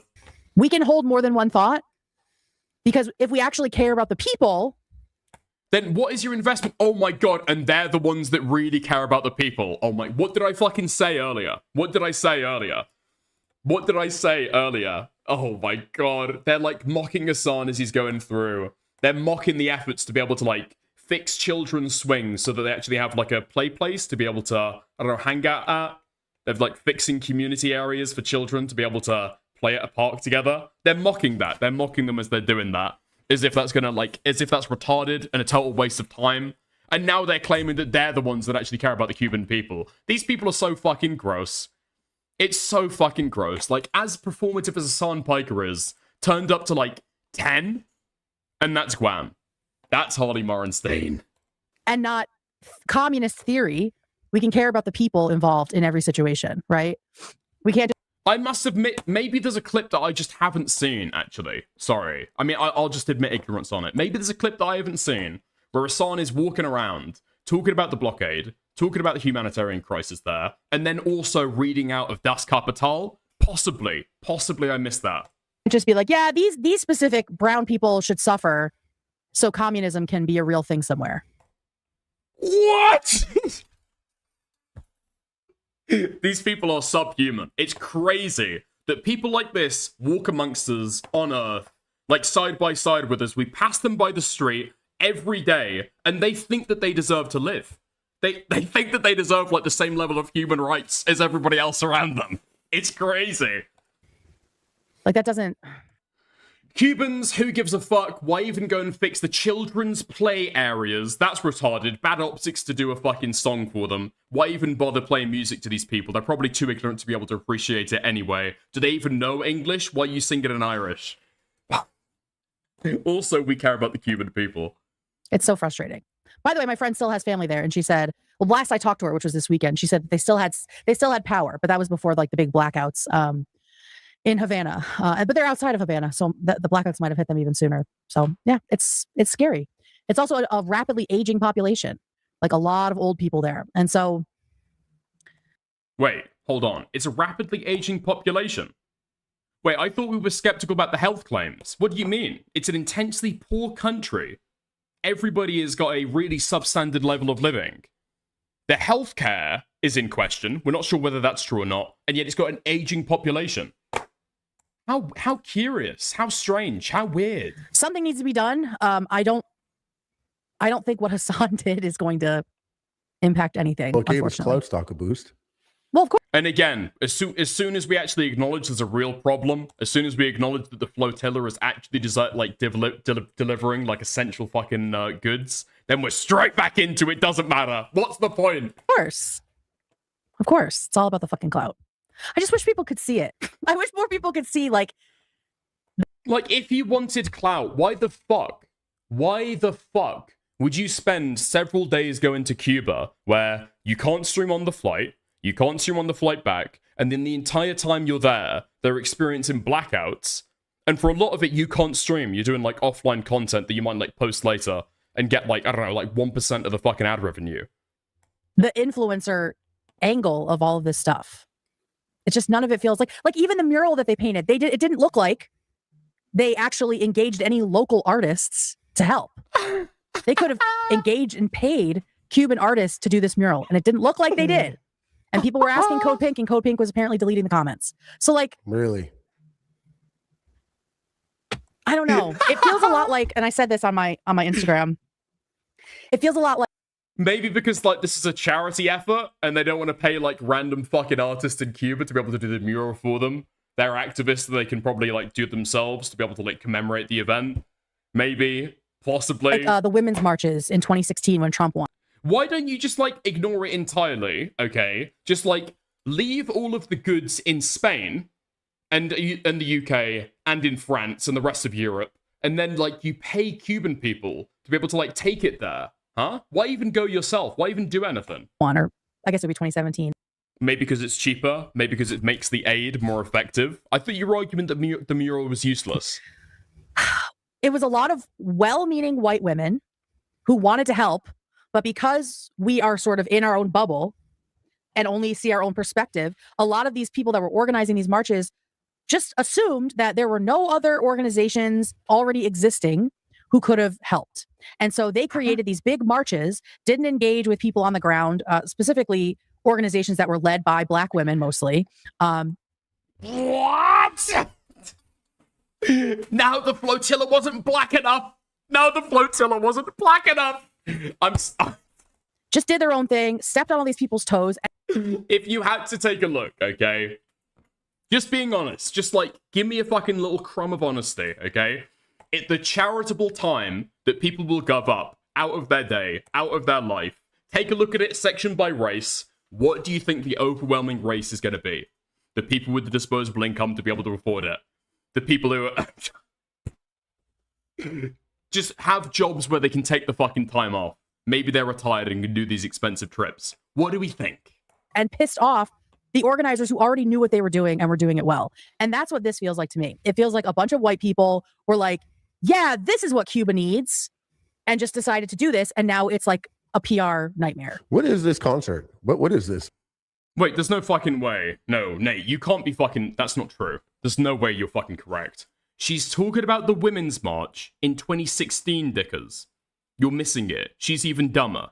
She's talking about some shit that happened a decade ago. There's no way that's true. Even Guam isn't that dumb. So what was it? Who put it together? Who's it for? Apparently it was according to people on Twitter, I don't know, it was a free concert that was already scheduled that was happening in Havana. And Kneecap Yes, she was. She said it reminds me of. Oh my fucking god. Okay. happened to do a set there. That is what I see. He didn't go see his boys? Well, that's the thing. I don't know. I don't know, but I think it is very... Oh my god. So earlier, Hasan is criticized for the optics of going to a music concert when he's supposed to be doing charitable work. And now, when he wasn't at the concert, he's being criticized because he wasn't supporting his boys. Very interesting, like you said, that he saw the optics of this and maybe didn't go. Maybe he was. I'm starting to see this, okay? Dude, the anti-snarkers have been doing this for a fucking while and nobody's picked up on it. They are doing, like, totalitarian tactics. They're expecting you to engage in doublethink. At the same time, it is immoral if Hasan does not attend the concert. And at the exact same time, if Hasan does attend the concert, that is also immoral. If he does go on the flotilla to Cuba to actually do something, that's immoral and criticizable. But also, remember Gaza, when he didn't go to the flotilla, that's also immoral as well. This is the band that's banned in UK and Canada for Ireland. allegedly saying Big up Hamas. Big up Hamas, big up Hezbollah, and holding Hezbollah flag. Yeah, I mean, that's show. Hasan's favorite flag, so I'm surprised he wasn't there, you know? Code Pink put the festival together? I don't know. I could not. I was digging in and trying to find No, out you like what weren't. was going on with this festival, like how involved No, the you government weren't. was in this, You were asking people on Twitter. in this, in the tours, in the press conferences, and I couldn't really find a lot. And he was staying at a very nice. It's a public charity. They publicize this stuff. That's why you've got this fucking video right now. What do you mean you can't tell? Hotel. Very That's nice. because he was saying that he was restricted. He had to stay there. Yes, he said he was forced by. She was asking people on Twitter, okay? That's it, 100%. She was asking people on Grok. That's the extent of her fucking research. No, they've not prepared for any of this stuff. The U.S. government to stay in a 5-star hotel. That apparently is not the rule. The rule is only, I think, that U.S. citizens are not allowed to stay in hotels there that are owned by the government, like that pay the government in some way. So he had a lot of options. People were pulling up like a ton of Airbnbs owned by Cubans where he could have stayed. But he chose the 5-star hotel probably because. Okay, great. Hello, Kathy. You've got information on this. You say it's urgent. How's it going? Yes, the whole hotel debacle was dismantled by a journalist who was on the flotilla. His name is Ryan Grimm. So TLDR of what he said, and I can send you the tweet. He said, the U.S. allowed private American businesses in Cuba to buy oil. Yeah. And so that's why they had power and electricity. That's why they had. And so all the people like go on saying, oh, they taken away the last drop of electricity they had to Hasan to stream or for them to do kneecap concert. No, these hotels are able to have energy because the U.S. allowed it. Yeah, I mean, we went through a lot of this stuff yesterday. Have you actually just scrolled through on the U.S. government website all the names of the hotels that American citizens aren't allowed to stay at? It's fucking insane. It's actually insane how many hotels you're not allowed to stay at. But it's also on top of that, these people have got no fucking clue. So there are shit tons of people going into Cuba for charitable work. How the fuck are all of these people going to be able to afford a fucking Airbnb? Have you never heard of a fucking bulk deal on hotel rooms? If you're going there as a large organization, you can probably get a cheaper price to be able to stay there if you go to like one hotel, rather than going to individual Airbnbs. Go on. He thinks Hasan went on booking.com and booked a hotel for himself. No, there's like there are so many people in this flotilla. Obviously, someone in charge booked for everyone. And you can't do that for an Airbnb. You can't book 100 different houses at the same time. Obviously, you're gonna book one hotel, book multiple rooms, or 2 hotels, 3 hotels, and book in a batch. But this fucking retard thinks Hasan himself was, let me pick the most expensive hotel. No, it was booked for him. Let me go on Airbnb. Yeah. Let me check out the reviews.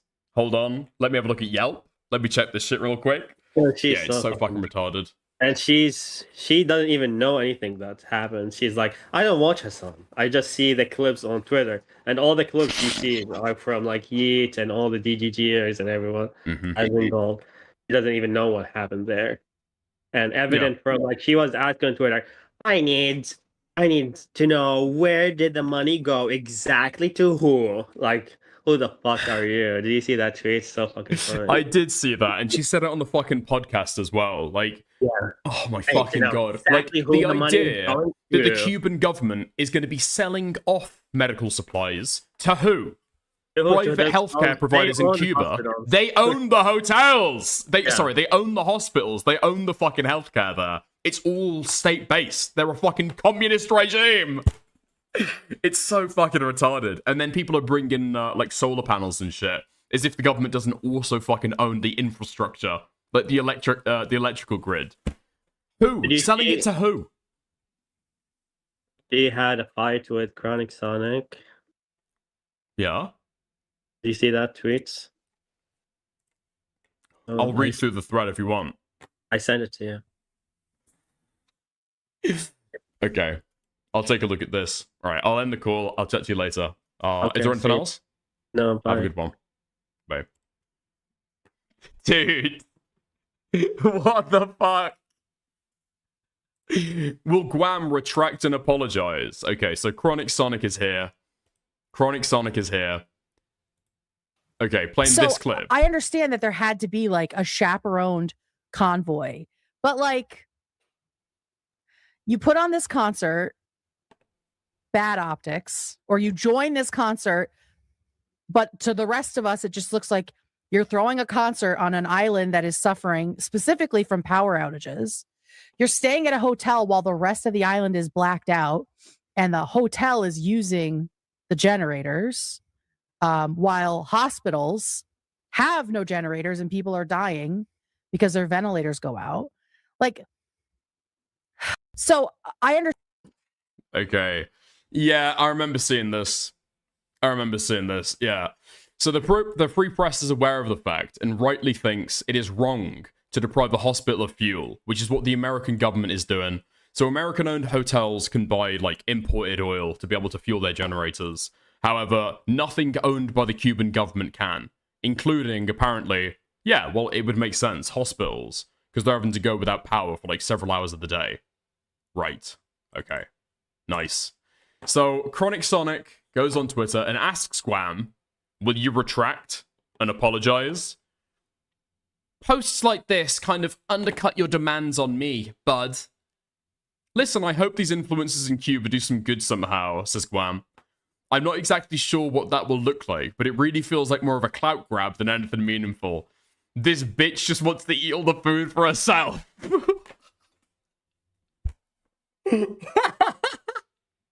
2 days ago. 2 days before.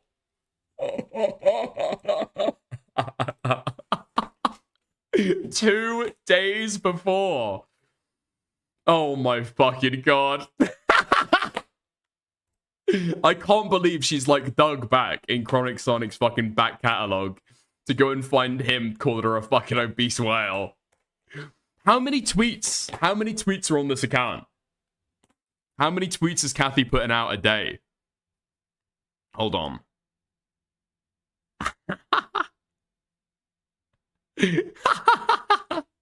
She remembered. I guarantee you. Guam saw this tweet, okay? Guam saw this tweet, and the reason why she's cut it off at the bottom, she's got the shit bookmarked. 100%. I wouldn't be surprised if very, very soon, Guam is going to make like a video or do something on her stream, going through all the hate comments that she gets. Because she was able to find this surprisingly fucking quickly. Especially after her complaining recently about how nasty Snarkers have been about her appearance. She's either bookmarking it so she can go back later and cry herself to sleep, or she's bookmarking it so that she can do a fucking video. That's my prediction. Yeah. Crazy that she's got that shit to hand. 2 days. As it was really nice and really cheap. And he knew there would be power. But he can't say that because of his audience, right? And because of people like us who are critical of him because of the pedestal he's put himself on, right? Mm-hmm. It would make sense. Like, oh, of course, Hasan is staying in this hotel because it has reliable internet and he's a streamer. But because of the way he has positioned himself as a socialist, communist propagandist, people are going to say, oh, that's a lot of money for a socialist. Like, you have to expect that. You have to expect that. So, and there was a lot of fit checks. You do have to expect people to be retarded. So it's not just like, you know, we're skipping through frames to find out what's going on here. There's lots of fit checks going on. Dude, she's picked up on that from Diorio. I feel like that unique flair is so Diorio-esque. No? You make a criticism that's totally retarded, and then the person, is kind of understandably annoyed at the retarded criticism. And so you make the argument, well, dude, you're doing this and that and the other, and you're surprised people are saying this about you? It's a total fucking Diorioism that essentially communicates nothing. Yes. He went, it does feel like that is where Graham's got it from, 100%. He went shopping before he went. He's like, I would need to look Cuban, but like in an expensive way, you know? Like that's what he said to a stylist. It yes, yes, exactly. Exactly. So there's that. A lot of hotels have a 51-49 split with the government, and those are the hotels banned. Okay, thank you, Sarah. Yeah, so that's if that's correct, that is what I was reading, is that it's not about the quality of the hotel. Why would the U.S. government care about that? So I'm confused.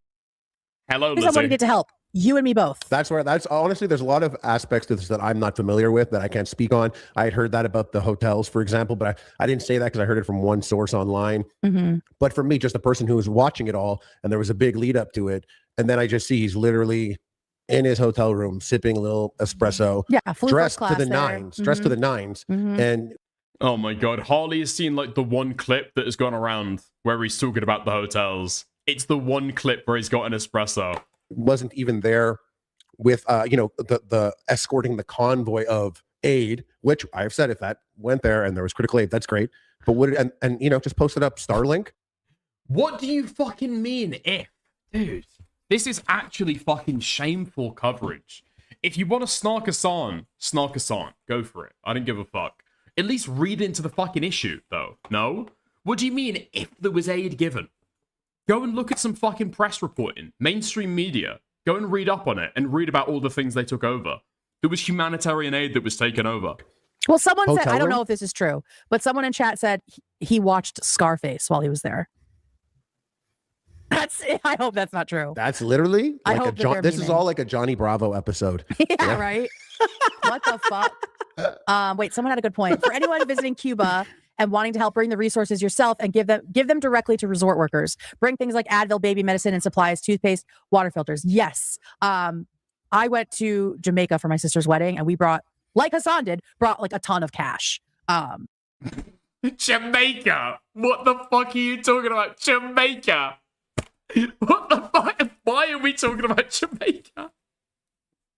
We went there for my sister's wedding, and we brought a lot of cash. Too lazy to buy a fucking present at home? Really? You too fucking lazy to even buy your fucking sister a fucking wedding present at home? And we just Jamaica gave it to everybody. Yeah, I guess that's somewhere in the Americas. Yeah, that's an island. That's an island somewhere in the Americas. Those people look dark enough, I guess. At the resort. That's what I was thinking. Like, what's the best thing to do? Literally, is give it's hard people money or because something. Yeah, it's hard because like tourism is helping. What's the idea? That Hasan went there and spent absolutely no fucking money? I thought this guy was like a rich socialist who spent shit tons of money, and now he's spending none of it. Specifically, in Cuba. island countries, right? But at the same time, it is a huge strain on resources. So it's like this. It's like a give and take. I don't know what the answer is. Like, I try not to do like the all inclusive stuff or cruises or anything like that sucks up a lot of island resources. I'm sure there are. Bitch, look at the fucking size of you. You going to any country alone sucks up the fucking resources. You could come to the UK. You could go to Canada. And anywhere you go is a black hole of fucking resources. That has to be fucking accounted for. She's got to fucking notify the Canadian government weeks in advance, surely, before she hits town. Dude, they've got to tell... They've got to tell the fucking... What's the fucking coffee shop they've got there? What's the fucking coffee shop that they've got in Canada? They've got to tell all the fucking bakeries, okay? Stock as much as you fucking can. Guam's coming to town. Tim Hortons, that's the fucking one. Get all the bear claws you can, lads, okay? Up production. We need that shit up 200%. Guam's coming to Canada. I hope there are ways to give to Cuba without necessarily going there and using up all their generators. Did he watch Scarface though, or is someone joking? What the fuck do you mean using up all their generators? What do you mean? You think there's electricity on the fucking grid that the Cuban government's just like, not using? No, these hotels are owned by Americans and they're allowed to buy American oil. That's why they've got oil in the generators. They're not short of generators. They've got an oil blockade, you fucking retard. Fun fact, Guam used to sell vibrators on TikTok. Dude, could you imagine the fucking... Could you imagine the jackhammer level dildo that you need to be able to... I'm just thinking there's a lot you've got to move there is all I'm saying. I don't know. Was that a joke? Because, it really feels very on brand. Yes, it does. He definitely had Scarface on his wall as a poster in college. Like, no frame, I don't know. just taped up. Actually, so I do love Scarface. However, anyone that ever says Scarface... No, hold on a second. Pump the brakes for a second. Scarface is great. No one can change that. But I absolutely judge anyone who says it's their favorite movie. Yeah. Like if I'm like favorite movie and they're like Scarface, I'm like, I know 45% of everything I'll need to know about you based on that fact alone. Right. And it's not even bad. It's not even like the bad or it's just it's not a positive. You that's know for who sure. they are. Yes, yes. But like yes. I'm getting a lot. Like I know how you were. I know what music you listened to in high school. I know everything. Like So 45% true. of it, I gather from that They alone. think they're a gangster internally. They're usually white guys. Yes. Yeah, so I don't know if I wanted him to actually have watched Scarface there, or if I want this person to have actually made an excellent joke by saying that. I know. I hope that was a joke because he is so my favorite movie is Scarface coded. But also Only he's there. someone who would say my favorite movie is Scarface, but also hates movies because that's what he does with music. That's very bizarre. I feel like he doesn't enjoy movies either. David, were you going to say something, my friend? I mean, I think the only thing that was weird to me that I remember someone pointing out was he was there for a day. Mm-hmm. For one day. One day. Yeah, Like flew in Friday, 14 was there hours. Saturday, and was back Sunday before the sun went down. Yeah, I don't really get it. I don't Honestly, like understand I would have done it too then. Yeah. I would have done that. Give my clout a little boost, pop down, stay in a sick ass hotel. Oh fuck, dude! I was gonna do a fucking joke where I'm like, oh, these are the vibrators. These are the vibrators that Guam was selling on TikTok, and then show somebody on a fucking vibration plate made for fat floss. But I couldn't find anybody quite fat enough to be able to replicate Guam. I found this lady, but unfortunately she's black. Hi guys, and welcome to Vlogmas Day 5. I'm Yolanda, and here I like to Wait, hold share on, have I got- different practices Have I and got a little tips bit I of use. footage? Probably showing you in a clip right now some of the moves I do on the board, particularly in the morning. By the end of the 10 minutes, you... Why is she like that? Why is she... In the morning. By the end of the 10 minutes... Hey, never mind. Yeah, but then again, I'd also take the meeting with Bill Gates on an island. Right, you not that island, but I'm not foolish enough to not go take the meeting with Bill Gates on an island, not Epstein Island. But an island somewhere. An island, just saying. I'd meet him anywhere, just not that island. Everywhere else is good. That's good. That's a good distinction. You wouldn't take a meeting with Bill Gates anywhere? We've done this, and no. What did you say? You said nowhere? You wouldn't take a meeting anywhere with Bill Gates? No, he's a fucking creep. What would he have to say? Oh, yeah. I said he was going to buy the WNBA and give it to you. Oh, yeah. This is a wonderful fantasy world. Need to sweeten the pot a little bit. Oh, God. Okay, Yeah, so anything I mean, else? it's like everything else right now. It's complicated, and it seems like some people who have a large platform are just committed to trying to make these very complicated things seem very simple, and a lot of important details get lost in the shuffle that way. What important details? Your analysis has boiled down to Hasan should do nothing because nothing is going to change anything. Why even bother? Every point in the way, you can clearly see that she wants to fucking snark. Unfortunately, she's got like none of the fucking knowledge swimming around in her fat head to be able to do any of it. It's totally fucking pathetic. Totally fucking pathetic. Name 3 important details. Yeah, I know. Actually, they eat grapes. Actually, have you heard about the Cubans and their grapes? Actually, they eat grapes each year, and they say, next year in Israel, Cuba. Next year in Cuba. That's what they say each year. Fucking New Year's. There's black ones, there's black Cubans. That's an important detail that's being missed out. Actually, some Cuban Americans vote for Democrats. Very important detail. Fucking retarded. Okay, nice stuff. Important detail? I didn't get to eat any of the A. Nice. Okay. I think that's about everything on that, right? Important detail as well, the final important detail. Cuba is not Israel. That's a very important detail as well. Okay. Nice. Fantastic stuff. All right. Great. Let's have a look. Let's have a gander. Let's have a look actually on some of the sleepy coverage of Nick Diorio's Hasan Cuba segment. Because I took a look. Can I still find that actually? Nicholas Diorio. Because I saw that he was talking about the Cuba stuff. but I don't know if he talked about anything impactful there. Do we want to have a look?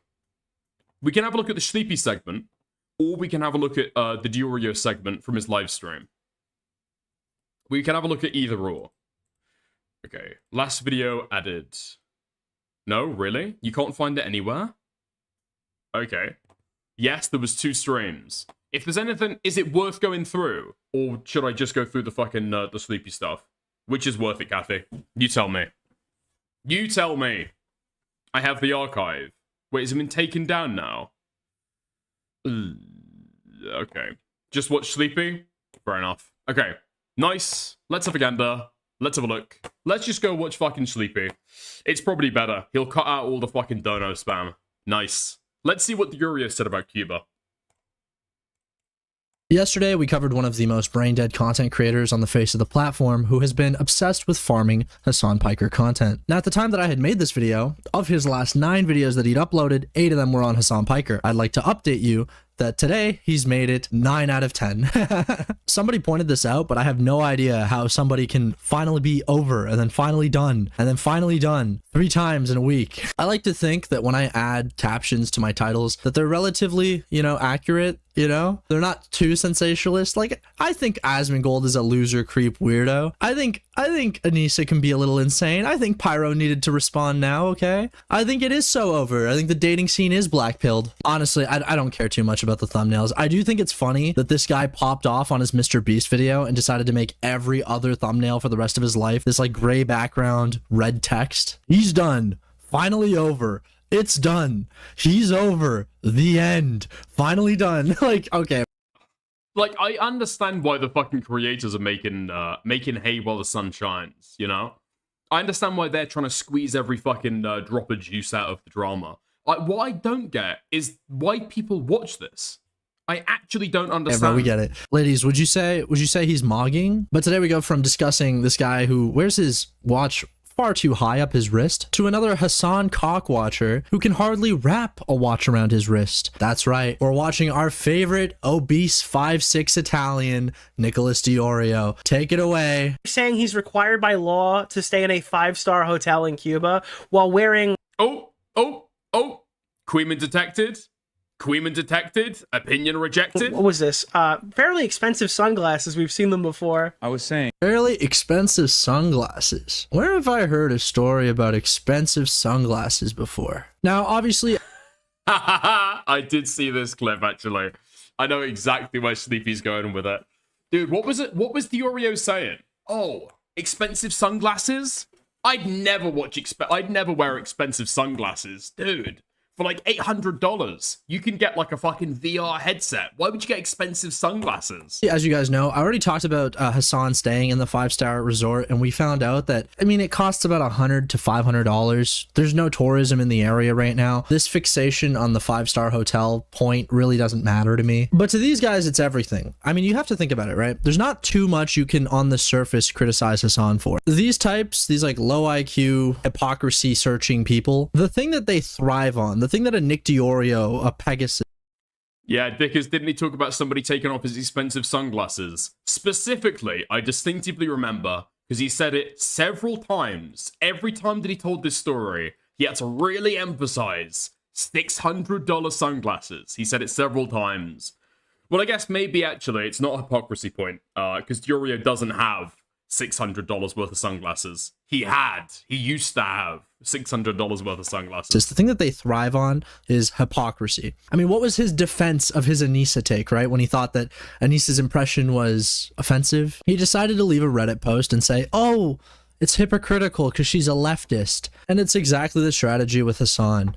Oh, you have expensive hat. You have expensive glasses. I thought you were a communist. I haven't watched any of Diorio's coverage. I have a timestamp and I've seen like 2 or 3 clips. But the arguments are like super predictable. We watched the Pegasus video. Pegasus and Diorio basically make the same content, but in different formats. One's a live streamer, one's a video maker. But we'll call some of the arguments. So the first one's going to be, why are you staying in a 5-star hotel? Why are you doing that? Number 2 is going to be a comment on the price of his accessories and his clothing. Obviously, we saw the clip of his glasses already. And then our third one is going to be something to do with Hasan is the reason that people don't have power in Cuba right now. And again, No. Sleepy's missing a fucking trick. The third argument is going to be espresso. Hasan sipping on his espresso. That's going to be And I'm not going to stress the point because I fucking repeated it a million times yesterday. I doubt Diorio was going to say anything about the U.S. blockade of fuel to Cuba, but we'll see what happens. Saying tourism is the lifeline for the Cuban economy as it stands currently. Do you know how bad this Hasan Piker trip is for like optics? Tell me, Diorio. Oh my god! Okay, I'm sorry. It just sounds like I shut myself violently. Tell me that Guam, when she's talking about doing her research and trying to find out about this stuff online, tell me that Guam did not just watch Diorio's live stream and copy the talking points. Tell me that that is not what happened. Tell me that that is not what happened. The optics. Bro, give me a fucking break. How bad is it for optics? How bad is it that he's going to Cuba alongside a flotilla, offering as much coverage and basically hyping up the situation as possible, driving attention, driving eyeballs, perhaps driving donations? Let me know how bad it is optically while you sit in your house, okay, with your $600 sunglasses, remember those, and your little fucking watch that you bought because H3 has one. Tell me how bad. Wait, hold on. Sleepy's got like a good fucking mic. I don't know why his bass is like boosted to fuck. No? I feel like his audio used to be way fucking better. What changed with it? It's not my audio, is it? I haven't turned it up too loud. He's like bass boosted to fuck. Bad it is optically. And then after you tell me how bad it is optically, tell me about a cause that since you've been a content creator, you've used your platform to increase the viewership of, or increase the donations that are going towards that. Let me know if there's ever been a country in crisis that you care about that you went and traveled to try and assist. And by the way, Diorio, I know you're a fat fuck. I know you can't walk around. I know you can't party because people bully you. Okay, I get it. I totally understand. And that's why I don't expect you to leave your room to do this. You can stream from your room and just talk about the situation while you're in that country. Have you ever done that? I don't think so. But yes, let's hear about how Hasan, using his platform to drive attention towards the crisis in Cuba right now, how that's bad optics. Let's find out. Because I'm the optics. It's peaking is the issue. Yeah, but I'm saying like it's been bass boosted, so that's why it's like peaking, right? I think. I'm not saying that he's doing like a fucking like a pirate software, but his audio is like fucked up, and I don't know why. Guy, I'm gonna tell you how bad it is. Okay, when you've got, and I shit you not, when you've got Xander Hall retweeting shit about how the average annual salary in Cuba is $156, and that Hasan Piker's Cartier glasses are $1,300.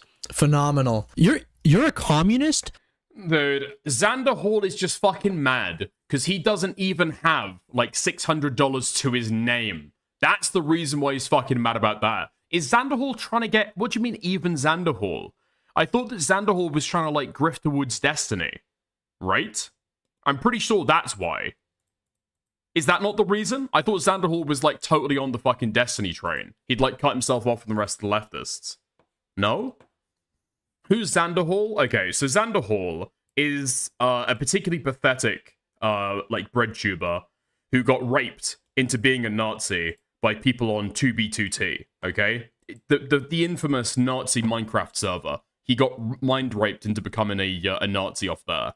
He had a little bit of success during the peak BreadTube era, which basically like made Vosh's streaming career. And for a time, I think he had a relatively okay streaming career as well.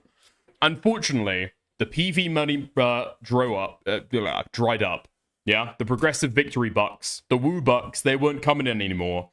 And now he's had to contemplate every 5 weeks, I don't know, quitting his entire YouTube job that he spent the last however many years building up because he can't actually afford to be able to, well, keep living on the income, right? Okay, so Xander Hall retweeted this. I'm loath to comment on what is functionally celebrity gossip, but does he truly feel no shame whatsoever? You, ostensibly communist, arrive in a country with untold poverty. Hospitals are losing power while you sit in a 5-star hotel with generators running just for you. Okay? Your glasses are more expensive than anything they'll ever own. You complain that your carrier isn't letting you stream uninterrupted. Is there no moment where this catches up to you? where you look at the mirror and your mind collapses under the cognitive dissonance of it all. We're all hypocrites, of course. We all fall short of our value every day. But this is comedic. This is absurd. I would feel ill. My stomach would be in knots. I wouldn't want another soul knowing I was there or what I was doing. I wouldn't want anyone to ever bring this up again. That he has an audience of loyal fans is even more bewildering to me. What is the fucking issue? Genuinely. Wipe your tears from your eyes, okay? Blow your fucking nose, get the snot out of there, and tell me what the actual fucking issue is with this. Like, actually, who fucking cares? Realistically, what, are you supposed to dress down to go to Cuba to be able to hide it and pretend he's one of them? That would be the criticism in the other direction. If Hasan went there, dressed down in fucking rags, wearing a fucking bin liner, the argument that he'd get the other way is that he's trying to dress down to pretend as though he's one of the Cuban people and he's one of the proles. But you buy expensive glasses? What the fuck? All right, so we've got the communist hypocrisy point out the gate. Well done, Diorio. I swear these guys are just mad this guy has drip. Like, that's all it is. Good looking guy with drip. They're like, how fucking dare you? You're a communist. You're supposed to be. Wait, Xander Hall is only 26? What? There's no way this guy's only 26. Ugly and poor. Like, dude, I'm sorry.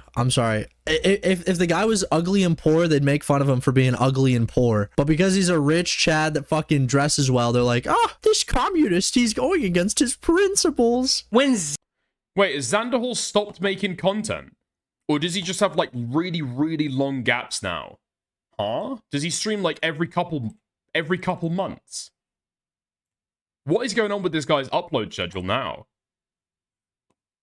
Videos. Oh my god, dude, he isn't even fucking posting a thumbnail anymore. Right-wing creep VTubers are finally getting called out. Google is covering up the Epstein files, okay? So that was 7 days ago. And there's been nothing since. And then here, he posts a video 9 days ago. And then there's a month until he posts another. What is this upload schedule? Like, I get it. I used to for a period of time, like, post videos, and then I kind of decided it's not worth the fucking effort to be able to do it. I'd rather just stream. That's because I'm like a nobody shitter that doesn't really get much traction. No way! What? So this guy only streams like once or twice a week now. That is unironically sad. That is unironically sad. Okay. Has he streamed about the Hasan stuff? No, he's just retweeted stuff. Okay.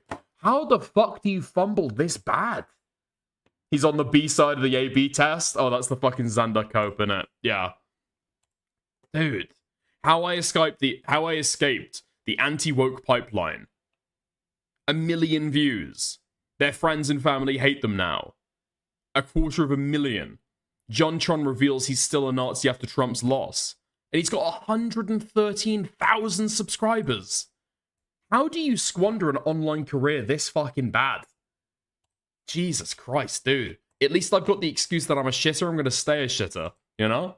Xander Hall is retweeting the socialist meme. You know what's funny? Is that your point, your big point that you're making here is Xander Hall's point. Something bad, something dramatically bad is occurring right now in your career. This is, dude. What is bad about Hasan's career right now? His viewership? Like, by any...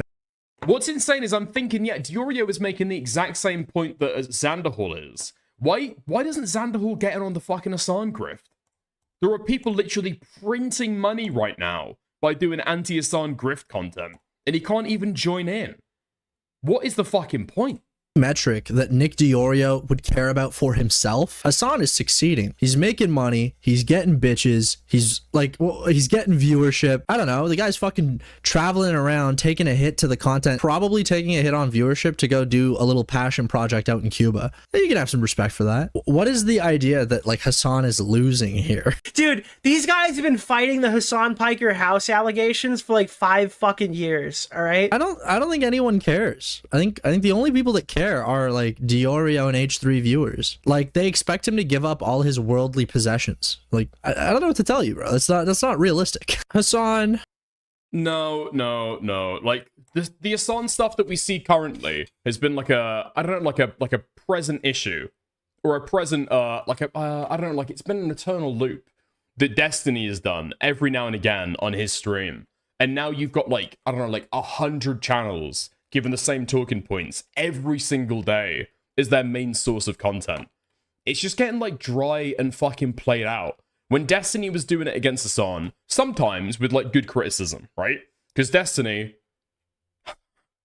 pedophile of the soul though he may be, e-rapist though he may be, he actually understands politics. And sure, a lot of it was fucking spite driven, but at least the content was better than this. Destiny used to actually do this content well. Destiny did the content better than any of these fucking guys can ever hope to. Why did you buy a mansion that makes your life so much more awesome? You get to live in this cool place with the money you earned from stream. Why are you doing that, Hasan? That's so bad. Meanwhile, like, you'll never catch Diorio asking like, hey, Hila, like, I watched this podcast clip. Like, why did you volunteer to go onto a raid in Ramallah while you were in the IDF? Like, why'd you do that? On Piker House allegations for like 5 fucking years, all right? They're now aligned with everybody else. Am I smoking crack? What is the point he's making there? Hold on. Something bad, something dramatically bad is occurring right now in your career. Dude, these guys have been fighting the Hasan Piker House allegations for like 5 fucking years, all right? They're now aligned with everybody else. Oh, they're saying Xander Hall switched. Who cares? No disrespect to Xander Hall, but like, I'm not taking financial advice from Xander Hall. You seen the state of his life right now? Like, golly. Is that who you want to live like? Dude, Sleepy knows. How the fuck does Sleepy know? I doubt that Gamma would know who fucking Xander Hall is. What the fuck? Dude, these commentary guys are starting to get plugged into the Twitch poll days, huh? You want to be like Xander Hall? I don't think Xander Hall's opinion has ever like entered the equation for my mind ever. I don't think anyone should really care about what Xander Hall has to say. The government is very. Wait, hold on. Nate has just sent me this and said important clip. Hold on.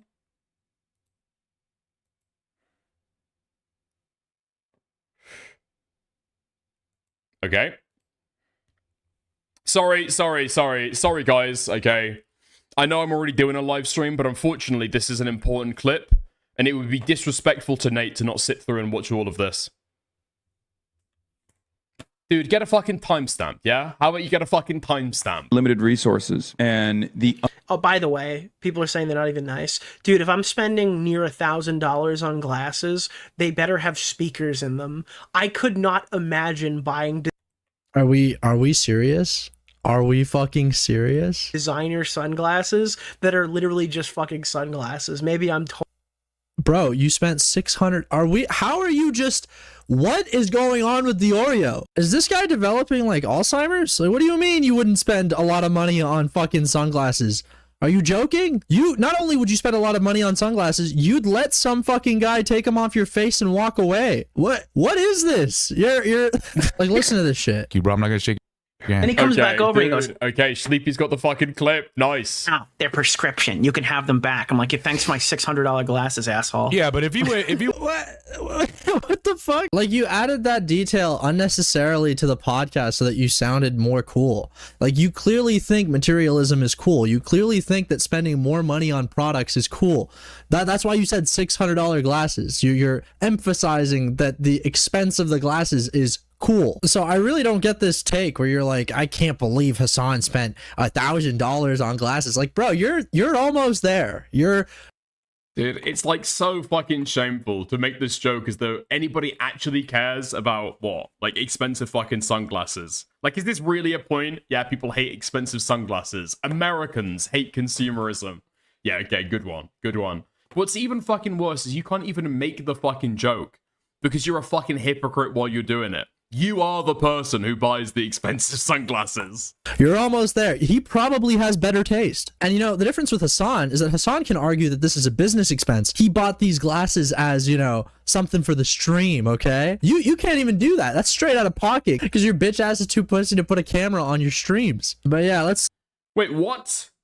Wait, you can do that? If you buy clothes to be able to wear them on stream, you can write that shit off as a tax expense. Oh, who the fuck am I kidding? I barely fucking pay tax, okay? What would I be fucking saving? Let's hear more about the glasses. Totally off on that. The only glasses I'm spending that much money on literally have a fucking screen, and they're not even that much money. American government. Ooh, wow. I can save £3.20 on my $50 shirt. Nice. Wow, great stuff. Government makes it illegal. Good one, bro. Good one. Awesome fucking stuff from Diorio. Amazing content he's got here. For Americans. Dude, for $800, which is a total ripoff, you can get like the top of the line glasses that you could plug your Switch into and have a fucking... Lil bro, you just said you spent... Anyways, okay. Enough on the glasses. Fucking hell. 10-foot screen while you're sitting on the train. Playing like Super Mario World or something on. Like that's what you can get for like $800. This is such goy cattle fucking reasoning here. I could play Mario Kart on my $800 glasses. Go to the fucking gym, you fat fuck. Why are you worried about Mario Kart on your glasses when you're taking the train? Ride a bike. Lose some fucking weight. By the way, I know you're a Rangers fan and we ripped your team last night. Motherfucker is inserting fucking you can play Nintendo on the train. Shut the fuck up, bro. You're so fucking fat and gross. Like sell your bro, this guy's got like 1 billion pinball machines in his fucking garage, dude. If you're overweight, chat, if you're overweight and you're talking to me about fucking Nintendo, I need you to don't ever bring that shit up around me ever again. Don't fucking lose the weight. Talk about Nintendo later. By the way, this isn't even body shaming. This is like a mentality thing. I'm gonna be so for real for a second. In life, there's gonna be a lot of things that you need to do. You need to get a job. You need to make money. You need to buy a house. You want to have your kids. All this shit. And a big thing that people talk about is like strengthening your mind and sharpening the tools in your brain. Okay, undeniably important. And one of the very important tools that you can develop is discipline. Let's just face it here. Diorio is a materialist, undisciplined slob. Like I'm not a pro body shaming person, okay? Like I don't think you should go up to random people that you don't know and be like, yeah, you ugly body, or even some person that you do know, okay? And think that that's like the type of way that you should, talk to someone. But like you hear that, chat? When I hear Diorio giving like moral prescriptions to people and talking about how people live their lives, like I can't help but think this is like some 5'6" obese freak that like played hockey growing up and he's too big now so he can't fucking put on the skates properly or his ankles are swell up. Like listen, Unc, you're almost 30, bro. There's a saying like the body you have at 40 is the body you have for the rest of your life. Fuck, bro. Like every day I thank my lucky stars I don't look like Diorio. But as a prescription to the audience, this is like completely void of hatred, okay, and things that I feel about people we discuss on this channel. You as a person should think, especially from your 20s, 30s, and as you get into your 40s, how can I give myself the best, deck of cards to age into, okay? Like, how do I give myself the best hand that I can play with? Like, on the one hand, physically, you're gonna feel so much better not being an overweight freak, okay? On the flip side, mentally, do you know how you can't even imagine the difference it will make for you mentally. And I'm not saying starve yourself. I'm saying get on a strong weightlifting cardio program, fix up your diet, give it a year or two. Like the change It's that time of the night. Okay, nightly F. Great. Okay, we're back. Don't worry, you didn't miss anything. It's just me talking about going to the gym. Oh my fucking god. Okay, and things that I feel about people we discuss on this channel.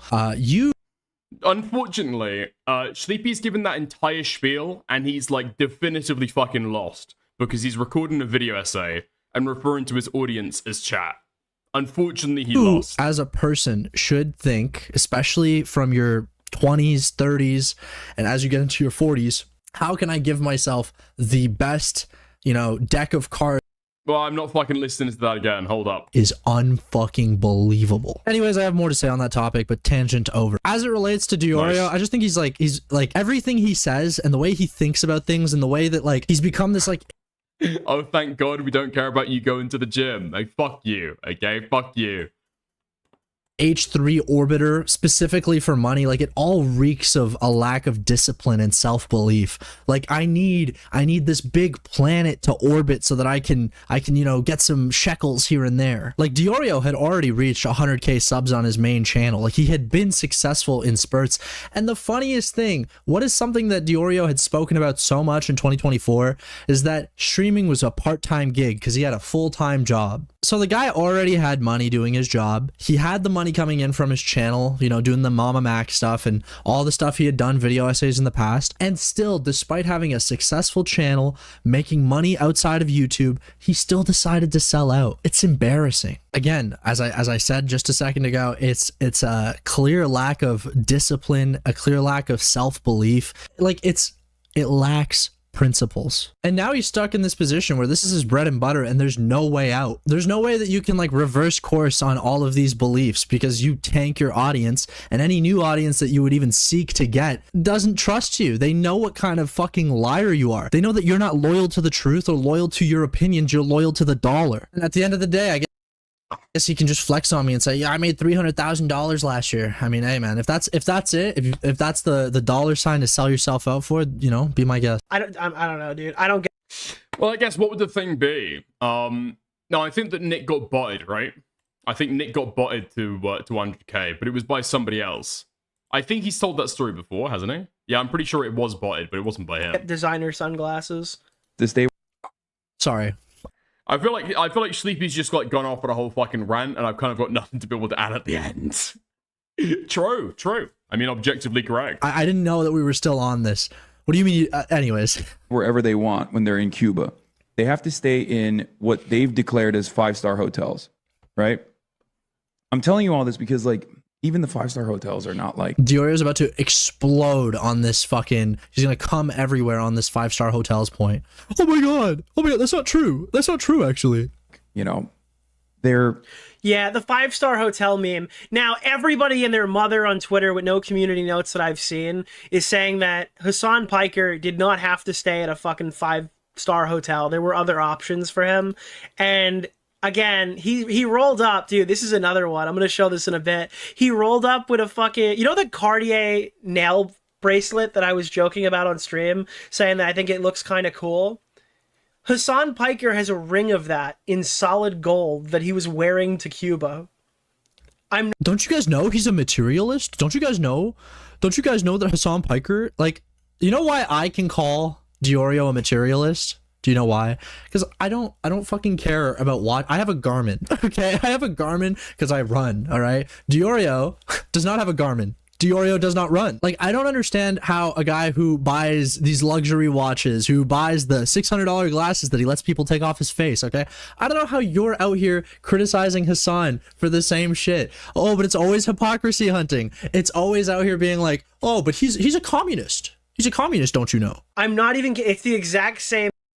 Yeah, I mean, everybody's saying it and they're not getting community noted. I mean, I don't know. I've tried to look into it. Apparently, some people are alleging that the hotel that Hasan was staying at actually is on the excluded list for Americans. If I had to guess, Hasan probably just didn't book his own fucking hotel, right? He's there on the flotilla, joining along. Code Pink has been kind of like a primary organizer of it, it seems like. So, but it seems like there's been like a huge amount of like batch booking of these hotels, stuff that you just can't do with Airbnbs. But in any case, it's like a retarded fucking criticism anyway. So I actually don't care. Cartier nail bracelet I was asking about like 3 weeks ago. This guy literally has it as like a solid gold ring, and he's wearing it to Cuba. I'm telling you all this because like even the 5. Humble Parker, yeah. No, the thing is that it's becoming increasingly obvious that they're like social democrat. No, they're fucking socialist, hyper consumeristic, democracy orgy having Hasan Piker is not really living up to the dream that they had set for him. 5-star hotel. What does that mean? Unironically, what does that mean? Democracy orgy having? Consumeristic, democrat. No, they're fucking socialist, hyper consumeristic, socialist, hyper-consumeristic, sure. Democracy, orgy, Democracy orgy having Hasan Piker is not really living up to the dream that they had set for him. Democracy orgy. Democracy orgy. Is that when everyone consents to the orgy? Is that just like not a gang rape? Is that what that means? A democracy orgy. His shirt costs $500. I've heard that it's upwards of that. Like it's more than that. They're not like, they're... He's performative. Yeah, he wants everyone to believe he's fighting the good fight while like reaping all the rewards. At least I'm... Are you not allowed to reap rewards, man? Like, come on. The guy's in fucking Cuba. He's doing his part. Let the guy have some drip. Like, personally, I don't particularly care for brands specifically or the cost of something specifically. I just care about, does it look good? Is it functional? You know what I mean? Like, I also like the story of things. Like, I bought this fully stacked diamond sweater because I'm a big PewDiePie fan, okay? I was like 20 or 21. I was like, hey, let me buy myself a fully stacked diamond sweater. I always wanted some PewDiePie merch. Like, dude, I'm sure there's stuff you can get on Hasan. I just feel like these criticisms are so boring. Like, a guy goes to Cuba and is kind of like, he's doing something. Say what you will. He's doing something. It's more than whatever you've done for whatever causes you care about. He's putting eyeballs on the subject, He's going out there. I mean, there's other people there too. Like, Kneecaps out there doing concerts and stuff. People are bringing supplies and money and food, and like, this is a big deal. This is cool. I don't understand. I don't know what, dude. The point that Sleepy is missing in all of this is that Hasan has like spent 3 days to go to Cuba, and if you're arguing that he's hyper consumeristic and trying to reap all the rewards, he's gone to a country with like spotty shit internet and sacrificed time that he could have otherwise been at home streaming, raking in shit tons of fucking cash to be able to go to Cuba, do a shit quality stream in his fucking hotel, and then actually minimize the amount of money that he's getting, right?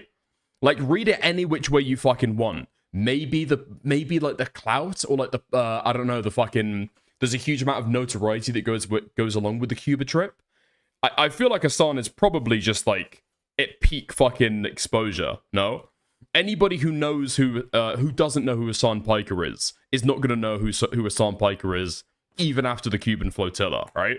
Like, why there's so much hate on this specifically. Well, that's not true. I know exactly why. There's a large contingent of viewers that want to see this type of content. A lot of people go, oh, like, why do you defend Hasan so much? Dude, I'm like one of the only people. There's like 5 guys that defend Hasan, and it's mainly because of the people that are criticizing Hasan. It's not even really defending Hasan. It's more so like, these are pretty shit criticisms. Like, of anything you could have said, that's what you're worried about? You're worried about his sunglasses? Like, you see these content creators like Diorio and Pegasus and Sensitive Society and Tectone. Like, all these people are on the same level doing the same thing. They wake up, they look up Hasan Piker search term on Twitter, and they're like, oh, okay, that's what we're talking about today. And in the very, very small chance that they can't cover anything about Hasan because he had too quiet of a day, they'll either cover something he did last week or they'll cover iDubbbz. And again, it's about the way that these people kind of share communities, right? Like Tectone, for example. This guy was an easy topic that anyone could have made videos on, right? Sensitive Society made a video defending him. I don't know why that was the decision after he got found civilly liable for sexual assault, other than the fact that there's some crossover in that chuddy right wing. Not quite civilly liable, but I get what he's saying.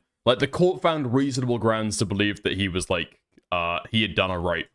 But it wasn't quite civilly community, liable. Okay? That's probably why. On the flip side, a guy like Diorio can cover the Tectone stuff, but if H3 does something like a lawsuit that everybody disagrees with and thinks is really ratty, and then a guy like Diorio has to be like, oh, I don't really agree, but like, I'm still gonna side with you on everything else, and then actually, you know what? Like, fuck these people. These people suck. Like, they're terrible. All that to say, your top guy can do some crazy shit, but if Hasan wears sunglasses, we're gonna find out about it, okay?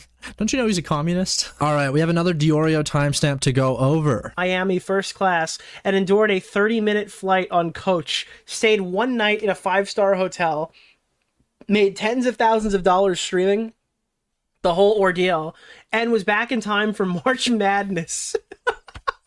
That wasn't funny. Like, I want to know what part of that did Nick Diorio think was funny? Was he like, oh my god, Ethan Klein mentioned March Madness? I'm a little laugh at Hasan. That was just a shit joke. It didn't even feel like a joke, to be honest. But to be fair, Diorio does have to amp it up a bit. He's got to make sure... Master, I'm laughing, Master. Ethan, look at me. I'm amazing stuff. Make sure Ethan, you gotta stay in good good graces of Ethan, right? Make sure the audience, Ethan's audience, let's be clear. Let's make sure that Ethan's audience knows that you're laughing at Ethan's jokes, okay? Make sure you laugh, okay? Good goy. Good goy. Dude, there's no way that Sleepy is now throwing at the fucking good guys. Dude, you can tell with the laugh, the cheeky fucking smile that he's given there, that he feels slightly naughty.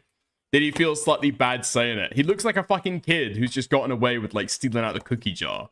You know what I mean? Saying good guy. J-Stalk, Sleepy, Queeman, Dickers, who's the fifth guy? Chud, probably. The whole ordeal. And was back in time for March Madness. I mean, that's the word that he starts laughing at. He's like, oh my god, Ethan Klein said March Madness.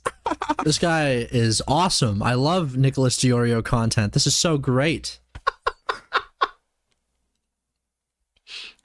Did you know he once considered going to Gaza?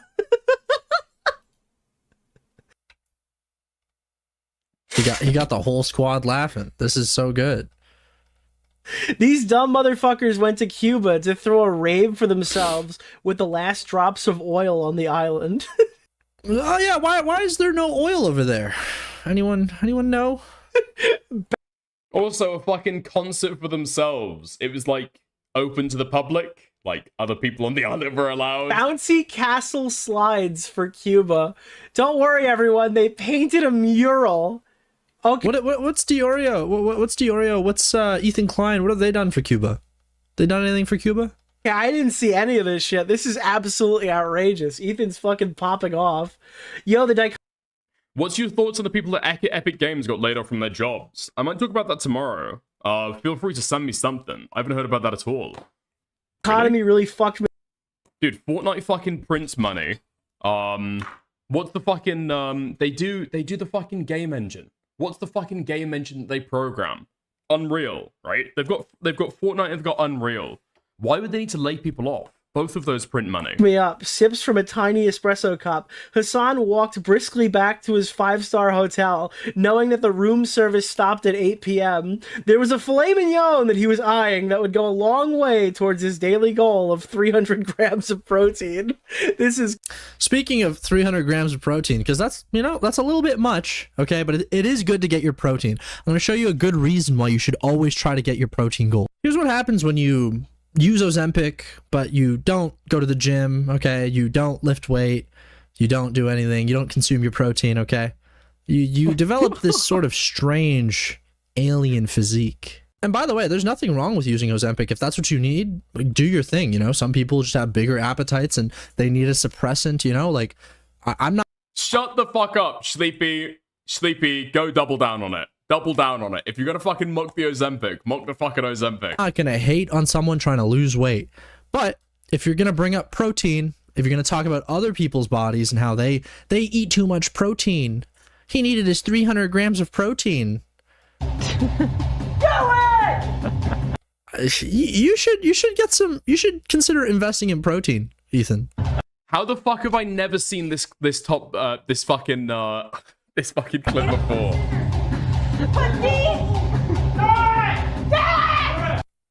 We can't rip a tank top. Are I was we just serious? about to say that. Dude, he's really biting hard, it. you guys. This is embarrassing. This should be a traumatic experience for you. This should change the course of your life. Like, if I wasn't able to rip a tank top in half, I'd be reconsidering a lot of my decisions. I feel happy. We need a cut. He's got the nails! Sleepy, Sleepy, Sleepy, before you fucking snark, dude, okay? He's got the fucking nails. What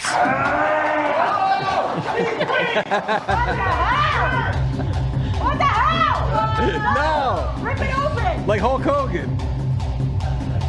I would suggest eat your protein. Avoid this at all costs. This is crazy. This is crazy. Ruin Leon said, to be fair, I wouldn't have missed March Madness either. Holy shit. And the other thing that happened there was like a countrywide blackout while he was streaming from his generated 5-star hotel. And if he picked anywhere else, he wouldn't have had his show. So why was there a countrywide blackout? Why was that, Diorio? Any comment? Any comment on why there's a flotilla there? Anything? No? We're not going to engage with why they're in Cuba? Denim says, dude, my great awakening about Diorio, I could not believe that I was fucking hearing this when I heard him talk about it. He was talking about Cruel World Happy Mind and the dog shit video that she made about Ethan Klein. And what he said, it truly revolutionized the way that I look at YouTube drama, okay? He said about Cruel World Happy Mind that before you make a video talking about Ethan Klein and Hasan Piker, you should look into the politics. Because you can't understand that drama without talking about the politics. And my butthole spread open like 10 centimeters from the sheer shock of hearing that. I was beside myself.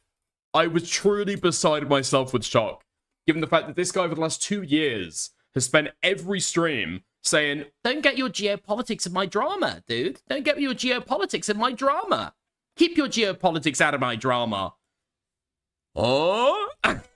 Like openly, proudly fucking, I don't know, flaunting the fact that he hasn't or doesn't know any of the fucking politics. Getting corrected on it by Aiden Underground and having to credit him on Twitter. Who? Who is Aiden Underground? Says Diorio's huge fucking audience that goes to him for all of his fucking commentary talking points. Who is Aiden Underground? Dude, you're supposed to be the fucking guy. You're supposed to be the Don, the commentary king. What the fuck do you mean you don't know about any of the fucking politics involved? It's been 2 years. Read up, bitch. That Twitch streamer Hasan should send a retraction letter to the New York Post for calling his trip to China I got the visual of that opening like a blooming flower. Okay, time. Sponsored propaganda. Let's hear Diorio defend the New York Post.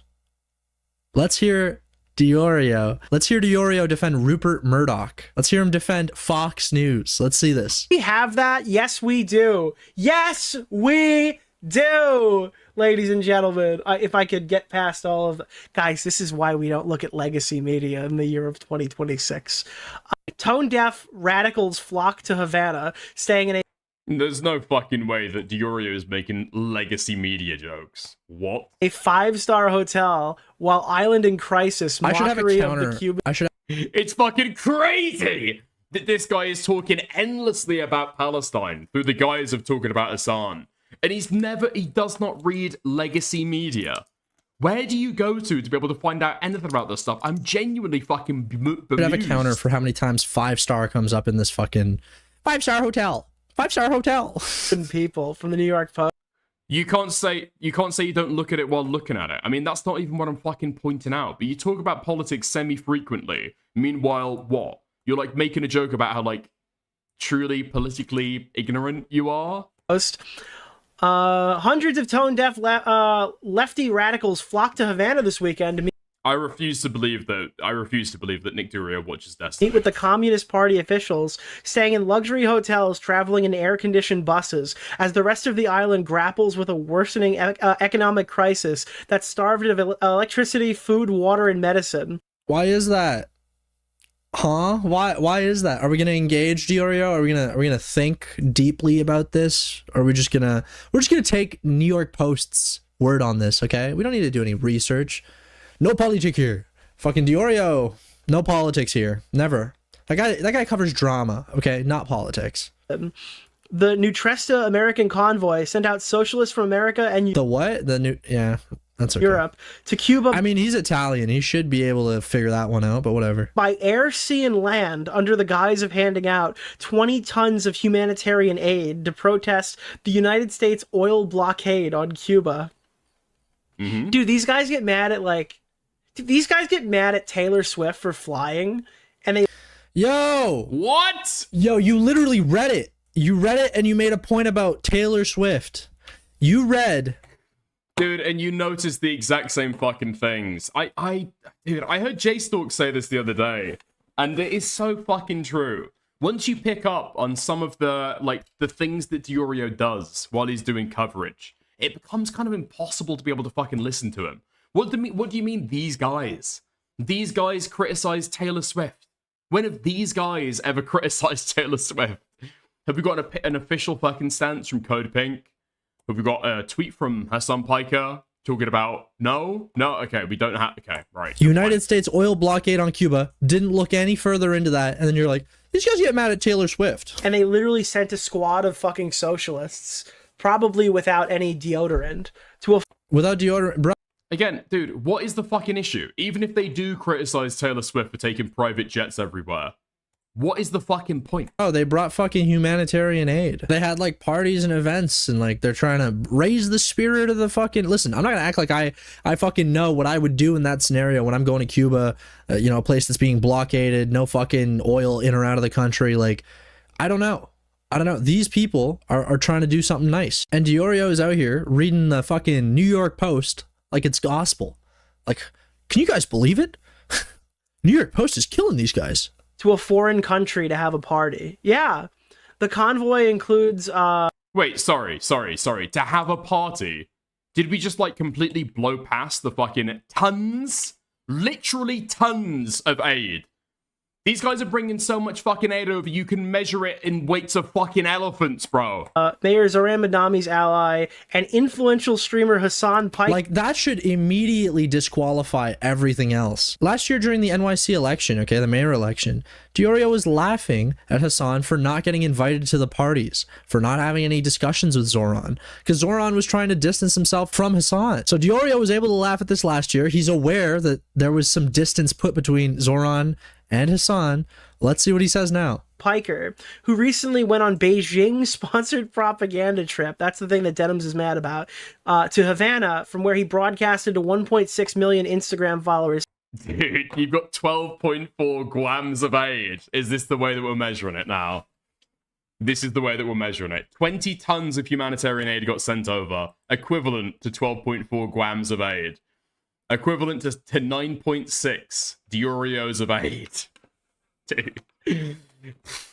Diorio looking at it like, 20 tons? 20 tons of aid? Bro, I packed that in my fucking suitcase. Huh? What, are they supposed to starve when they go over on holiday? Saturday, with somehow spotless internet connection. Fuck off. 1.24 kilograms.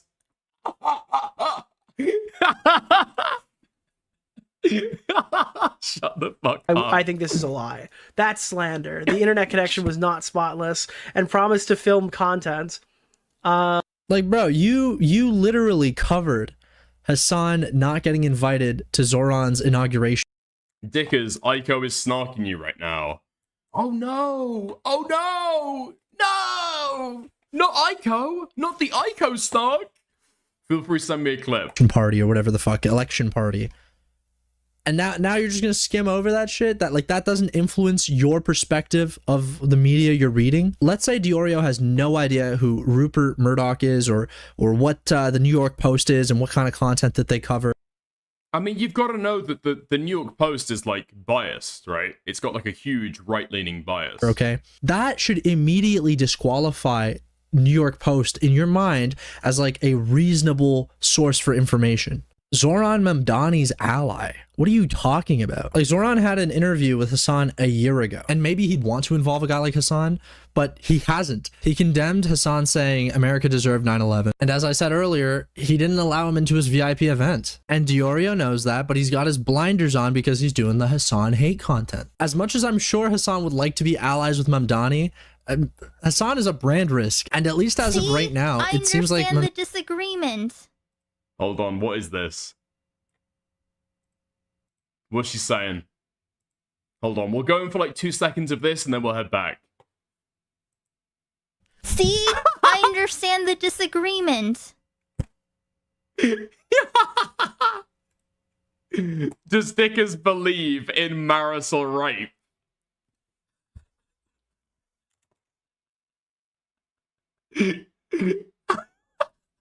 Is that on from me and Morale fucking double teaming a fucking brain the other day? Okay, hold on. This is gonna be great. I'm uncertain where your wife. Didn't you grow up Christian? Yeah. Here we go. Okay. I don't understand what the disconnectors are. Okay, so when do you think he starts messing around. When do you think he decides to start messing around if he's messing around? So far, 1 in the chat if you think Dickers is being serious. 2 if you think that he is. Dude, somebody says Completely right after trolling. the laugh.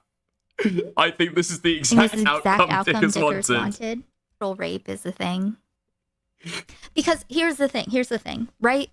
Since he is a Christian still, and this is something not all Christians believe, but some of them definitely do. And since I know that rational people can, like when they are religious, have these completely incongruous with reality takes, you just don't know, which is why I ask.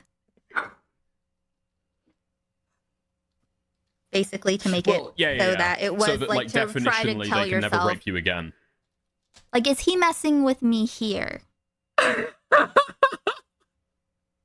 I think Dickers has spoken about the Templar when he spoke about this, but I can't remember if he agreed with Templar or not. Listen, if you find that, if you find that, then you let me know. You check it out and you let me know. I am determined to figure this out. Well, no, you can. Okay, Aiko was confused because when we had a conversation a couple days ago, she asked me if I was Christian, and I said every once in a while, yeah, you know, like every couple days I become Christian. Like when I want to have sex with my girlfriend, then I become Christian. And from that, she's taken, oh, okay, Dickers is still Christian. All right. Know that there's.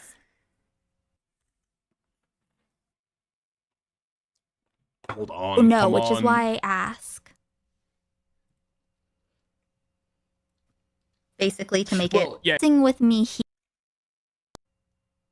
Yeah, you let. There's no rush. I'm in no rush. I can't remember if he agree with Templar Okay. or Some not. of the It's crazy. disconnectors are. The thing. He doesn't laugh before. I'm He assuming laughs that's the way that she's after. thinking about Like it. no, he laughs after he says, "I understand the disagreement." Hold on. I'm hoping, like, if someone rapes you and you marry them to make it to cope, basically to make it that it was so that, like to try to definitionally tell they can never yourself. rape you again. So is he joking then? Well, no, you can. Marital rape is a thing. You can rape your wife. Not trolling yet. Didn't you grow up Christian? Yes. Okay. I don't understand. Because also in the context, there's no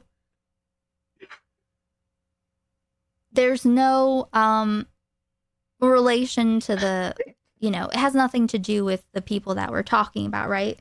So like this is a take that some Christians have, but not all of them. I wouldn't even say most. You think he's trolling now? You can rape your wife. Didn't you grow up Christian? Basically to make it okay. I'll go. When he said, "Didn't you grow up Christian?" I actually don't know when I start raping. Joking, trolling. Hey, Queen, you just got here. Well, let's play it from the beginning. Oh my god, dude! The retard in Aiko's chat that she'd on been like sending beneath her, contempt. he'd been sending her titty videos to like somebody called Doink, and instead of like breaking off the relationship with him, they just formed a polycule with Doink. So he's now in their relationship with them. Listen, look at his face closely if you can. Okay, I'm starting from the beginning, and I'm not going to pause. I'm not going to pause. Don't pause. At least Okay, till we don't get the pause. end of everything we've heard so far. Mhm. Okay? The beginning. We'll analyze this. That's crazy, but okay. All right. So that's it. That's all okay. that. Yeah. Yeah. That was the best bit of the story, in my opinion. That is, yeah, I don't know. I don't know how trust will work in that relationship, but okay, fine. I don't even know if he's promised not to do it again. I think at this point, it's like, you'd rather be in a relationship with the other person who's getting sent your fucking titty pics, I guess, you know? Like, do you need trust at that point? Because you give them, like, explicit permission. Oh, Beckett, do you have the link to Beckett's stream? Does it even, I mean, wouldn't they break that trust? Whatever the definition of trust is, aren't they all, like, kind of cheating on each other or something? I think he's being honest. Well, no, what I mean is, like, it's like if somebody rapes you, and so you marry them, so it's impossible for them to rape you again. You know what I mean? So if she sends something to Kane in the future, and he forwards it to Doink, it's like, oh, okay, well, that's also her boyfriend. Well, you're saying that's what people are saying, not that that's, like, a valid thing, right? Well, I'm thinking that's like the rationalization. I've never taken an ICO chatter seriously ever again. Rapes you I'm and making you marry lists of them their names. to make it. That's unironically his baseline. Basically, to make it so that it was like to try to tell yourself. I'm not going to call in. I'm not going to call in. Don't poison it for me, because marital rape is a thing. You can rape your wife. Didn't you grow up Christian? Yes. Okay. I don't understand what the disconnectors are. I'm uncertain where you're at with this. You know that there's that marital rape is illegal, right? I'm just making sure we're on the same page because I'm not certain. Well, are you not a Christian anymore? Holy shit! Oh right, okay. That, I haven't been for a long I understand time. the disagreement. Right. Okay, fair enough. Oh, okay. So you're still Christian. Occasionally. Okay. He seems That makes legitimately sense. confused Actually, that I that can't makes believe way more marital rape. sense. He seems legitimately confused that Aiko believes in marital rape. I don't listen. No. It goes on. I'm saying that when he said, "Are you not a Christian?" and I said, "Not anymore," and he says, "Okay, I understand where the disagreement is." The disagreement there would be that some Christians think that that you can't rape your wife. Like, it doesn't count as full rape. Like, it's still bad to do, but it doesn't count as rape. Is this just a brutal, I got like the a brutal analogy. demonstration about how I get it. About how Aiko just doesn't understand jokes, doesn't understand making jokes on stream? He said that after he left already. Well, let's continue on. The solo, a couple okay. sane Aiko chatter, Okay. Christian, desperately trying to make her understand. So you're still Christian. Occasionally. Okay. That makes sense. Actually, how is it not a bit? He seems like he's being extremely dryly sarcastic. It's very split here. See, it's like completely normal. He doesn't even track he said something dumb. That's unironically his baseline. I think he's being honest, but is playing it off as a joke. I don't think she does get it. Stream last night. He does seem serious and says it like it's normal, but I don't watch stickers enough to know.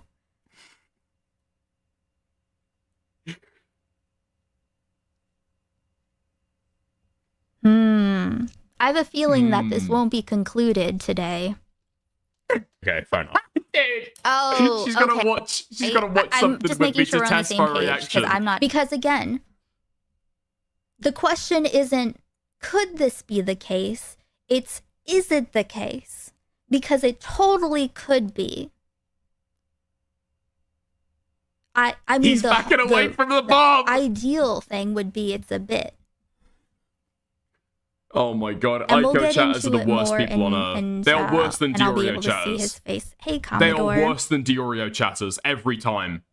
He's definitely trying to play it off and believes Okay. what he's saying. The split is very intentional, Commodore. I feel. Okay. I'll rewind it to the beginning. Well, I'm going to be honest here, because this combo was kind of mean. At his face. Now she the thinks you're valid thing, genuinely right? a rapist. Well, no, But what the I mean is, revenge- like... What's actually mean, okay? What's actually fucking mean is listening to this and thinking honestly that I might actually be a rapist. That you would think that of me. Aren't they all like kind of cheating on each other or something? Well, no, but what the I mean revenge is like porn is different. it's like if somebody rapes you and so you marry them, so it's impossible for them to rape you again. Dude, who the fuck is this person? Totally possible I'm wrong. It wouldn't even be the first time this week I gave Dickers too much credit. How many fucking times is Aiko talking about me on her streams that her chatters are giving me credit multiple times a week? What is the average Aiko kick stream? Just rewatching a fucking Dickers VOD and judging whether or not I'm a rapist or not. Rapes you and you marry them to make it to cope, basically to make it that it was so that, like to try to definitionally tell they can yourself. never rape you again. Well, no, you can. Marital rape is a thing. You can rape your wife. Didn't you grow up Christian? Yes. Okay. I don't understand what the disconnectors are. I'm uncertain. No way where she's you're just at sat with here this. playing You the know same that clip. there's- Dude, how many times are you going to watch That- this? If you don't know, by the way, I'm not the one watching this multiple times. Aiko is watching this on repeat over and over and over again, trying to figure out whether I'm... I haven't been for a long I understand time. the disagreement. Right. Okay, fair enough. Trying to figure out See, whether there's a I'm lying or not. disagreement. You see it? You get it? So, but I'll be, again, right now, I'm literally 50-50. I'm literally 50-50. I'm sure. Listen, I haven't asked anyone that I grew up with recently if they believe that that marital rape is real. I haven't asked. I'm sure I could ask somebody and they would say no. I don't want to believe that. But I mean, this is so stone cold in my read. I don't think I this is feel rage like bait right from now, Aiko. I feel like this is the blue and gold. Wait, is it blue? What are the options? Blue and black, white and gold. Blue and black, white and gold. I feel like I don't know. Let's continue on though. Oh, okay. So you're still Christian. Occasionally. Okay. That makes sense. Actually, that I'd makes say, way like- more sense. Wait, you're I'd say like a couple. All the- I'd say like a couple okay, nights a everything week. makes I'm sense. Christian. Yeah. So couple nights a week is pretty often to be a Christian. Like a usually I can't. like a I actually casual, can't. casual Christian would actually be can't. like, I'm Christian on holidays or something. I'm Christian even on saying that I'm raping Sundays. twice a week. Could be, more casual. But a couple times is a lot. I think he's messing with you here.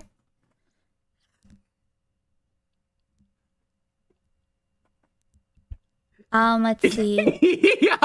Dude, even a retarded child I don't could want to get believe it. that, but this is so Couple nights a stone week is a cold in joke. my read. He's saying he's Christian, but he wants to rape. I think that's the tell. What's the tell? The look on his face says it all, honestly. Shocking and disgusting to see this is what he really thinks. Who said that? My best guess is that he didn't mean to say it's definitionally not rape, panicked, and started messing with Aiko to hide the blunder. That would make the most sense, actually. Okay. So, thank God, we can get a read where I am obviously joking, because I am obviously joking. But we can still keep in there that I think that you can rape women you're married to. Great. Like I said, after the laugh, he decided to mess with you. I think he's messing with you here. He knows you're being extremely sincere, so he can mess with you, and you're in a mood that will take what he's saying as genuine. I think he's messing with you. Well, that doesn't seem like a mood. That just seems like who Aiko is. What the fuck do you mean a mood? She still He's believes saying it. he's Christian when he wants to rape. I think it's a joke.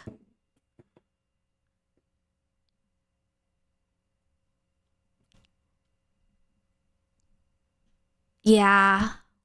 You Stop, know what? Cal! I What think the that's fuck are what you doing? Okay. Yeah, Cal, that's what it fuck was. you. I'm Of banning course, Cal from okay. chat if you send This another is message into because- Ico's okay, chat. This is what I think now. 90-10. I think that Dickers No wanted brigading. to No brigading lockouts. Yeah, I think what was said about the blunder, since he said definitionally they can't be raped. And when I pointed that out, then he started messing with me. I think that makes sense. Everything makes sense. He's made fun of Templar for not believing in marital rape before. Because with me, I really want to know. I really want to know what's going on.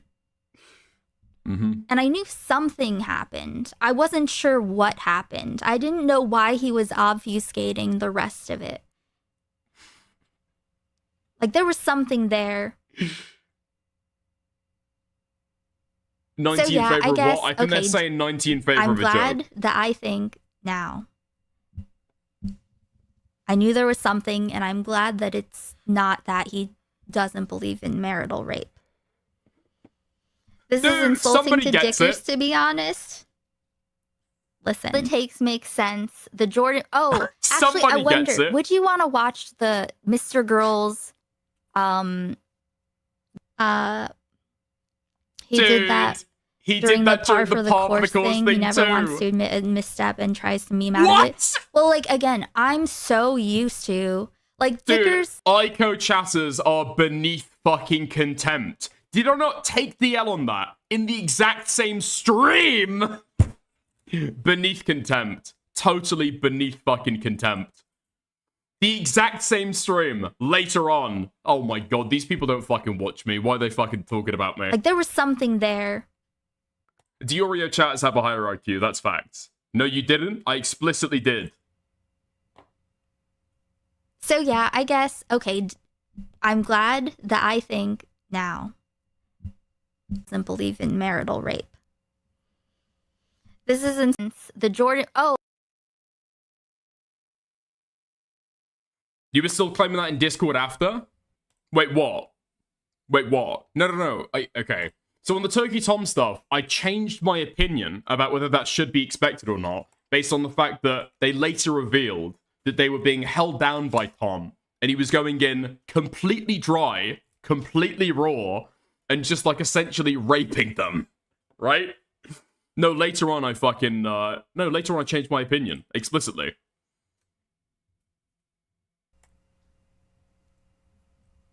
but I knew there was something going on. The way, yes, par for the course. That makes sense. Okay, I got it.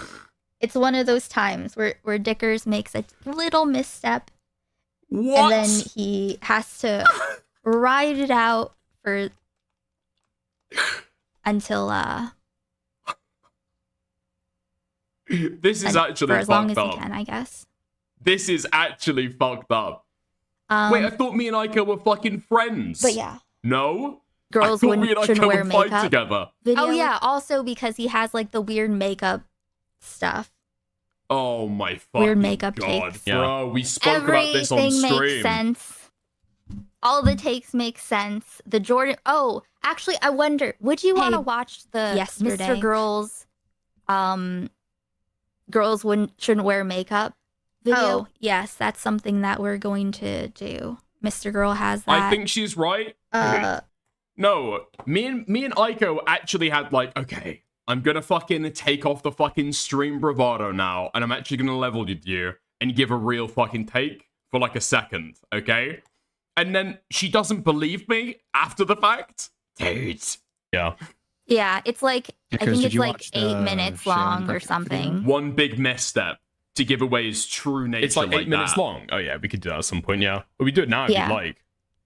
Is Ico just having like a weed-addled schizophrenic meltdown, and her chatters are like supporting it and backing it up, all to the conclusion that I might actually be a rapist to my wife that I don't have? Past.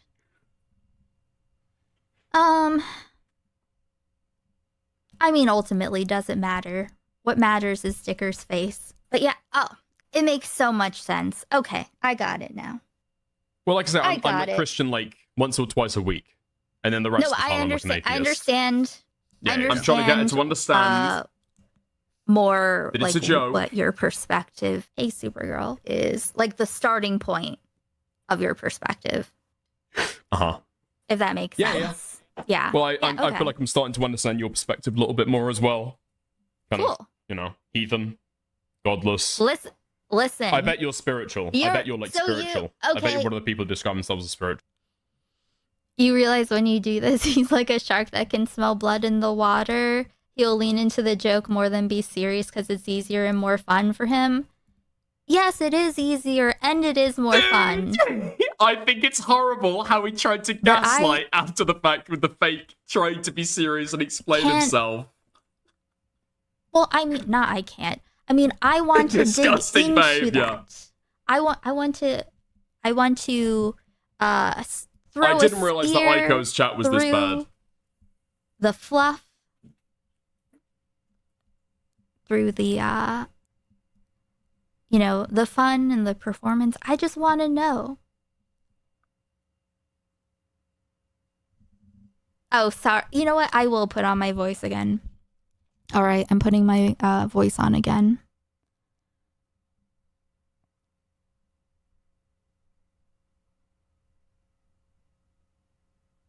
Cool. Cool. No, I don't. I don't. You know, heathen, godless. Listen.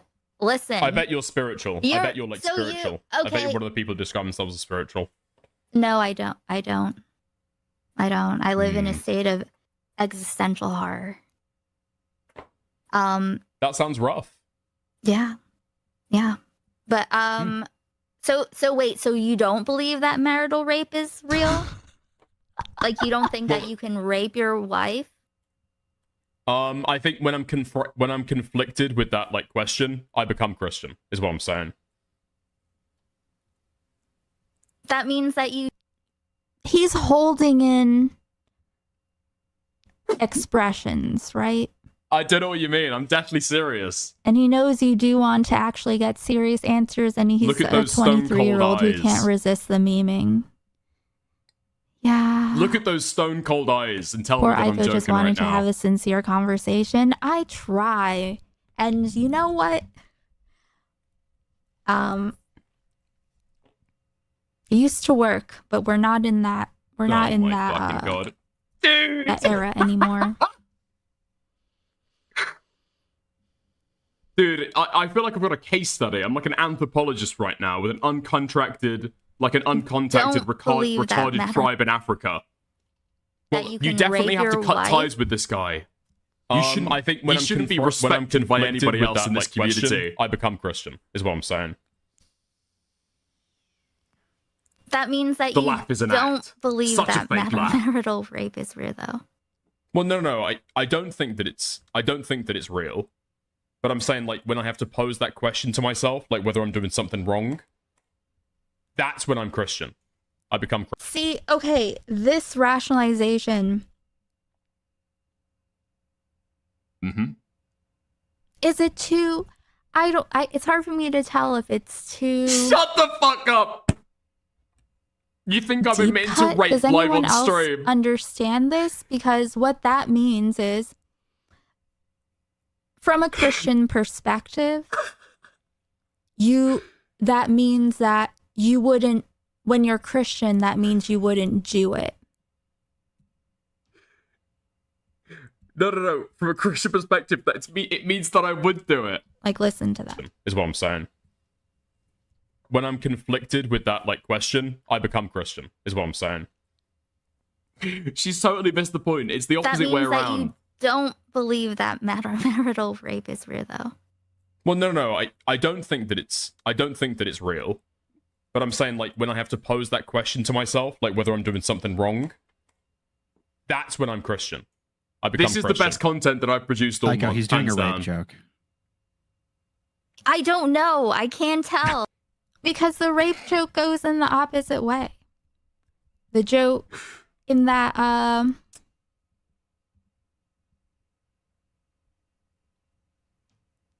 I'm trying to I'm hyper-analyzing too much, but honestly, let's just keep going. It goes on. No, I'm this telling guy's so you what's happy going she's on. giving him attention. That's actually true. That is actually true. listen, He's I making you don't- stank nasty. I don't Hey, know Vanessa. how much is a joke. Hey, Lyle. Because the Christian I can thing say pretty is true. confidently, I think he's joking. He's doing. He's just saying he turns on the Christian switch to rape. I'm assuming the opposite. Wait, what? I don't know. I now kind of understand better why Turkey Tom accuser girls on KF said Dicker sounded like a rapist. The way he cracked up when he got called out was a dead giveaway.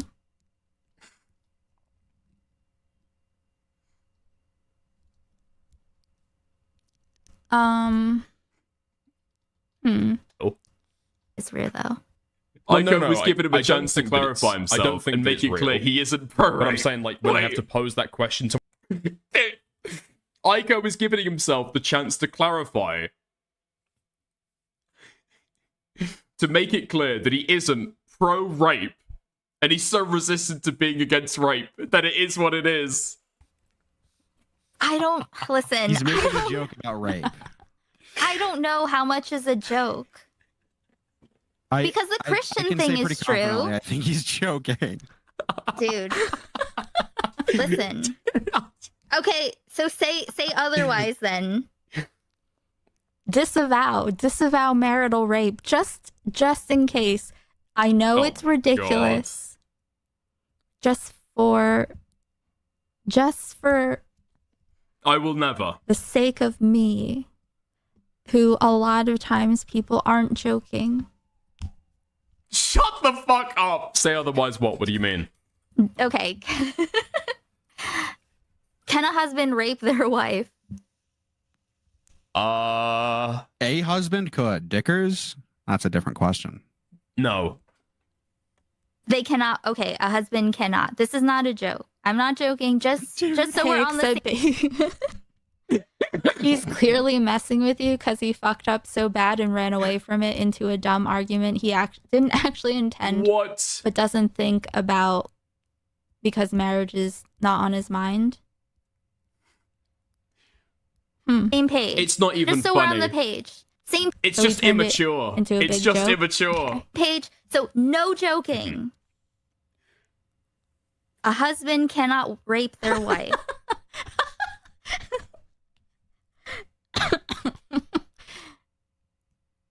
She gets it, right? She's getting it. This is just She this sees is the funny smirk. to relive. What is she wearing? I would say okay, the couple are they atheists? Or are they like They are what Christian. other religions are there? Like They're, hey, two legs. Taoist? Christian. They're Christian. And they're both Christian? This is no laughing This matter. person I don't even fucking listen. I don't know. The real question is, does he think a husband causing vaginal tears in his wife is normal? Maybe. That's part of the course. Hey, Martin. He told me it was fine because he doesn't penetrate. What? Okay, if you're coming from my chat, I will ban you. I will start banning people if they're coming from my chat, okay? To be extra fucking clear. There is a religious argument. Why doesn't he stand on business? Okay, I understand how it can seem so obvious no and laughing matter. ridiculous to most. But this is like a real kind of person. And I just want to know. I just ask if I want to know something. Wait, hold I on. will We're out just check ask. DMs.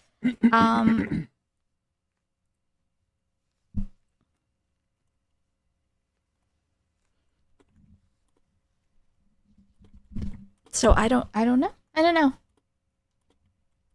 They're both exactly whatever you are. Oh, right now, Right They're now, both I'm effeminate atheist. fucking British boys. They're Wait, whatever. if it's gay, I mean that's a sin anyway. No. But If they're both as Christian as you are, but it is a husband, if it's so hard to differentiate him from that kind of person, then he's functionally that person. I think. Okay, here's the thing. Yeah, I'll let it go. But I think most likely he did this because Shroom is trolling. Fuck. He said Dude, okay, so the Upper Shroom person is trolling. They were saying that I was disgusting, that I was in favor of marital rape. The crazy thing is, Aiko was like responding to them sincerely, and knowing Aiko's audience, I thought that they were being legit. And when he realized that he started to fuck with you, yeah. It's all good, Two Legs. Hello. I'm not convinced either way about his true beliefs of marital rape. I think his framing reflects his unexamined cultural baggage, but what he thinks marital rape is up for debate. Hey, Mrau. I mean, I just don't see what's wrong with Dicker's take. You're acting as if rape is like the end of the world. Okay, Mrau. Okay, Mrau. And a wife. A husband and a wife. Wait, what the fuck? You're a Dicker's chatter. Strange Shroom. I didn't think she would take it seriously. He does it anyway. Listen, remember... Yeah.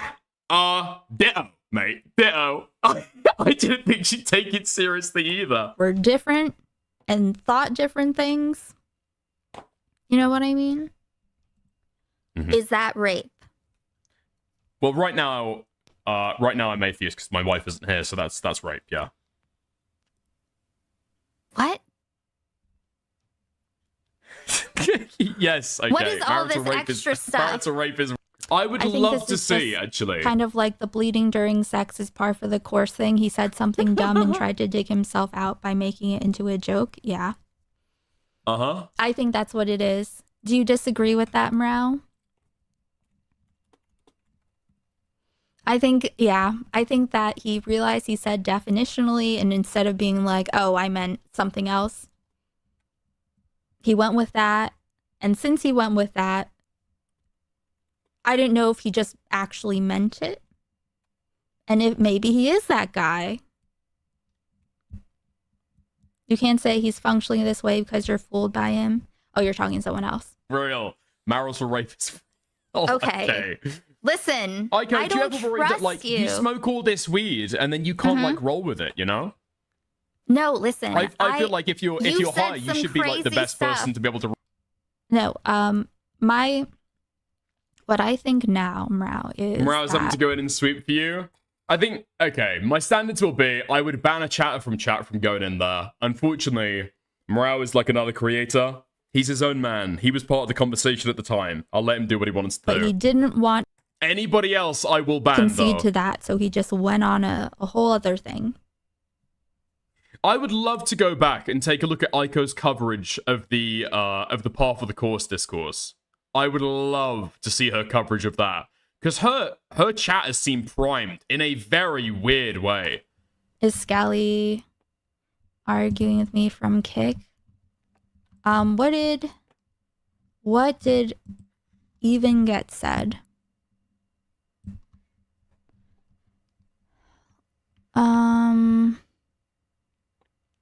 If it's so hard to differentiate, no, that kind of person, not meaning, if it's so hard to differentiate him from that kind of person, then he's functionally that person. No, not a person who would rape, but a person who would believe that marital rape isn't real. I've had a wife.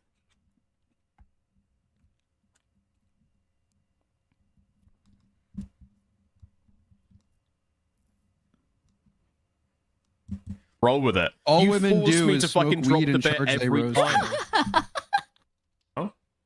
I Do you don't ever worry that, trust like, you. you smoke all this weed? Like, what is the point in dropping the bit with Aiko? There is no point in dropping the bit with Aiko. If she's gonna go back and do a fucking schizo stream, speculating that I might be okay with rape, what is the point of dropping the fucking bit? That's my bad, actually. In the future, I will never do that again. The bits will stay. There's message. I mean, I think it's fine to think that. I think it's fine if you think. I would also ban well, you, Guna, yeah. If you can't tell if someone means something or not, I can see what I is saying. It's fine. It's fine. Yes, okay. What is all Marital this rape extra stuff? Marital rape is real. Marital rape is real. Okay. Listen, Okay, I do you don't ever worry that, trust like, you. you smoke all this weed and then you can't, Mhm. like, roll with it, you know?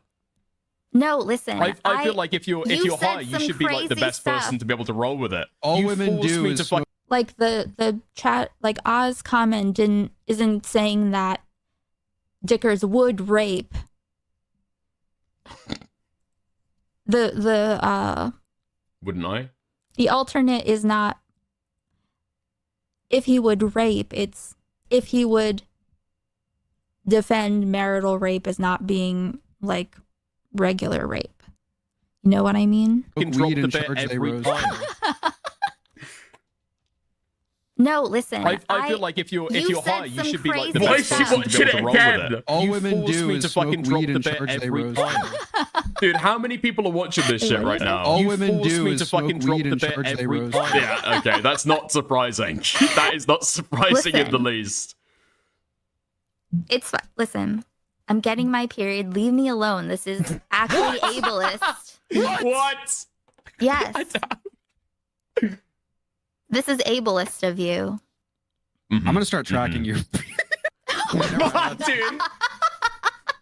Maybe Morale's being serious. Maybe Morale's being serious. Worst thing I is I thought was that going to would be make the funny, and exact then same joke. I started saying it. But okay, so Dickers, let's do it one more time, just for my sake. Just for my sake, for the sanity. I know I'm stoned. I know you know. But please, I'm asking for the bottom I of don't know my what I heart. say Just here. give me a direct answer, no caveats. A husband, a Christian husband, can rape their Christian wife Double that they are down. married to. Dickers, double down. That's rape, right? They're married and Double that's down. rape. Right? Well, if they rape them, then they rape them, yeah. That is rape. Just say.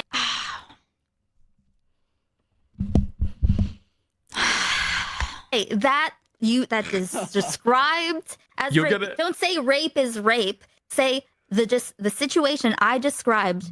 Is it rape? Yes or no? Yes? No? Even she can't help but fucking laugh. I'm also stoned now. Of course you are. Oh shit, I'm so sorry. I fucked up the chat. Sorry.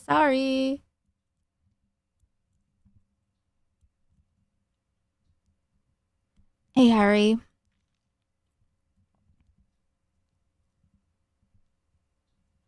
I'm getting compared to Sam Hyde. I'm the Sam Hyde of let me rape right see. now. This is why I don't talk about my cycle online. That would be so fucking crazy if Mrao started warning me when I was going to, like, the week before my period. Just so you know, you're gonna get into the premenstrual haze soon. Make Yo, sure you Martin eat, D. Monroe, thank you for the 5 that would be gifted. really Stay fucking out of crazy. Lyco's chat, okay? But I appreciate it very much. Thank you. If I go over there and hit on a chat, will I get banned? Yes, I'm you not will. really talking How? about the comment anymore. I don't think that's important. There's been a few times I thought you were agreeing with a chat message when you weren't actually, and it was because I took your response of yeah to a chatter making an assertion as you agreeing when you probably were meaning to. Yeah, that's fair. That's fair. People do it with VTubers. I'm hoping that she Malcolm breaks Raid. through. Welcome, I'm hoping that she breaks through. Raiders. Live. Dude, not Malcolm's top chat. raided in. Please like the stream. I believe in her. I am. That was my penance. I I've appreciate been it. reviewing this conversation I had with Dickers. I was trying to figure out why he wouldn't fully condemn from the bottom of his heart marital rape. I think stronger phrasing would be better with these people. Like here, you said, can they rape? Not is it wrong? Or something along those lines, so he has an easy way out.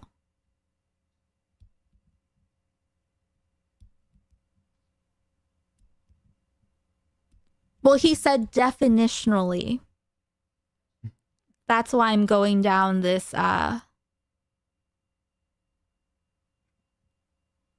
phrasing. You know what I mean?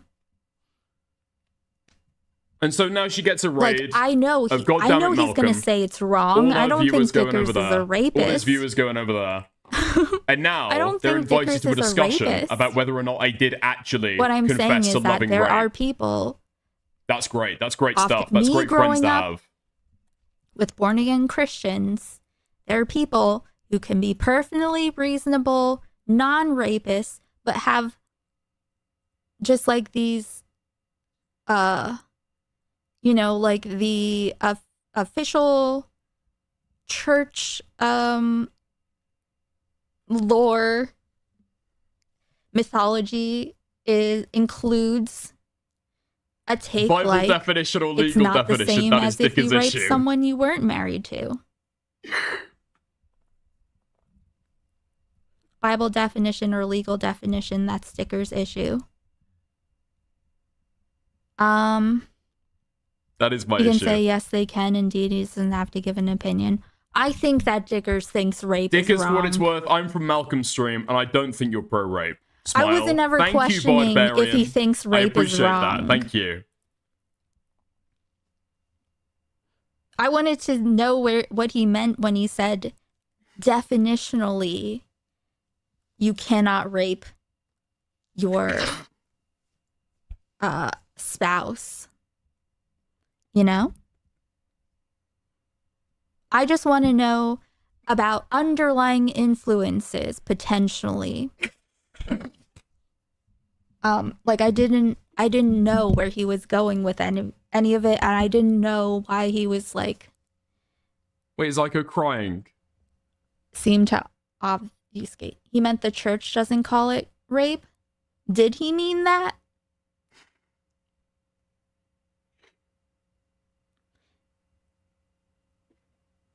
I think that most likely, I guess like maybe 90 to 10,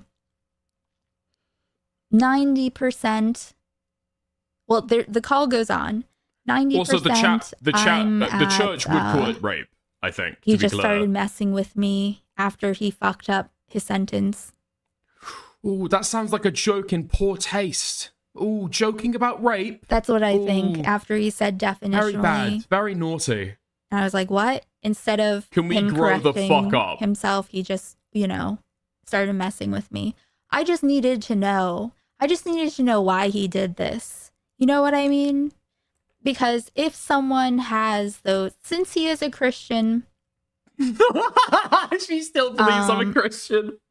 No, he could have these like disconnected lapses in logic. Like with talking to my parents, back when I used to bother arguing with them ever like 10 years ago. Like with my, it'd be like rational. And then it's like Wile E. Coyote, the coyote chasing the roadrunner,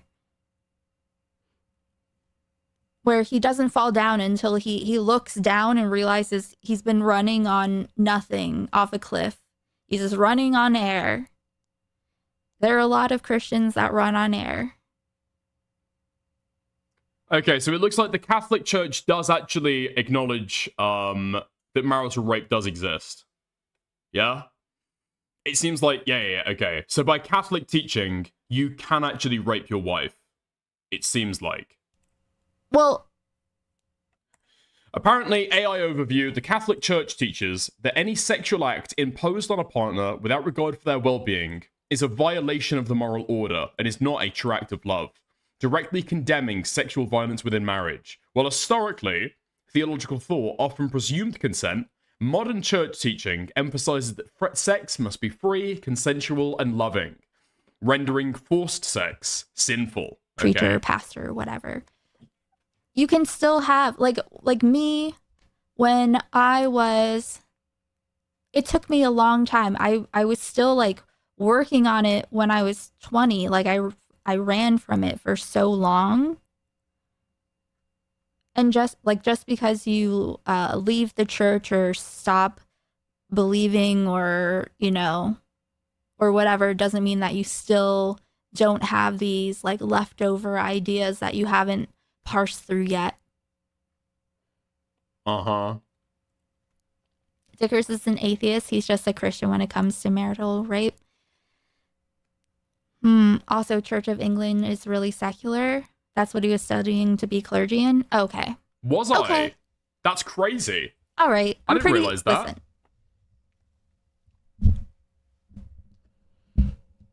I Kathy, like to, what the fuck? When something seems off, I want to know why. Why is Dickers watching you? Watching Dickers. Is he watching me live? No. So yeah, the thing is, like I said, I know Dickers. It's a huge issue, though. As a lot of rad trad communities don't have robust views of consent. Oh, like a tactical Templar type. That's true. Yeah, that's true. Tactical Templar doesn't believe that marital rape is real. But that's the farthest extreme that you can fucking have. The very furthest extreme you can have in Christian thought.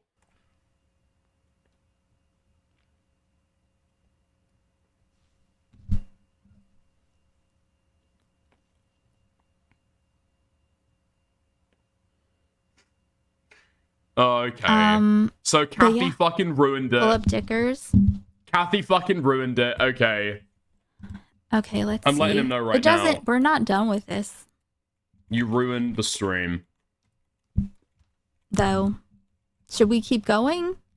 Yeah, Let's just fuck keep you. going. Which is here to drink. There Yeah. might be mitigating factors here that we aren't like taking into account. Like I feel like women just want to like condemn men so fucking hard every time they talk about this stuff. Rape. That's rape, right? They're married and that's rape, right? Well, if they rape them, then they rape them, yeah.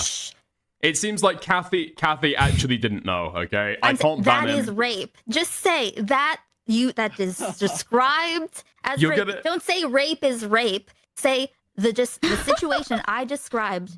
Is it rape? Yes or no? Yes. I don't know how long it goes on for because I stay the next 2 hours and 10 minutes. No? Is it rape? Yes or no? Yes? No? Well, how much has he had to drink? There Yeah. might be mitigating factors here that we aren't like taking into account. Like I feel like women just want to like condemn men so fucking hard every time they talk about this stuff. There's like no charity on his side. I feel like see. we need to dig a little deeper. Okay. Zoom in we to zoom it the in twitch of the further. mouth when he says that. Want to like condemn. He had to drink. There Yeah. might be mitigating factors here that we aren't like taking into account. Like I feel like women just want to like condemn men so fucking hard every time they talk about this stuff. There's like no charity on his side. I feel like we need to dig a little deeper. Mm-hmm. And the sip. Wow. He's not joking.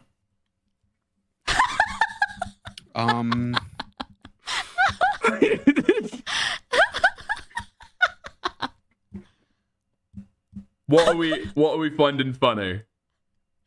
Oh, that my headphones make an impression in my hair. That's the first thing we're laughing at.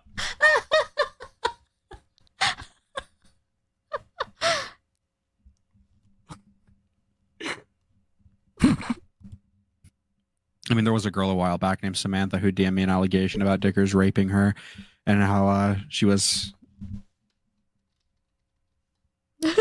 Count. Like I feel like women just want to like condemn men so fucking hard every time they talk about this stuff. There's like no charity on his side. Dude, has Dicker's I feel like we stream need to dig a chat little gone deeper. downhill? Sounds like he's performing Wow, for Chud's he's chat. not joking. Got him right at the drink. I mean, there was a girl a while back named Samantha who DM'd me an allegation about Dickers raping her. I did almost spit out my He drink. found the counters the full sip. True. Or a different kind of full sip. Some other kind of We'll think on that. Did you say that? No, I'm not looking at his face this whole time. Listen, in this moment, I know you think it's ridiculous, but he could end up being that guy. Remember Resi? I thought Resi was a totally different kind of guy. I feel Then he like turned I out to sympathize more with what Reservoir went through now. And I thought I he sympathize so Resi much more. better. I legitimately, I just thought that Reservoir and Ico had like a friend falling out. There was nothing that could help it. I now understand. It was not a friend falling out. Ico's chat is fucking insane. She was his ex-wife. But How's it going, except seeing Bacon? now, Imagine where Dickers commentary would be without Ico policing it. laughing, seeming, it's more comforting. Dickers raping her. Ow, he's not joking. That's actually a good fucking point, Gunnar. Since Dickers doesn't believe in divorce, he continually rapes her, but he doesn't believe in marital rape. Well, no, if you don't believe in divorce, that means you guys are still married, which means that divorcees can hunt each other down, and there's no sin committed. You know what I mean? The reason he got kicked out of the program is because Samantha went to the clergy and they had an inside, I guess an inside jury. Yeah, but they didn't give a fuck about the fucking quote-unquote rape. They gave a fuck about the poppers. That was the reason I got fucking kicked out. So I never got convicted on those charges. It was like He a also starved her. technicality She they was found. really, really skinny, and I've got a when he refillable. found out that I've she got a was refillable pregnant, vape. Dickers made her drink a lot of cough syrup. If I pay Ico and don't troll her, can I remain unbanned? If you donate to me, you can remain unbanned. Like an ordained abortion. And we did that, okay? It's like dirt and water. It's not fucking cough syrup. But she makes it like, she says that to make it sound abusive. Wait, what? Wait, what? Oh, Vanessa Ashford I'm not sure believes how it. long this goes on for, because we start talking about Firebat, I think. Actually, you're wrong! I looked at those files, I checked that shit out, and you are lying. There is child porn there. I watched the child porn. I downloaded it! Commodore True. Trump tipped $13.37. Maybe he wasn't joking. Hi, Dickers. Maybe he wasn't True. joking. Thank you so much, Commodore, for the 1337. Okay, Kathy. Dickers confessing to looking at child porn. Dickers, Alert. do you have a lighter? So base, so pog. Yeah, why? Let me do a small show. Okay. Guys, you like the stream? You want more streams to happen? Are you gonna burn your shirt if I donate? Wait, what? I said if you paid me like $200, I would, right? Yeah, make it less. I'm not gonna make it less. What the fuck? $100. No. You've got a crowdfund. How would I know that? Okay, show the lighter on stream. Show it I'm light trying to look fire. for it right now. There you go. Are you gonna burn it on stream though? Yeah, on stream. Burn the whole thing, but your how are you gonna burn it inside? If you pay me $200, I will go outside and burn it. Make it 100, and I will. I'll make it 200, and you can get other You already people to be said able to chip 100. in. 100. Okay? Make it 100 to burn the Teddy Fresh shirt. You can't haggle, apparently. You can't haggle. I can haggle. Anyways, I'm Indian. Tycho, what's up? You're paying like half the fucking price. No, You can't pay half the fucking price. Yeah, half. The Teddy Fresh is like £20, I think. Excuse me, Kathy. I'm trying to live Well, react to Dickers content right now. did Okay. all this stuff. I know. Okay. I know. Have a good one, Listen, mate. Lots I of know love. they're messing $200, around. okay? I just don't know the 120. truth. Are you I mean, at this nowhere point, close. Nowhere close. I'm 90% sure. I couldn't let it go for more than 180. But 100. he could have easily, me not seeing his expression. I wouldn't see let it any go of for this. any less than 100. How much is My this Teddy end- Fresh shirt? I'm just, Teddy Fresh is expensive. all I can hear is his deadpan voice. Very expensive. The shirt No, alone is it worth has to be 160. And that he is 100 obfuscating. rupees. Yeah. You're right, Wow. little guns. Be real with me. Do you think he was joking? on. I'm Do you haggling think- down to $140. Don't haggle About, live. What? his I'm telling you, answer okay? Kathy, to the marital 150, final offer. Do you Yeah? think he's trolling? 150, and Do you're you gonna think burn he it might on mean stream, it when he says that recording? we have to talk about it more? Either on stream or I'll record it, yeah. In No, what? I Is want it a on joke or stream. does he mean it? Well, I can't get my Listen, fucking streaming set I up just don't outside. believe. I don't believe it. He's listen. Oh, He's why? a Christian. If we're not he was gonna see talking it, to then what's me the point? one on one. We know. Well, no, you'll see it. I'll record it in listen. like. No, I'll we watch it on see stream. live. I want to see it burn. Live. Okay, I'll I try should've and been figure out looking a way at to be able your- to at your do it camera on stream then, this okay? whole time. Nice. I'm gonna do that. I'm gonna I rewatch. feel like you're Yeah, no. lying. When I call in, I can't see Okay, his I face. will. Shit. Anyway, I'm gonna look at I'll your chat to you later, face, Kathy, okay? and then I'll Fine. know. Dude. I'm private in the. Okay, I guess we've got to go back. An Indian man came in to haggle about how much I'd take to fucking burn my shirt. Okay? Nice. Also, by the way, we have got 101 people watching right now. Hugely appreciate it. If you would like the stream, okay? If you want to support the stream, you can by sending a super chat, super sticker. You can buy a membership or you can gift a membership. It's totally up to you. Hugely appreciate it. Thank you very much. And that he is obfuscating. Wow. Level on cake, by Be the way. real with You guys me. can send a Do you think sub he or was gift a sub. joking? Do you think Joking about which part? about his answer to the marital rape question? Do you think he's trolling? Do you think he might mean it when he says that we have to talk about it more? In what? Is it a joke or does he mean it? Your cognitive ability, I Listen, go. I just don't believe. I don't believe it. He's a Christian. He's He was figured talking out how me to exploit one-on-one. drama. We know. It's very listen, funny. Bats take on interpersonal conflict and how they reflect on I bats' should have been looking at your camera this whole time. I'm gonna do that. I'm gonna rewatch. Yeah, no. When I call in, I can't see his face. Shit. I'm gonna look at your face and then I'll know. Dude. I'm private in the bots.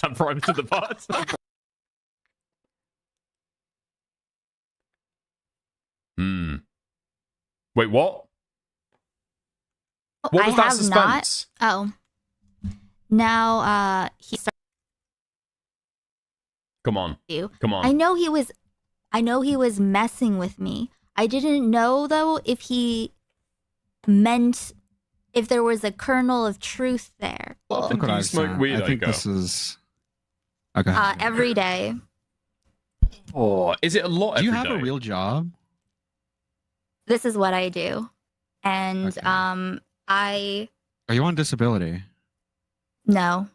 How the I've fuck are you able to afford that much weed? I get stuff for really cheap. I'm not spending a ton of money on it. That doesn't really cost me too much money. Okay. But where are we going with this? Oh, remember Every something day. about Westside Tyler. Oh, sorry. Go on. Oh, I have crippling OCD and it helps with that. So without it, a lot of times I just wouldn't show up. Have you ever had So- POCD? No, I have not. What? Now They're being so mean. Dude.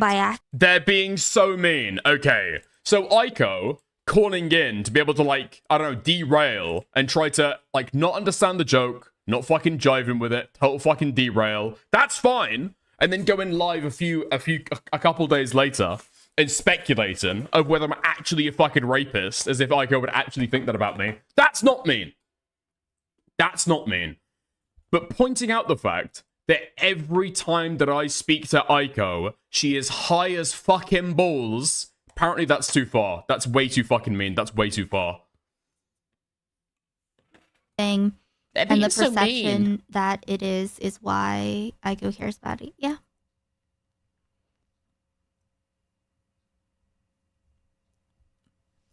But at this point, listen, now that I realize, okay, this is my conclusion. after Okay. the rewatch.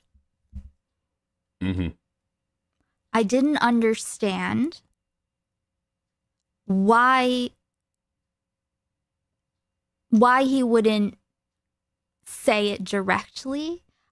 He was doing something and I didn't know what or why. But now that I realize that he said definitionally marital rape isn't rape by accident. And then when I asked him about it, then he just, by accident, instead of being like, oh, I meant something else, he went in this direction. And me, only knowing him from streams and knowing real people who he could be that guy by accident.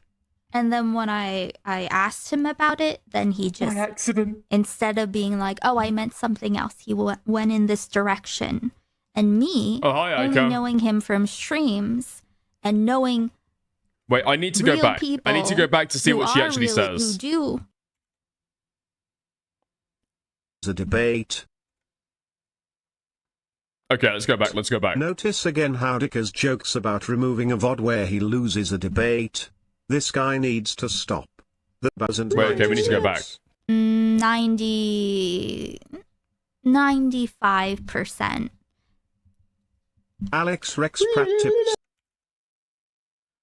95% what? I can't remember. But yeah, TLDR. 90. Yeah. Wait, 95% what? Dude, Kick said is so something fucking about- shit. I can't remember.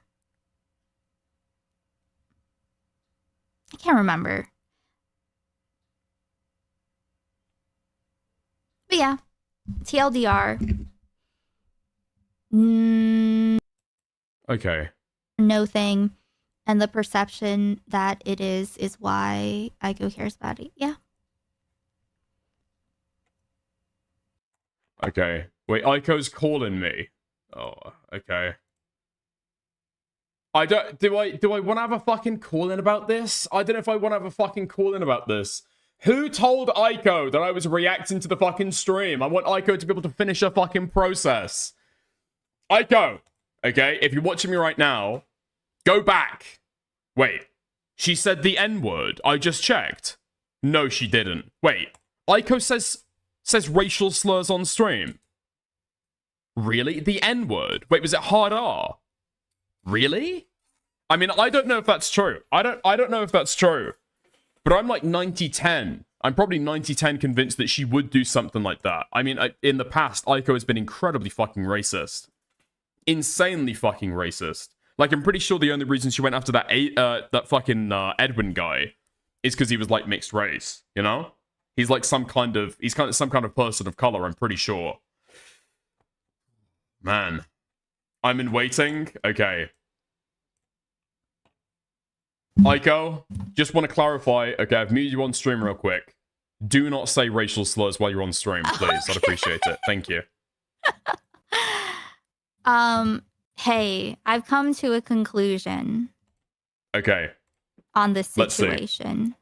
Okay. Now that And I've the watched, conclusion is... do you believe that you think marital rape is rape? Wait. No. What's your conclusion? Don't ask questions. What's your conclusion?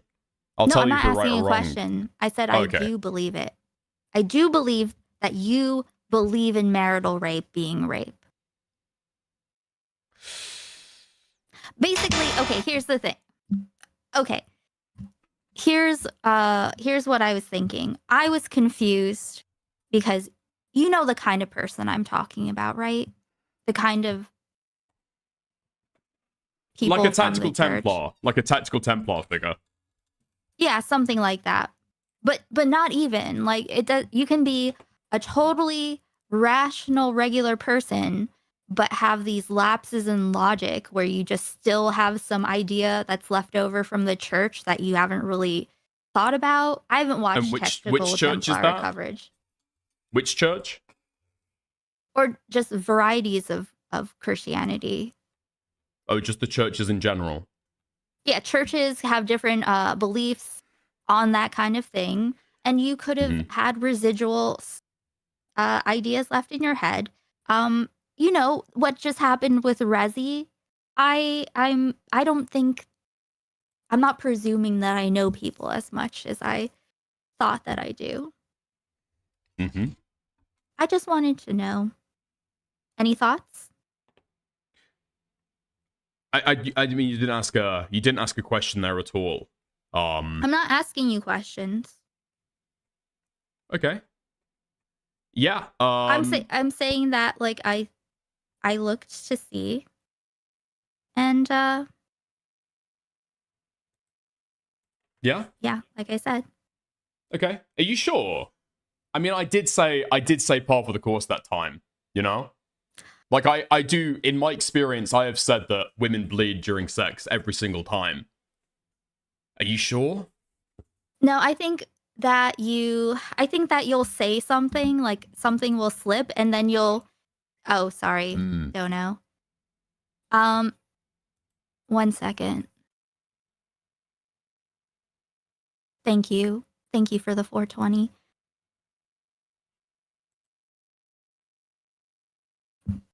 Sorry, what was I saying? I don't know. Or what were we just saying?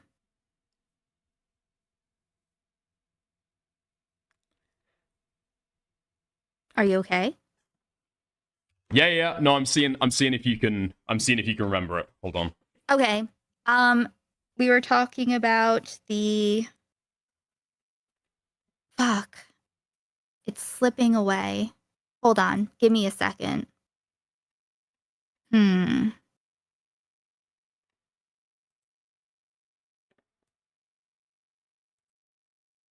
Fuck, I lost it again.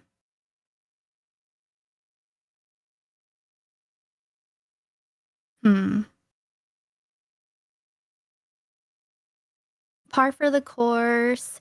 Oh, I think that you, if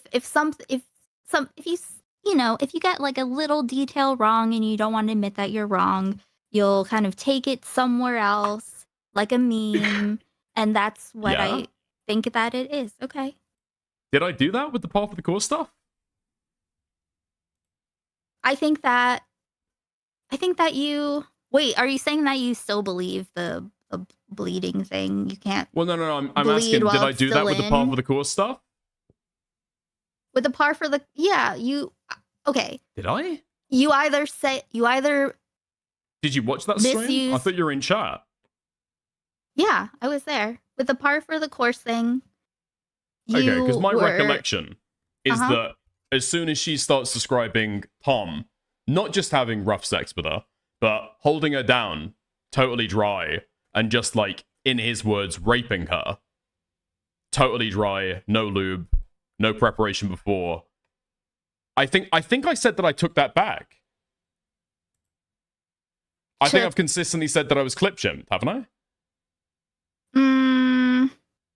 No, I was there. I was watching. Yeah. And your memory's so trustworthy, is that? Dickers, Is that where we're I'm going not with it? gonna have you listen. I'm not gonna have you gaslight me right now. What? It's fine. What the fuck are you talking about? With my memory. No, actually, it's not gaslighting if you're just right. No, you're right. Yes, about that I right am. now. Unfortunately, I know what I said on stream.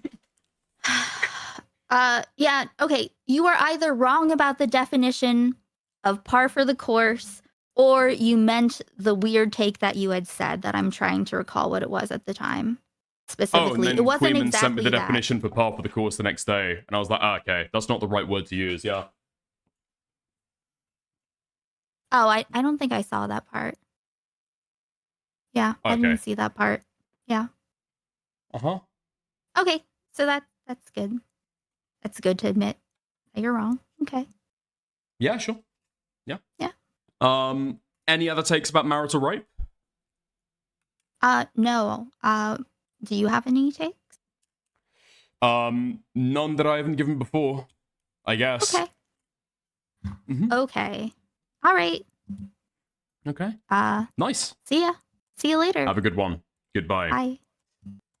Okay. There we go. Nice.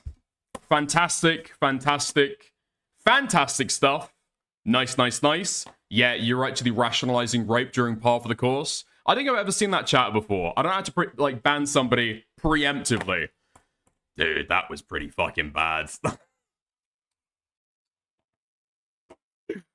That was insanely fucking bad. Okay. Well, Kathy ruined that for me. Are we doing different content? What are we doing now? What are we doing now? Oh, God. Okay. Do we go to other stuff? Or is that about enough stream that we want to do now? We'd have to see. We'll have to see. About 7 hours? Fuck. Dude, I've got to do something tomorrow. Ico Snark. I don't think that it's worth it. Wait, she's watching more of the fucking stream. Hold on, there's no way. He's a rapist for sure.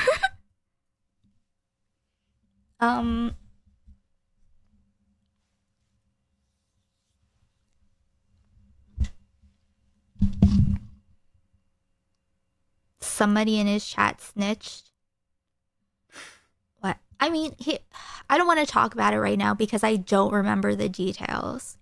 You know what I mean? Oh my god. And has that started a whole new other strand of The drama? giant call they had Okay. was after he'd said part of the course was the wrong phrase. He went back on his retraction. Yes, exactly. Oh my god, That dude. is I went back on my retraction. You know what she's referencing there, don't you? You know what the chat is referencing there. You know what the chat is referencing there, right?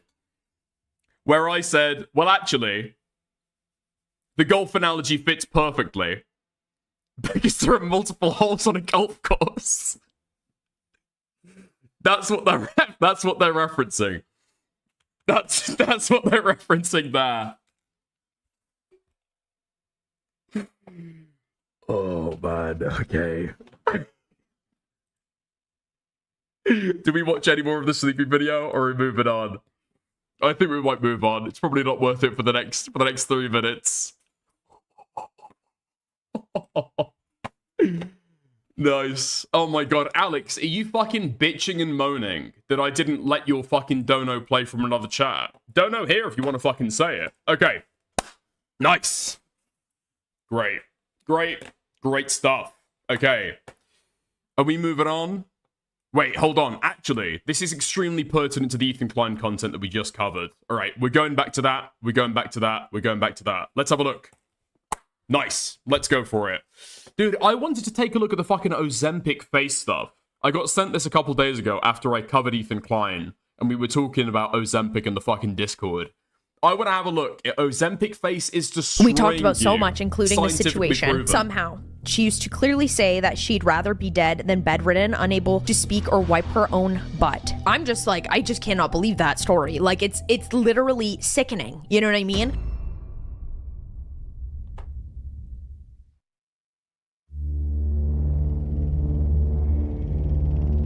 Call me crazy for a second, but is it just me, or does it feel like celebrities' faces are starting to look kind of scary? Because every single time I open up TikTok or I watch some sort of red carpet celebrity interview, I feel like these people, they look completely unrecognizable. Like, let's just call it like it is. Their jaws look sharper, their cheeks have completely disappeared, their eyes look hollow, and just like that, the Ozempic rumors start again. It's really the Tim Burton of it all. You know what I'm saying? Like, why is everyone a terrifying Tim Burton character? I'm looking at you, Timothy Chalamet. Dude, I think Timothy Chalamet might just be fucking skinny, no? Thank you, Alex Pratt, for the 150 Australian. Thank you. Wait, really? This woman makes the same video every day? Wait, does she actually? No, there's got to be more fucking shit there. No? Why was I sent this? Fuck! Okay, she does make similar content. Okay, never mind. Fuck it. We're talking about the face now rather than the body. It's different content. I don't like you anymore very much. Okay, so just about every news outlet posted this today. Every single. Some of this is just people's faces aging. It's all about the plastic surgery fillers, etc. We'll have a look. We'll take a look, okay? bitch I know is on Ozempic. We'll keep her honest. We'll see if she's being misogynistic or not. People that do not need Ozempic, you're all gonna die. This one's my personal favorite. You're gonna die. You're all gonna die. quoting the video that I made about Ozempic the other day, stating that every bitch I know skinny bitches, okay? I'm a skinny bitch. I'm talking size 2, size 0 girls going on Ozempic, or whatever the version of it that they're on. When I say you're gonna die, I mean it's because you were literally starving yourself. If anything, you need to gain weight. And it's really not just your favorite celebrities, but it is people Okay, bro, you're getting too big for your boots. The worst part of that is that you're probably made Ico wonder if you guys are still friendly or not. Thank you for the 5 Canadian. Cats are flocking. I appreciate it. everywhere. And we've talked about all of the scary Ozempic side effects and even possible dangers. We've even covered the actual lawsuits that are being filed against Ozempic. Like, girl, to think that I've been this deep in the Ozempic hole, I have been. No, because this time we are going to be deep diving into all of the ways that Ozempic can cause permanent damage. So buckle up, because we're going to be exploring how Ozempic can actually exacerbate EDs, bowel obstructions, and even seizures. But Lael, it's cute. Should I be jumping on it? It's really cute. Like, the girlies are little today. Like, they really are so little. Yeah, it's not a good idea, Rebecca. It's not. I can promise you it's not. And make sure you guys like the video and also subscribe down below if you're not already. And if you are subscribed, bestie, mwah, I love you. Kiss you on your forehead. If you are not a diabetic, dude, I feel like part of it is I don't really understand why so many people are getting, like, prescribed Ozempic. Like, okay, this is a total fucking Angloid take, but I feel like you should only get prescribed Ozempic or medication in general if you, like, need it medically. Right? Like, that's, like, the fucking Anglo take. A doctor should only give you medicine if you fucking need it. I can't believe that Americans in their 60s are being prescribed Ozempic for purely cosmetic reasons. That's, like, insane to me. or personally prescribed to take Ozempic, you might just be on the road towards an ED. And once you see that Ozempic face already starting to show up, it might already be too late. I mean, if you've been told over and over again that you're overweight and you need to get smaller, the moment that you hear that a magical pill has been released to magically help you remove all of those excess pounds, there is a massive chance that you will misuse it. In fact, there are some times where doctors do prescribe it, but it's not actually in your best interest to be taking this drug. My psychiatrist, after I tried to argue that Ozempic would cure my ED. Now, one thing that I think about a lot of times when it comes to Ozempic is in my phases that I have gone through where I choose to cut down 5 pounds for summer. Like, I tell you guys this all the time, starting like January, February, I start like after my big Christmas bulk, after I eat all the turkey dinner I can eat, I go, you know, summer will come around the corner and it's probably a good idea if I walk around a little, move around, lift some weights, eat a little bit more normal. And in that time that I spend trying to lose like maybe 10, 15 pounds at the max throughout like 6 or 7 months, even then I look back at myself and I cannot believe how lean I get, but I could never see it in the moment. This could be a level of body dysmorphia that many people have, but I know for a lot of people, even when you look your best, it sometimes doesn't feel like it's good enough. So then you start thinking, imagine. Oh my god, Alex, calm the fuck down, man. It's not even a pill. This woman doesn't know what the fuck she's talking about, this fucking retard. I'm guessing she's probably talking about, like, the trope of a magic pill that can fix all of your issues, right? I'd imagine. If I'm losing weight healthy, and I'm really...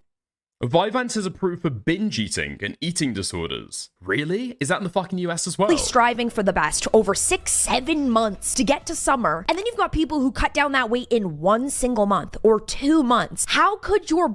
Well, given the fact that she just passed it on the screen, somebody taking an injection of Ozempic, I'm pretty sure she probably knows it's an injection. Brain possibly keep up with those visible changes. Of course, I think inevitably it would cause some sort of spiral. Reading an email from a client telling me that their doctor just approved their Ozempic prescription. The caption says, for those of us struggling with disordered eating, just because your doctor approved it doesn't mean that it's the best option for you. Queen, I went in for a pap smear and came out with a prescription for Ozempic. Like what? Yeah, they want to dole it out to you like nobody's business. Oh, you need to pump gas? You want an energy drink when you pump gas? You know, you're going to gas station, I'll just go grab a Fresca. This is exactly what it is. Like, I went to go get an IUD and I came out with an Ozempic. Like, an Ozempic. That's not fucking true. There is no way that is fucking true. There's no way that's fucking true at all. They just give it away Ozempic. I mean, I'm sure, yeah, the doctor probably prescribes it because it's profitable. But you've got to fucking ask for it, no? Okay, maybe this woman is retarded. Ozempic prescription's great. No. Chill. And all of this is really what makes Ozempic so difficult. There's always this never-ending question of whether or not you should take it. Whether the influencers... I find it crazy that Serena Williams is being used to fucking promote Ozempic in the US. An Ozempic. No? Like, an Ozempic prescription's great. No. Chill. What? Like, she's a totally fucking healthy way. That feels fucked up, doing a fucking Ozempic ad as somebody who's totally And healthy. all of this is really what makes Ozempic so difficult. There's always this never-ending question of whether or not you should Okay, the last one should, yeah, okay, fair enough. take it, whether the influencer's shilling it or telling the truth or not. Because on one hand, you've got tons of people's negative comments talking about their horrible experiences with Ozempic. Like, oh, what's that? Sorry, what's that, Alex Pratt? Hold on. There's a pill version of Ozempic? Very interesting. Very, very interesting. Tons of people's negative comments talking about their horrible experiences with Ozempic. Like, I was on it. I mean, Ozempic, I think it's like generally safe so long as you don't abuse it, right? But it's like, it can fuck with other things. So like having a really, really low suppressed diet when you're not usually like adjusted to it. I'm guessing it probably cause like what, depression, low energy, stuff like that. For a bit, but I could not even handle the lowest dose. I got so sick. Had to listen to my gut instead of my doctor this time. But then you have countless videos of people sharing their very positive experiences, like saying this is like some sort of godsend drug that they wish they had 20 years ago. People are just butthurt. They feel like we have a cheat code. No, for once I feel normal about food. 4 weeks on Zepbound, and it's the first time I've ever felt in control over food. It used to control me, and now it doesn't. 12 pounds down, 78 more to go, and I know I can do it thanks to Zep. Wait, what the fuck? 12 pounds over 4 weeks? That's insane. Total muscle loss? I mean, if you're losing that much weight, an awful amount of it is going to be fucking muscle as well, no? 4 weeks and you... Yeah, you are just being like, it's just malnutrition at that point because you can't like eat anymore. That's an unsafe weight of weight loss, I thought. Lost what I would spend...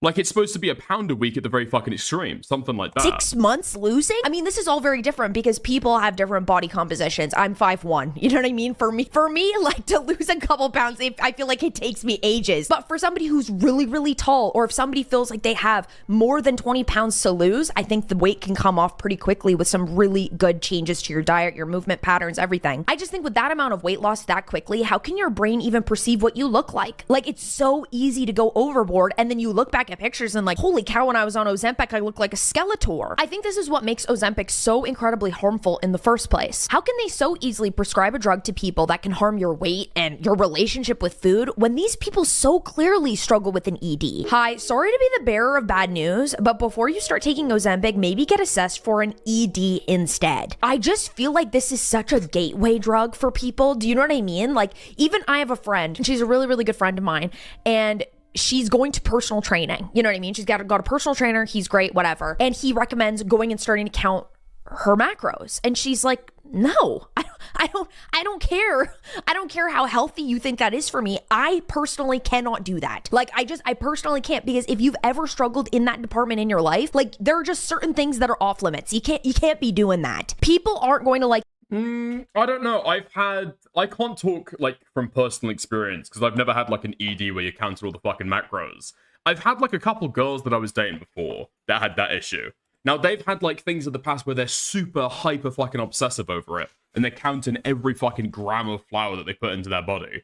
But even then, they've been able to, at certain periods in time, work through it, be healthy, track calories, and then try to not fucking dip in. I don't know, to the worst extent of their fucking, like, eating disorder. They've been able to do it healthily. Like, you don't give up entirely on, I don't know, like, portion size or excess. like hearing this, but they need to. Maybe it's going to be different for different people. I just, legit, I don't know. I don't know about that. These meds are so dangerous for some people, for sure, but life-changing for others. ED kink? No, it's like, no. Like, the people that you think of when you think about people who have an eating disorder are going to be, like, total fucking Skeletors, right? People who are, like, so bulimic they can't keep any fucking food down and so they eat half a fucking slice of bread a day, right? But the problem is that's not the actual average person with an eating disorder, I don't believe. Like, people with EDs can be fucking really big, like, super fucking overweight, but they'll go through periods of, like, binging and then fucking throwing up. Or they can be totally fucking normal weights as well, you know? Others. It turns out I have reactive hypoglycemia, and having stable blood sugars has been amazing, and it's helped with my relationship with food. It's so common for our society always to favor a smaller weight than a larger one, all in the basis of health. Like, it's obviously healthier to be smaller, but they're not even taking into consideration what each individual person Okay, absolutely massive was probably an indelicate way to be able to describe people who are overweight with eating disorders, okay? His relationship with food is really like. The patient has been skipping meals, body checking, and working out every day. Do you know what that means? Sure, it means that they're trying to get healthy. Maybe they want Ozempic too. This comment is insane. If you develop an ED, Yeah, I'm sure a real doctor said that. Absolutely a real doctor said when that. you are already thin to begin with, you go to the hospital. If you develop an ED when you are not thin to begin with, you are a success story. So when I evaporated, of course, everyone congratulated me on getting healthy. Girls at school who never spoke to me before stop me in the hallway to ask how I did it. And I say, I'm sick. And they say, no, you're an inspiration. It's just weird because it feels like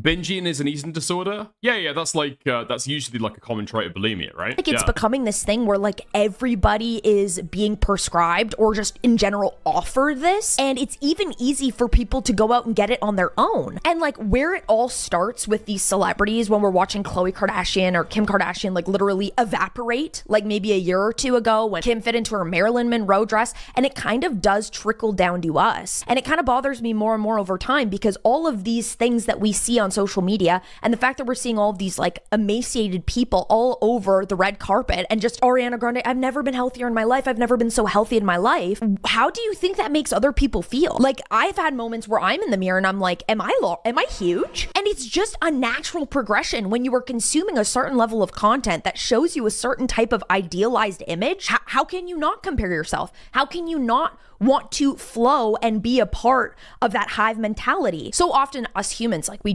want to fit in. We don't want to be different. And if everybody is saying that being the certain weight and looking a certain way is what is popular, we don't want to stick out. I told my doctor I'd lost 95 pounds in 6 months because I water fasted 3 days a week and exercised 6 hours a day. Looked at me and said, keep up the good work. Why?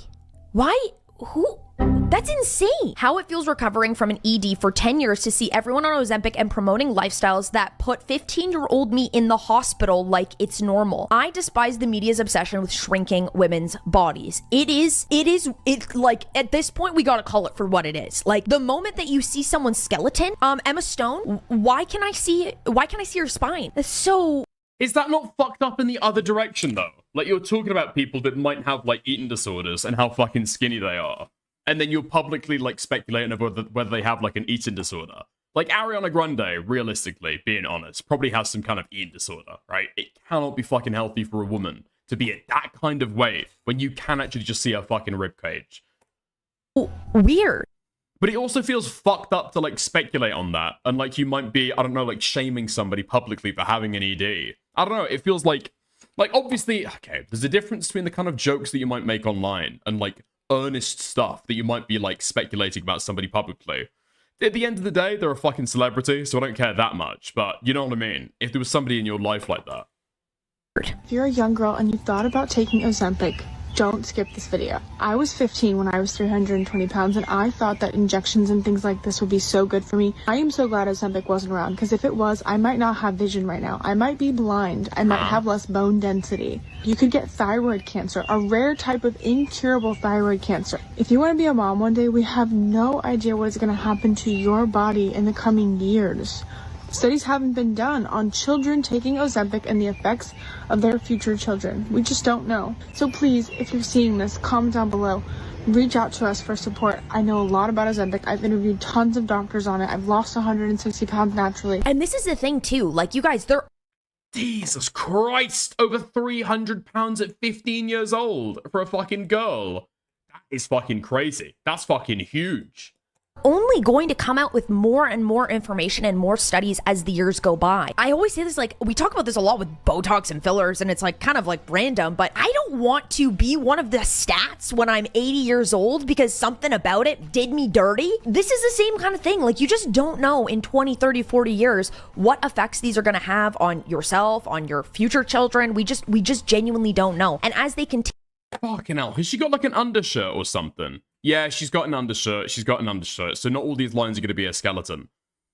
Is that crazy fucking thin? I mean, dude, you can see her fucking shoulder bones. continue finding more information, the more you realize it's just not this glamorized thing that everyone makes it out to be. And then on top of all of it, not only are we seeing like visible changes on all these celebrities and tons of influencers that say that they're not on it and they are. What's even worse is you got people like Kelly Osbourne literally praising it for being a godsend, like the best thing that's ever happened to her, when that's not okay. It's not okay. I think it's amazing and I think it's great for them. There are a million ways to lose weight. Why not do it through something that isn't as boring as working out? People hate on it because they want to do it. And the people who hate it on the most, the people who are secretly doing it or pissed off that they can't afford it. What a lukewarm take, guys. Like, I feel like...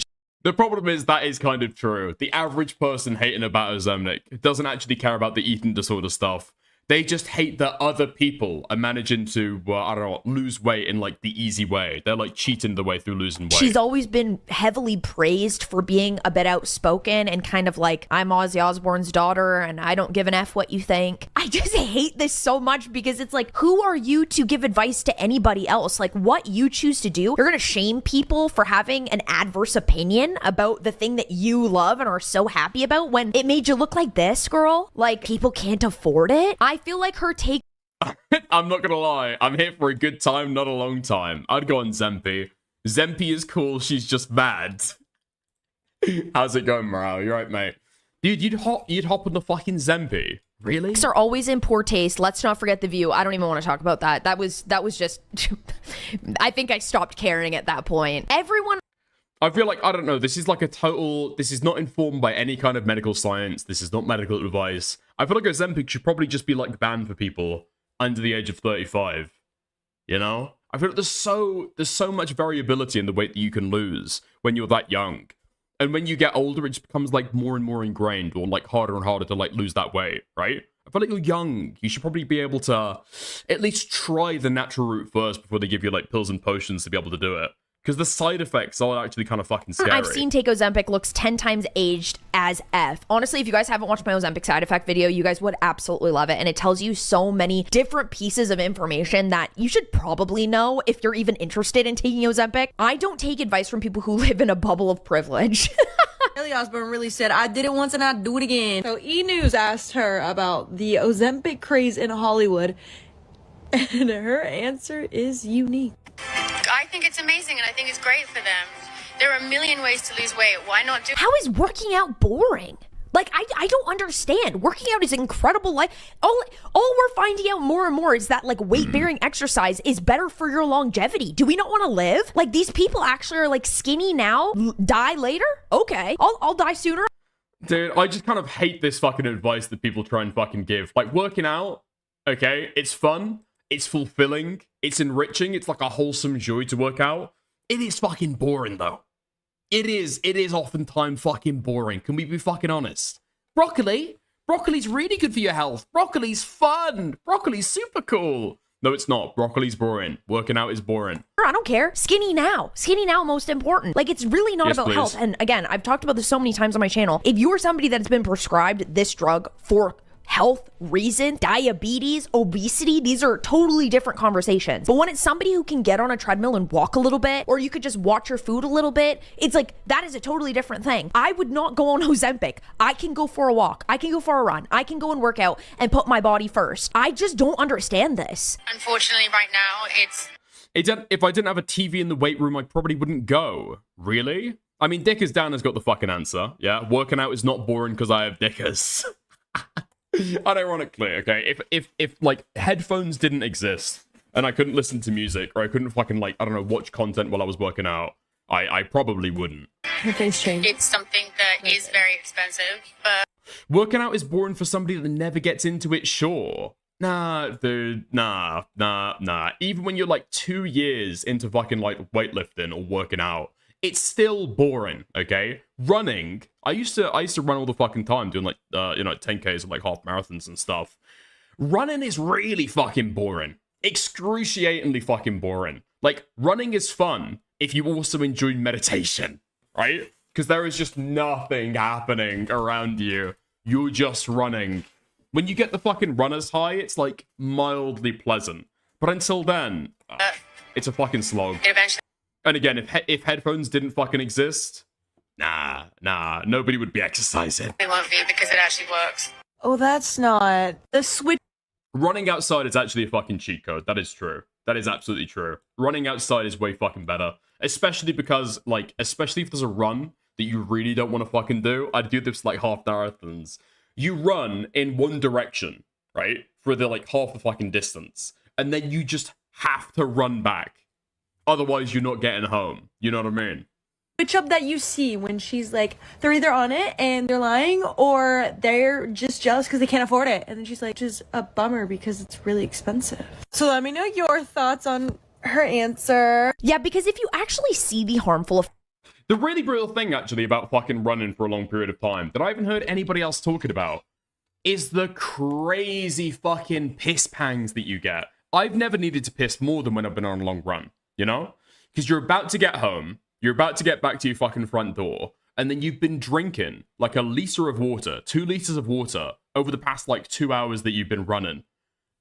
Dude, the bladder is fucking insane how bad that shit can fucking hurt. When you're almost home, you're just thinking about, okay, I'll get home, I'll piss. I'll get home, I'll piss. And the closer that you fucking get, the more you need to fucking piss. Eventually that shit gets fucking excruciating. Effects of And then you're running, and the entire time, your like bladder is getting compressed as you're fucking jogging. Nah. Ozempic, if you're actually just don't drink. Dude, just don't drink water after running for 2 hours. You're crazy. No, you're crazy. worried about putting this drug into your body, you're suddenly just jealous, or you're just too poor to afford it. But the people who are speaking out about the real dangers of Ozempic, they're not delusional, and they aren't just jealous either. I'm so jealous that I can't poke my butt and feel sick for 4 weeks. These are real problems, and they will cause permanent damage. All of the girls.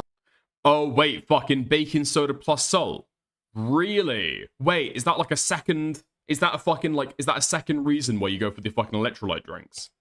Because they'll, like, help you retain the water at the same time. That's clever. Please on TikTok love to talk about how all of these side effects of Ozempic is just one big silly joke. As if Ozempic face is just some silly side effect that, like, why even bring it up? It's just so silly and stupid. Like being constipated and experiencing bowel obstruction is just something to, like, laugh off. It's not even a big deal, Lael. But something like this can be an extremely serious problem. And it is so bad that it has gotten to the point where it is one of the biggest reasons that people are suing Ozempic. The one side effect I was warned about on Ozempic was that if I overate, I would projectile vomit. That's never happened. But here's what's actually happened. There are 5 side effects I've experienced while being on these medications. That is nausea, fatigue, diarrhea. That's always a fun one. Migraines and constipation. Okay, I know that sounds like a lot, but I promise it isn't. We've almost been on this for 2 years. And I would say out of the 2 years, 10 to 15 times, if even, I've experienced these things. The worst of the side effects would Wait, I don't fucking believe that at all. You're suing them because you weren't told about it. You're telling me that when you go in the fucking drug packet and pull out the T's and C's, you don't get a whole fucking map with every possible side effect written on them? Come on, dude. Over all of their clinical trials, they never found people with migraines before. definitely be the migraines and the constipation. I had a migraine so bad once that I was down bad on the couch, literally in tears. I had never experienced a migraine like that before. Gonna get a little TMI with this one, but what is there to do? The worst other side effect I experienced was constipation. I was constipated so bad to the point where I thought I was actually going to have to go into the emergency room. So I learned 2 very valuable lessons from those 2 major side effects that I had. Extreme constipation. Did you not go to your fucking doctor over that shit? Like, you can be prescribed medications to help with the fucking, with the fucking constipation. Dude, you thought you had to go to the hospital? What the fuck? How do you have constipation and diarrhea at the same time? I'm not saying that she's fucking lying. I just don't understand the fucking dynamics there. Constipation. Extreme. Let's not just... Like, half of that shit is just like water running straight out of you, and the other half is fucking bowling balls. Make it like a little thing, like a little ha ha ha, it was crazy, I was constipated. Extreme. Doctors confirm permanent blindness, pain in your eyes, arms, and legs. Will you talk about the new FDA side effect for Ozempic? Sure, let's talk about it. There's just a couple points that I want to make about some of these sensationalized headlines that we're seeing in the news. Wait, Americans just don't go to hospital? I mean, I could believe that for like really, really poor Americans. You're telling me that somebody who can afford Ozempic, the payments for Ozempic every single month, don't have the ability to go back to their, like, I don't know, even your fucking family medicine doctor and ask for a consultation for a little, like, some laxatives. Nah, I don't believe that. Actually, 3 points. First of all, I wouldn't say that we're seeing new side effects. We've had these medications around for a long time now. We've got almost 20 years of clinical data and more than that when you include research on this whole class of medications known as GLP-1s. And one of the main ways that these medications work is by slowing down gastric emptying or causing delayed gastric emptying, which is to a lesser degree like a very mild gastroparesis. Gastroparesis is delayed gastric emptying by evidence of a gastric emptying scan and the classic signs. I just like, I don't know. What does that mean? Like, I'm at a point. I'm tweaking out like Bella Swan. Like, I'm like a. Oh, shut the fuck up. You didn't know what that fucking meant. You've got no fucking clue what that meant. Because I don't know what that meant. Jacob, I just don't get, if you don't need this, what are we doing here? Like, why are we talking about this so casually? If you need it, okay, we'll go through hellfire if we need something. You know what I mean? This just doesn't make any sense. Thank you. Are we talking about it casually? I mean, I feel like we're talking about Ozempic as, like, quote-unquote casually as we're talking about, like, plastic surgery. No? Are people really talking about this shit that casually? Like it's fucking paracetamol? I don't think so. People need to critically think about who does it benefit to scare you off from taking these medications. Absolutely. And also, like, do we want to go through all of this? Like, I would never. I care too much about what I got to do in the day. The people I got to see, the things I... Wait, no. I think that person is saying that it's Big Pharma. Thank you. People need to critically think about who does it benefit to scare you off from taking these medications. I'm thinking that's like somebody doing fucking, like, big incel. Big incel? Big insulin. That's somebody running with the fucking big insulin propaganda. No? From taking these medications. Absolutely. And also, like, do we want to go through all of this? Like, I would never. I care too much about what I got to do in the day. The people I got to see, the things I need to get done, the food I need to eat. I cannot be thinking about, like, oh no, like, my stomach won't empty fast enough and the food rots inside my stomach before it can even digest. Telling people that their beloved Ozempic can cause serious gastrointestinal issues. I've gone through so many rabbit holes. I've gone down so many threads on Reddit. This one, my mom is taking it and... Like, I don't know how that even fucking works. Like, a lot of money goes into American advertising over, like, pharmaceuticals, right? And it's kind of unique to America. Is it like America and Singapore and nobody else allows, like, direct-to-consumer marketing over, like, pharmaceutical products? What is the war that goes on between people who sell, or companies that sell, like, insulin and people who sell Ozempic? It's got to be like a fucking battleground, no? Wasn't told it could cause her to stop pooping. She didn't poop for 11 days and was seeing her doctor, who apologized for not telling her before to take a regular laxative. My mom rarely drinks water. She might have a couple of cups of tea throughout the day. She's 82 and has never been one to drink liquid. So when her lower intestines ground to a halt, she was very uncomfortable and got very sick. They were very concerned it was a bowel obstruction, but she finally erupted and also discovered a hernia. Hopefully the Ozempic will help with the diabetes and weight loss, and in turn it will help her hernia. 11. Dude, what the fuck are we talking about here? And now the person that we're holding up as the example of a serious fucking Ozempic side effect doesn't drink water. She has a couple of cups of tea during the day, which is a diuretic, by the way. 82, and she's never been one to drink liquids. Sorry, what the fuck do you mean? Never been one to drink liquids. Maybe this is just me with the amount of coffee that I fucking drink, okay? But unless I drink like 3 liters of water a day, minimum, I feel like shit. No? Ozempic will help with the diabetes and weight loss, and in turn it will help her hernia. 11. Well, presumably they think that she's like a normal fucking human being. Not even a fucking human being, an animal. A normal animal being who is drinking water. Days? And like, I really hope your healthcare professional is going to keep you posted. Grandma's not pooping at all. I mean, she's got to be drinking fruit juice or like eating something with liquid in it. No? She's on like a genuine fucking sub-Saharan African diet. How the fuck do you survive drinking 2 cups of tea a day? Because what do you mean? You didn't tell me I need a laxative. As someone on it for weight loss, it's not the medication, it's failing to seek medical care. It can cause bowel obstruction, so you're supposed to seek out medical care if you become irregular. It can cause hypoglycemia if you don't make yourself eat enough. Not eating will cause problems regardless of whether or not you take Ozempic. This is true for every single medication out there. Talk to your doctor if you develop any side effects. And there's this like weird common thing that all of these influencers on social media, whether they're Ozempic influencers... Wait, yeah, does that not undercut the rest of the fucking video? No? Like, if you're on medication, you start developing side effects that you complain about, like, go to your doctor and talk about them. Huh? Trying to normalize taking Ozempic when you don't need it, or if it's somebody who, I don't know, got Botox and they end up having a really funny Spock brow. They try to make jokes to kind of distract from how scary it might be to undergo something like this. They kind of do their best to make you feel desensitized to it, to kind of normalize, like, guys, it's... Okay, listen, I've been feeling bad making this fucking joke the entire time that I've been watching the video. But yes, she's got a fucking Minecraft Steve face. Yes.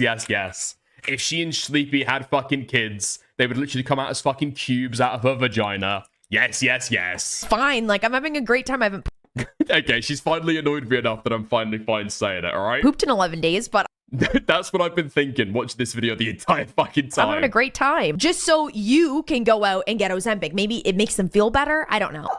I've lost weight. Yeah, thank you so much. I've lost a bit, about 3 stone this month. How have I been doing it? I've just been doing like a few more steps a day. And instead of having 2 coffees, I've been having 1 coffee. So I've just slowly been making better choices. Ozempic, what's Ozempic? That's that thing the celebrities are on. Yeah, I've read about it. No, I'm on that. Don't be ridiculous. I'm scared of needles. I tell you. What do you mean you've seen a box of Ozempic in the fridge? That's for the dog. Yeah, the vet said he's getting a bit big. So we've put him on that. Yeah. Don't get me going. I actually just don't know why people lie about it. The amount of influencers I've seen, oh my God, like the way I could clock the tea with you guys, and you guys know exactly who I'm talking about. There are a few people that I follow on TikTok for a long time, and they never talk about it, and they look scurry. Really scurry. I am scared. I'm scared of them. What does that... Oh, she's saying scary in a weird voice. Scared of them not only because you can see it in their faces, but it's just like when you get 7 million comments like, girl, are you okay? Blink twice if you're struggling, if you're suffering, or is it just Ozempic? Just tell us. POV, we're all on Ozempic. Haha, none of us can eat.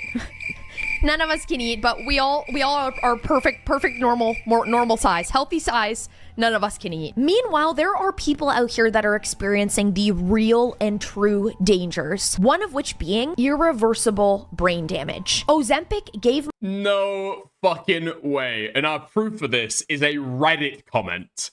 Ozempic gave my sister irreversible brain damage. My sister, irreversible brain damage. Like the title says, my 28-year-old sister was taking Ozempic to lose weight. I saw her eating less and less and losing an impressive amount of weight in a short period. She always had issues with an ED, but this was a new level of tunnel vision focused on an impossible skinny that would never come. I was an idiot at the time, and instead of being concerned, I joined her and also started losing weight fast. I was enjoying the feeling of achievement and the way that I looked so much, but towards the 3rd month, I stopped taking it because I kept having moments where I suddenly got dizzy, started shaking, and broke into a cold sweat, and it really scared me. My sister used those moments as a cue to eat and no other time, and since she had long shifts at work, I came to find out whenever she said that she ate at work, she lied. She lied to them saying that she ate at home, and she lied to me saying that she ate at work. A few weeks ago... Right, okay, so she's not just taking Ozempic. This girl is taking Ozempic and abusing it and never eating, okay? I realized that she never woke up to get ready for her shift at work. She usually sleeps in until very late in the afternoon. She works nights. But even then, it was getting close to where she wouldn't make it to work on time. So I went to check up on her. That's when the nightmare started. She was moaning, pupils dilated, her body stiff and stuck in place. Her arms were against her chest and her hands were twisted and curled up into tight fists. Oh my God, I'm getting really emotional. Her feet were stretched to points.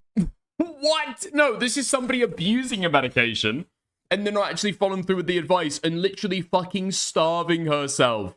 Yeah, this sounds like she's not got any fucking minerals in her body. No? And her mouth was locked shut. I thought that she OD'd at first. She has a personality disorder, so she has access to psychiatric medication, and tried to make her throw up, but to no avail. I took her to the ER where they pumped her stomach and sent her to another hospital with better equipment since she needed to get studies done to assess her damage. She's been stuck in place ever since. She was... Like, this is not the fucking medication at that point. Those are your fucking life choices that you're making. Like, the drug is not to blame. You're like, I don't know, you've got something else going on. You've got a fucking eating disorder. You've got something that's making you not eat at all. In the ICU for 10 days where I could only see her twice a day for half an hour each time. She just stared into nothing while I tried to hold it in and not cry in front of her. Getting updates once a day and hearing the same thing over and over. The damage is done and it's irreversible. We don't know if she's gonna come back to her body, and if she wakes up, it'll be a long time to know for sure what her life will look like. She's now out of the ICU since she can breathe on her own and her vitals are stable, but that means my every other day in charge in entails taking care of her 24 hours at a time, feeding her through a tube in her nose, bathing her, making sure she's okay. She got pneumonia in the ICU, so we also have to monitor that, vacuum her throat every few hours, and clean the vacuum system every day. My sister was my best friend. We used to do almost everything together. She was my safe space growing up in an abusive household, and she was my partner in crime. Oh, shut the fuck up! No, you did not just pause. You did not just fucking pause to read that. You'd prepped this before stream. You'd prepped this before the video. You knew what you were going to read before this. Shut the fuck up. Was my best friend. We used to do almost everything together. She was my safe space growing up in an abusive household, and she was my partner in crime while living together as adults and taking care of things together. We talked about so much, including no way she's trying to fucking sniffle. She's trying to fucking sniffle. the situation. Somehow, she used to clearly say that she'd rather be dead than bedridden, unable to speak or wipe her own butt. I'm just like, I just cannot believe that story. Like, it. Shut the dude, nobody is acting like this after reading a fucking Reddit post. That shit is probably fake anyway. It's literally sickening. You know what I mean? I like it. It feels hard to believe that something like that could possibly happen. Yeah, I find it hard to believe whenever I get that impression whenever I read a fucking Reddit story. To someone. We have some other very telling comments here, but this one is very important. Epilepsy specialist here. Sounds like she may have had a long seizure or multiple repetitive seizures secondary to low blood sugar from not eating and went into status epilepticus. Brain damage begins when a seizure lasts longer than 5 minutes, but the irreversible kind may occur in 20 to 30 minute plus range. You will never know how long she may have been convulsing for, but I wouldn't say Ozempic directly gave her brain damage. More. Yo, thank you, Let It Go, for the 6 months of membership. What's the closest you got to crying on stream? I think it was yesterday. I think it was probably yesterday, actually. Yeah, I had like not quite a mouth ulcer because it wasn't like painful, but you know when it's like a cyst, it's like full of water or something, and then I caught it. I caught it on my fucking, I caught it on my teeth, and I wasn't crying. I wasn't almost crying because it was painful, but I was almost crying from like how disgusting it was. So that's the closest time that I got to crying. So the eating disorder she developed from Ozempic use. Closest thing I got to crying recently, actually closest I got to crying, is I stubbed the shit out my fucking toe a couple days ago. Like I was walking around. I don't even know what fucking happened now, but I ended up stubbing my foot against something really, really hard. I think it might have been a door frame. But I didn't catch my big toe. No.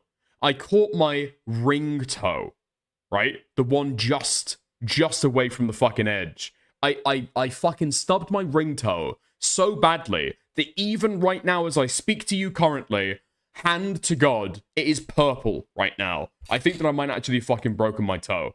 That's how close I got to crying recently. But that's the cry. That's the closest stuff. I cry at video games and movies. I do cry at movies now. Every now and again. I don't know why, because I never did as a kid. Caused hypoglycemia, leading to a seizure that caused brain damage.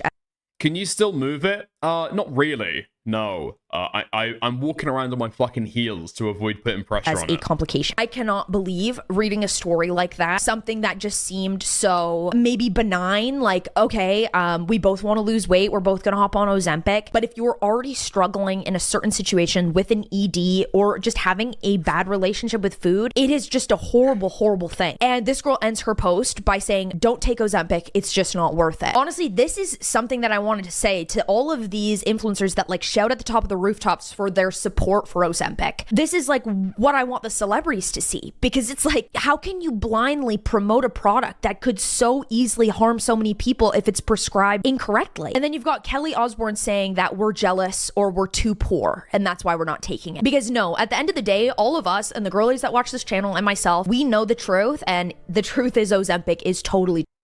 Wait, no, dude. Her fucking statement was against people who are hating on people taking Ozempic, which is absolutely fat people who wish they could lose weight the easy way and are judging rich celebrities because they can't afford it. Or, it's people who are like misogynistic, probably. Those are the people who are hating people for taking Ozempic. Destroying us. Thank you guys so much for watching today's video. If you enjoyed it, throw Dude, these tea communities have been doing what Snark has only just started doing, and they've been doing it for like fucking generations. It's crazy how so much of this shit gets like fucking morphed or twisted or taken out of context. Actually insane. A big fat thumbs up, and also comment down below. How do you feel about this? I am like genuinely struck by that story. It really clearly affected me. I'm still kind of welling up a little bit. It's the Ludial that's getting to me, but like, it just makes me sad. You know what I mean? And then this is somebody who's made a post. Imagine the amount of people who have never posted about something as serious as that, who, you know, could have been older, somebody who doesn't have access to social media. These stories that we don't know are out there. You have to do your research, and you have to know if this certain thing is right for you or not. If you enjoyed today's video, you can go ahead and click. Okay, hold on. It could be a minor fracture. If it swells up too bad, you could get it checked out because the blood veins are cut off. Wait, really? Okay, I guess that could be bad. I'm probably fine. I imagine I'm probably fine. I've like stubbed the shit out of my toe before and really hurt the nail. But this is the first time that it's ever happened. And it's gone like purple. That's the first time that's ever happened to me. But hey-ho. Could always be a first. Is Tempest's BMI high enough to need it? Tempest is... How old is Tempest? Like 21. I don't think at 21 you should be fucking... I don't know. I don't think you should be, like, taking fucking Ozempic. Personally. Yeah? Personally. Medical student dickers. I'm probably fine. That's not coming from the medical student in me, okay? That's coming from the man in me. Toe? What's that? My toe's black? Oh, I'll probably be fine. I imagine I'll be fine, won't I? Yeah, sure. Okay. This N-word dickers has free healthcare through the NHS and won't get it checked out. I'll be fine. If it's purple, you should go to urgent care at least. You're fucking crazy. Hold on, I'm asking Grok. Hold on. Morale, I will get to your video in a second, okay? I'm not gonna lose a fucking toe. Is it cold? No, it's just painful. I can still feel it. Hold on. I, stubbed my toe a couple days ago. And it's still purple. Should I go to the ER? Wait, to the emergency, I guess to the emergency room, right? Emergency room. Shut the fuck up. I am not going to end up like only use me toes. I'm going to be fine. Okay. Thinking about your request. 3, 2, 1. No? Okay. Give us all your medical info. I'll be fine. I don't think I've got anything else that like makes bruises particularly scary. I don't think. Right? Okay. Just Google what necrosis is. It's not black. It's just like a, I don't know, like a reddish purple. It's fine. I'm not going to have trotters. Just send Grok a picture of your toe. No, you guys just trying to figure out ways to get pictures of my fucking feet, you creeps. You fucking weirdos. In America, we got urgent care, which is for like less serious things. You wouldn't need the ER for like broken bones and such. Yeah, we've got the same as well. We've got like NHS walk-in clinics. We'd be fine. We'd be okay. But, you know, it is what it is. Okay. Aha. No, you don't need to go to the emergency room just because your toe is still purple after a couple of days. Purple, or blue-black discoloration, is completely normal with a stubbed toe. Really? It's just bruising from blood leaking under the skin. If it often peaks or lingers for several days before it starts to fade. Wait, hold on. Most stubbed toes are soft tissue injuries. Bruise, strain, or even small bone bruise. Okay. If the toe looks normal and straight. Yeah? If you can put some weight on it and walk, even if it's sore. Okay. Nice. Okay. Nice. Bro needed a Grok to tell him what a bruise is. No, because fucking a bone break is often associated with a bunch of bruising, right? No, this is the first time that I've stubbed a toe quite this bad. This is the first time I've stubbed a toe quite this bad. Dude, shut the fuck up. A second ago, people were trying to tell me that I'm going to lose my foot because of this. Don't try and come at me now. It's only a bruise, bro. It's only a bruise. That's what I was saying. Real men wait until gangrene sets in. Okay, well, that's actually true. Hold on. What's this morale video that I got sent? Dude, wait, Morale, you're going fucking scorched earth against Falgi now. The up block is a liar, and also retarded and balding. Not me, though. I'm not retarded. Or balding, for that matter. What is this? Content. Slyboy is a YouTuber who has had his content taken off the platform multiple times for violating YouTube's TOS or privacy strikes. He usually... I guarantee, okay, as soon as Morale found out that Chud Logic had, like, complimented him on his video essays and saying that he should just lock in, this is what he went to do almost immediately. I'm telling you, almost immediately. He went to his fucking, I don't know, Sony Vegas and made this. Usually follows these videos up with Mamamax styled YouTube is protecting pedophiles videos.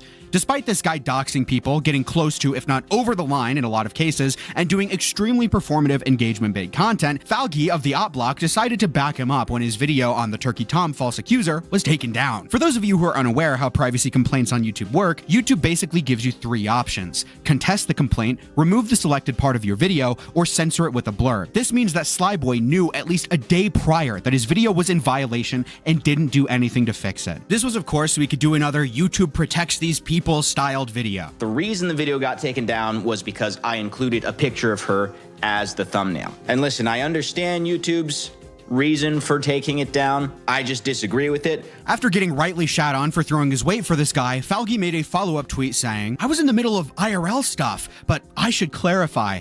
I'm not in support of doxing, been staunchly against it on my platform and disagreed with it then. What I was referring to is her continued discussions with a creator about Tom, despite her apology. Could have been clearer. Let's go point by point here. Falgi was not doing IRL stuff. He had enough time to browse Twitter, make a tweet, and even send the tweet around to people like Beckett to cover on his stream. This What the fuck? Bro, I was going in doing the fucking detective work. What the fuck? Also implies he didn't fully read or understand the Slyboy tweet in question, which if that's the case, why send it around and back him up? Obvious answer, Falgi is just lying, or he's a sub-30 IQ moron who can't comprehend the complexity of a 2-sentence tweet. Last point, he clearly was not referencing discussions with a creator about Tom despite her apology. First off, in what world is this a standard that anybody has held? Who gives a fuck if she's DMing random content creators about Turkey Tom? He ends this with a could have been clearer. Yeah, you could have, mainly because your stupid fucking tweet has nothing to do with the DMs that you haven't even seen. Your tweet obviously... Oh, man. Yeah, the original tweet. I mean, this is a really bad fucking take from Falgi. Why does everyone hate Falgi here? I don't hate Falgi. I don't hate Falgi, despite other people in the sphere hated him. I think Morale is indifferent towards Falgi. The problem is that this original tweet, or the thing afterwards, is like obvious cope. Like, if you go back here and read about what he's talking about, actually insane to a creator, actually insane to a creator who's maintained a level of efficacy in his content throughout. What does that mean? What does that mean?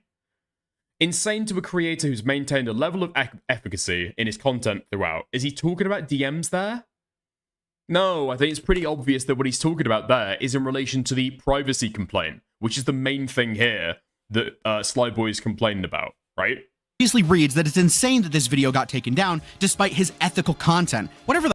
Like, what I said at the time is, like, Falgi has had a knee-jerk reaction to another creator getting a privacy strike, and he's gone and defended him, right? The fuck that means. I touched on this earlier, but I wouldn't call someone who consistently is in violation of YouTube's policies ethical, but sure.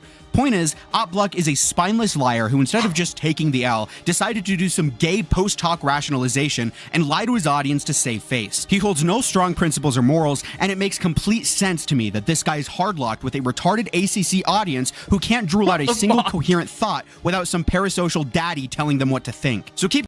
Okay, I will say this for Falgi. I don't see any reason to believe that Falgi did actually go and watch the original video. Okay? So I think that Falgi is running on the assumption that Turkey Tom's ex-girlfriend has just, like, lodged a bogus privacy complaint against the guy. And he's believing that it's not true, okay? I don't think that he's actually gone on, watched the video, and gone, okay, he put a photo as the fucking thumbnail of the entire video. Oh, he was, like, spreading her face docs? Okay, right? Cross-dressing on your streams, Falgi. I'm sure it makes your wife's boyfriend really happy to see you expose yourself live for your raped audience. I don't know why Morale's going for the neck. Sly I don't Boy is know a why Morale's going for the fucking neck. It's cope. It's embarrassing. Yeah, sure, it's a bad fucking take. Dude. Morale wants this guy dead. Damn. These ACC shitters need to be ran a train on by a bunch of black prison men. We usually say prisoners, but okay. Time to rape the up block and Beckett. I like Beckett. I won't rape him. I won't. Okay. And now is revealed the real motivation behind this stuff. I understand. Morale is also a fan of Beckett. He's in his circle. He's in his orbit. And now he's trying to take out a fellow orbiter of Beckett to be able to maintain his Beckett bridge stronger. Falgi's got too much of the attention from Beckett until now. Morale's making sure that all that attention from Daddy Beckett goes to him. 100%. That is what's happening here. That is the read of what's happening here. 100%. And I won't hear elsewise. Okay? Morale and Aiden are just jealous of all the puss Falgi gets. What the fuck? Okay. Yeah. I mean, I don't think this is like, I don't know, like an actual, like, moral fuck up from Falgi. It's embarrassing. Doing post-hoc cope is incredibly fucking gay, and you should probably just, like, avoid doing it in the future, right? If he'd just taken down the tweet, that probably would have been the end of it, but it is what it is. If Falgi did what Beckett did and took the L, I wouldn't care. That's fair. Yeah, that's probably fair. Interesting. I just fear, Morale, that you might be making a rod for your own back here. No? I mean, realistically, everybody does post-hoc cope. Right? Everybody does post-hoc cope. I feel like you might be making a rod for your own back next time that you give a bad take. And then maybe, you know? Maybe. I don't know. We'll have to see how it plays out. Did Beckett take the L, though? Yeah. He made a tweet clarifying, and then he had an entire fucking struggle session with Chud. I'd say it's taken the L pretty adequately. No? Yeah. We'll see. They don't call him the one-ball wonder for nothing. Is that actually true? No, I think I've heard Falgi say that before, actually. Yeah, I've done cope before, but the right thing is obviously to take the L and move on. Yeah, I agree. I think people will remember that you wanted the guy dead. We'll see, though. Possibly. Chud forced Beckett down. Obviously, I'm not going to leak the DMs that I had with Beckett, but even talking the day before, I think Beckett realized that he didn't have all the context and he'd fucked up. I think I read out the message that Beckett sent me, didn't I? Anyway, I don't know if I did at the time, so I won't now, but yeah, there we are. No, I think Beckett had realized pretty fucking quickly that he'd made a huge blunder in like supporting and propping up the guy. I think the main disagreement is like, who is Sly Boy? I don't think that Beckett realized that he's just like a total fucking retard. Like Mamamax 2.0 guy. Which is Chud's opinion. I don't know. I tend to agree, like on the worst extremities of what he does. I feel like Chud is painting with a little bit of a fucking broad brush though, you know? Like Sly Boy, as much as anybody might hate the guy, brings original content. Yeah? Does like new stuff. The problem is the affect that he does it under, but he can fucking fix that up. The only problem is it doesn't seem like he's got any willingness in order to fucking, like, change. You know? We'll see. Anyway, okay. That is a nice 8-hour stream we just did, and we will be back tomorrow for a little bit more. Fuck, dude, I intended to fucking end stream 2 hours ago. But then the ICO content came by, and it was way too juicy. All right, I'm going to raise you guys into Reservoir. Have fun, lots of love, chat to you soon. Bye. !Discord, join the Discord if you haven't already. And we're going to go through the donos and thank people before we go live. Okay. I keep on fucking forgetting to do that. That is my bad 100%. Okay. Thank you, Let It Go. Cats are flocking. Alex Pratt. Martin D. Monroe. Kathy Doyle. Nate. Janky Johnny. Cal the Half Gay. Guna. Master Mark. Anyaki. Yen the Yan. Goat Kato.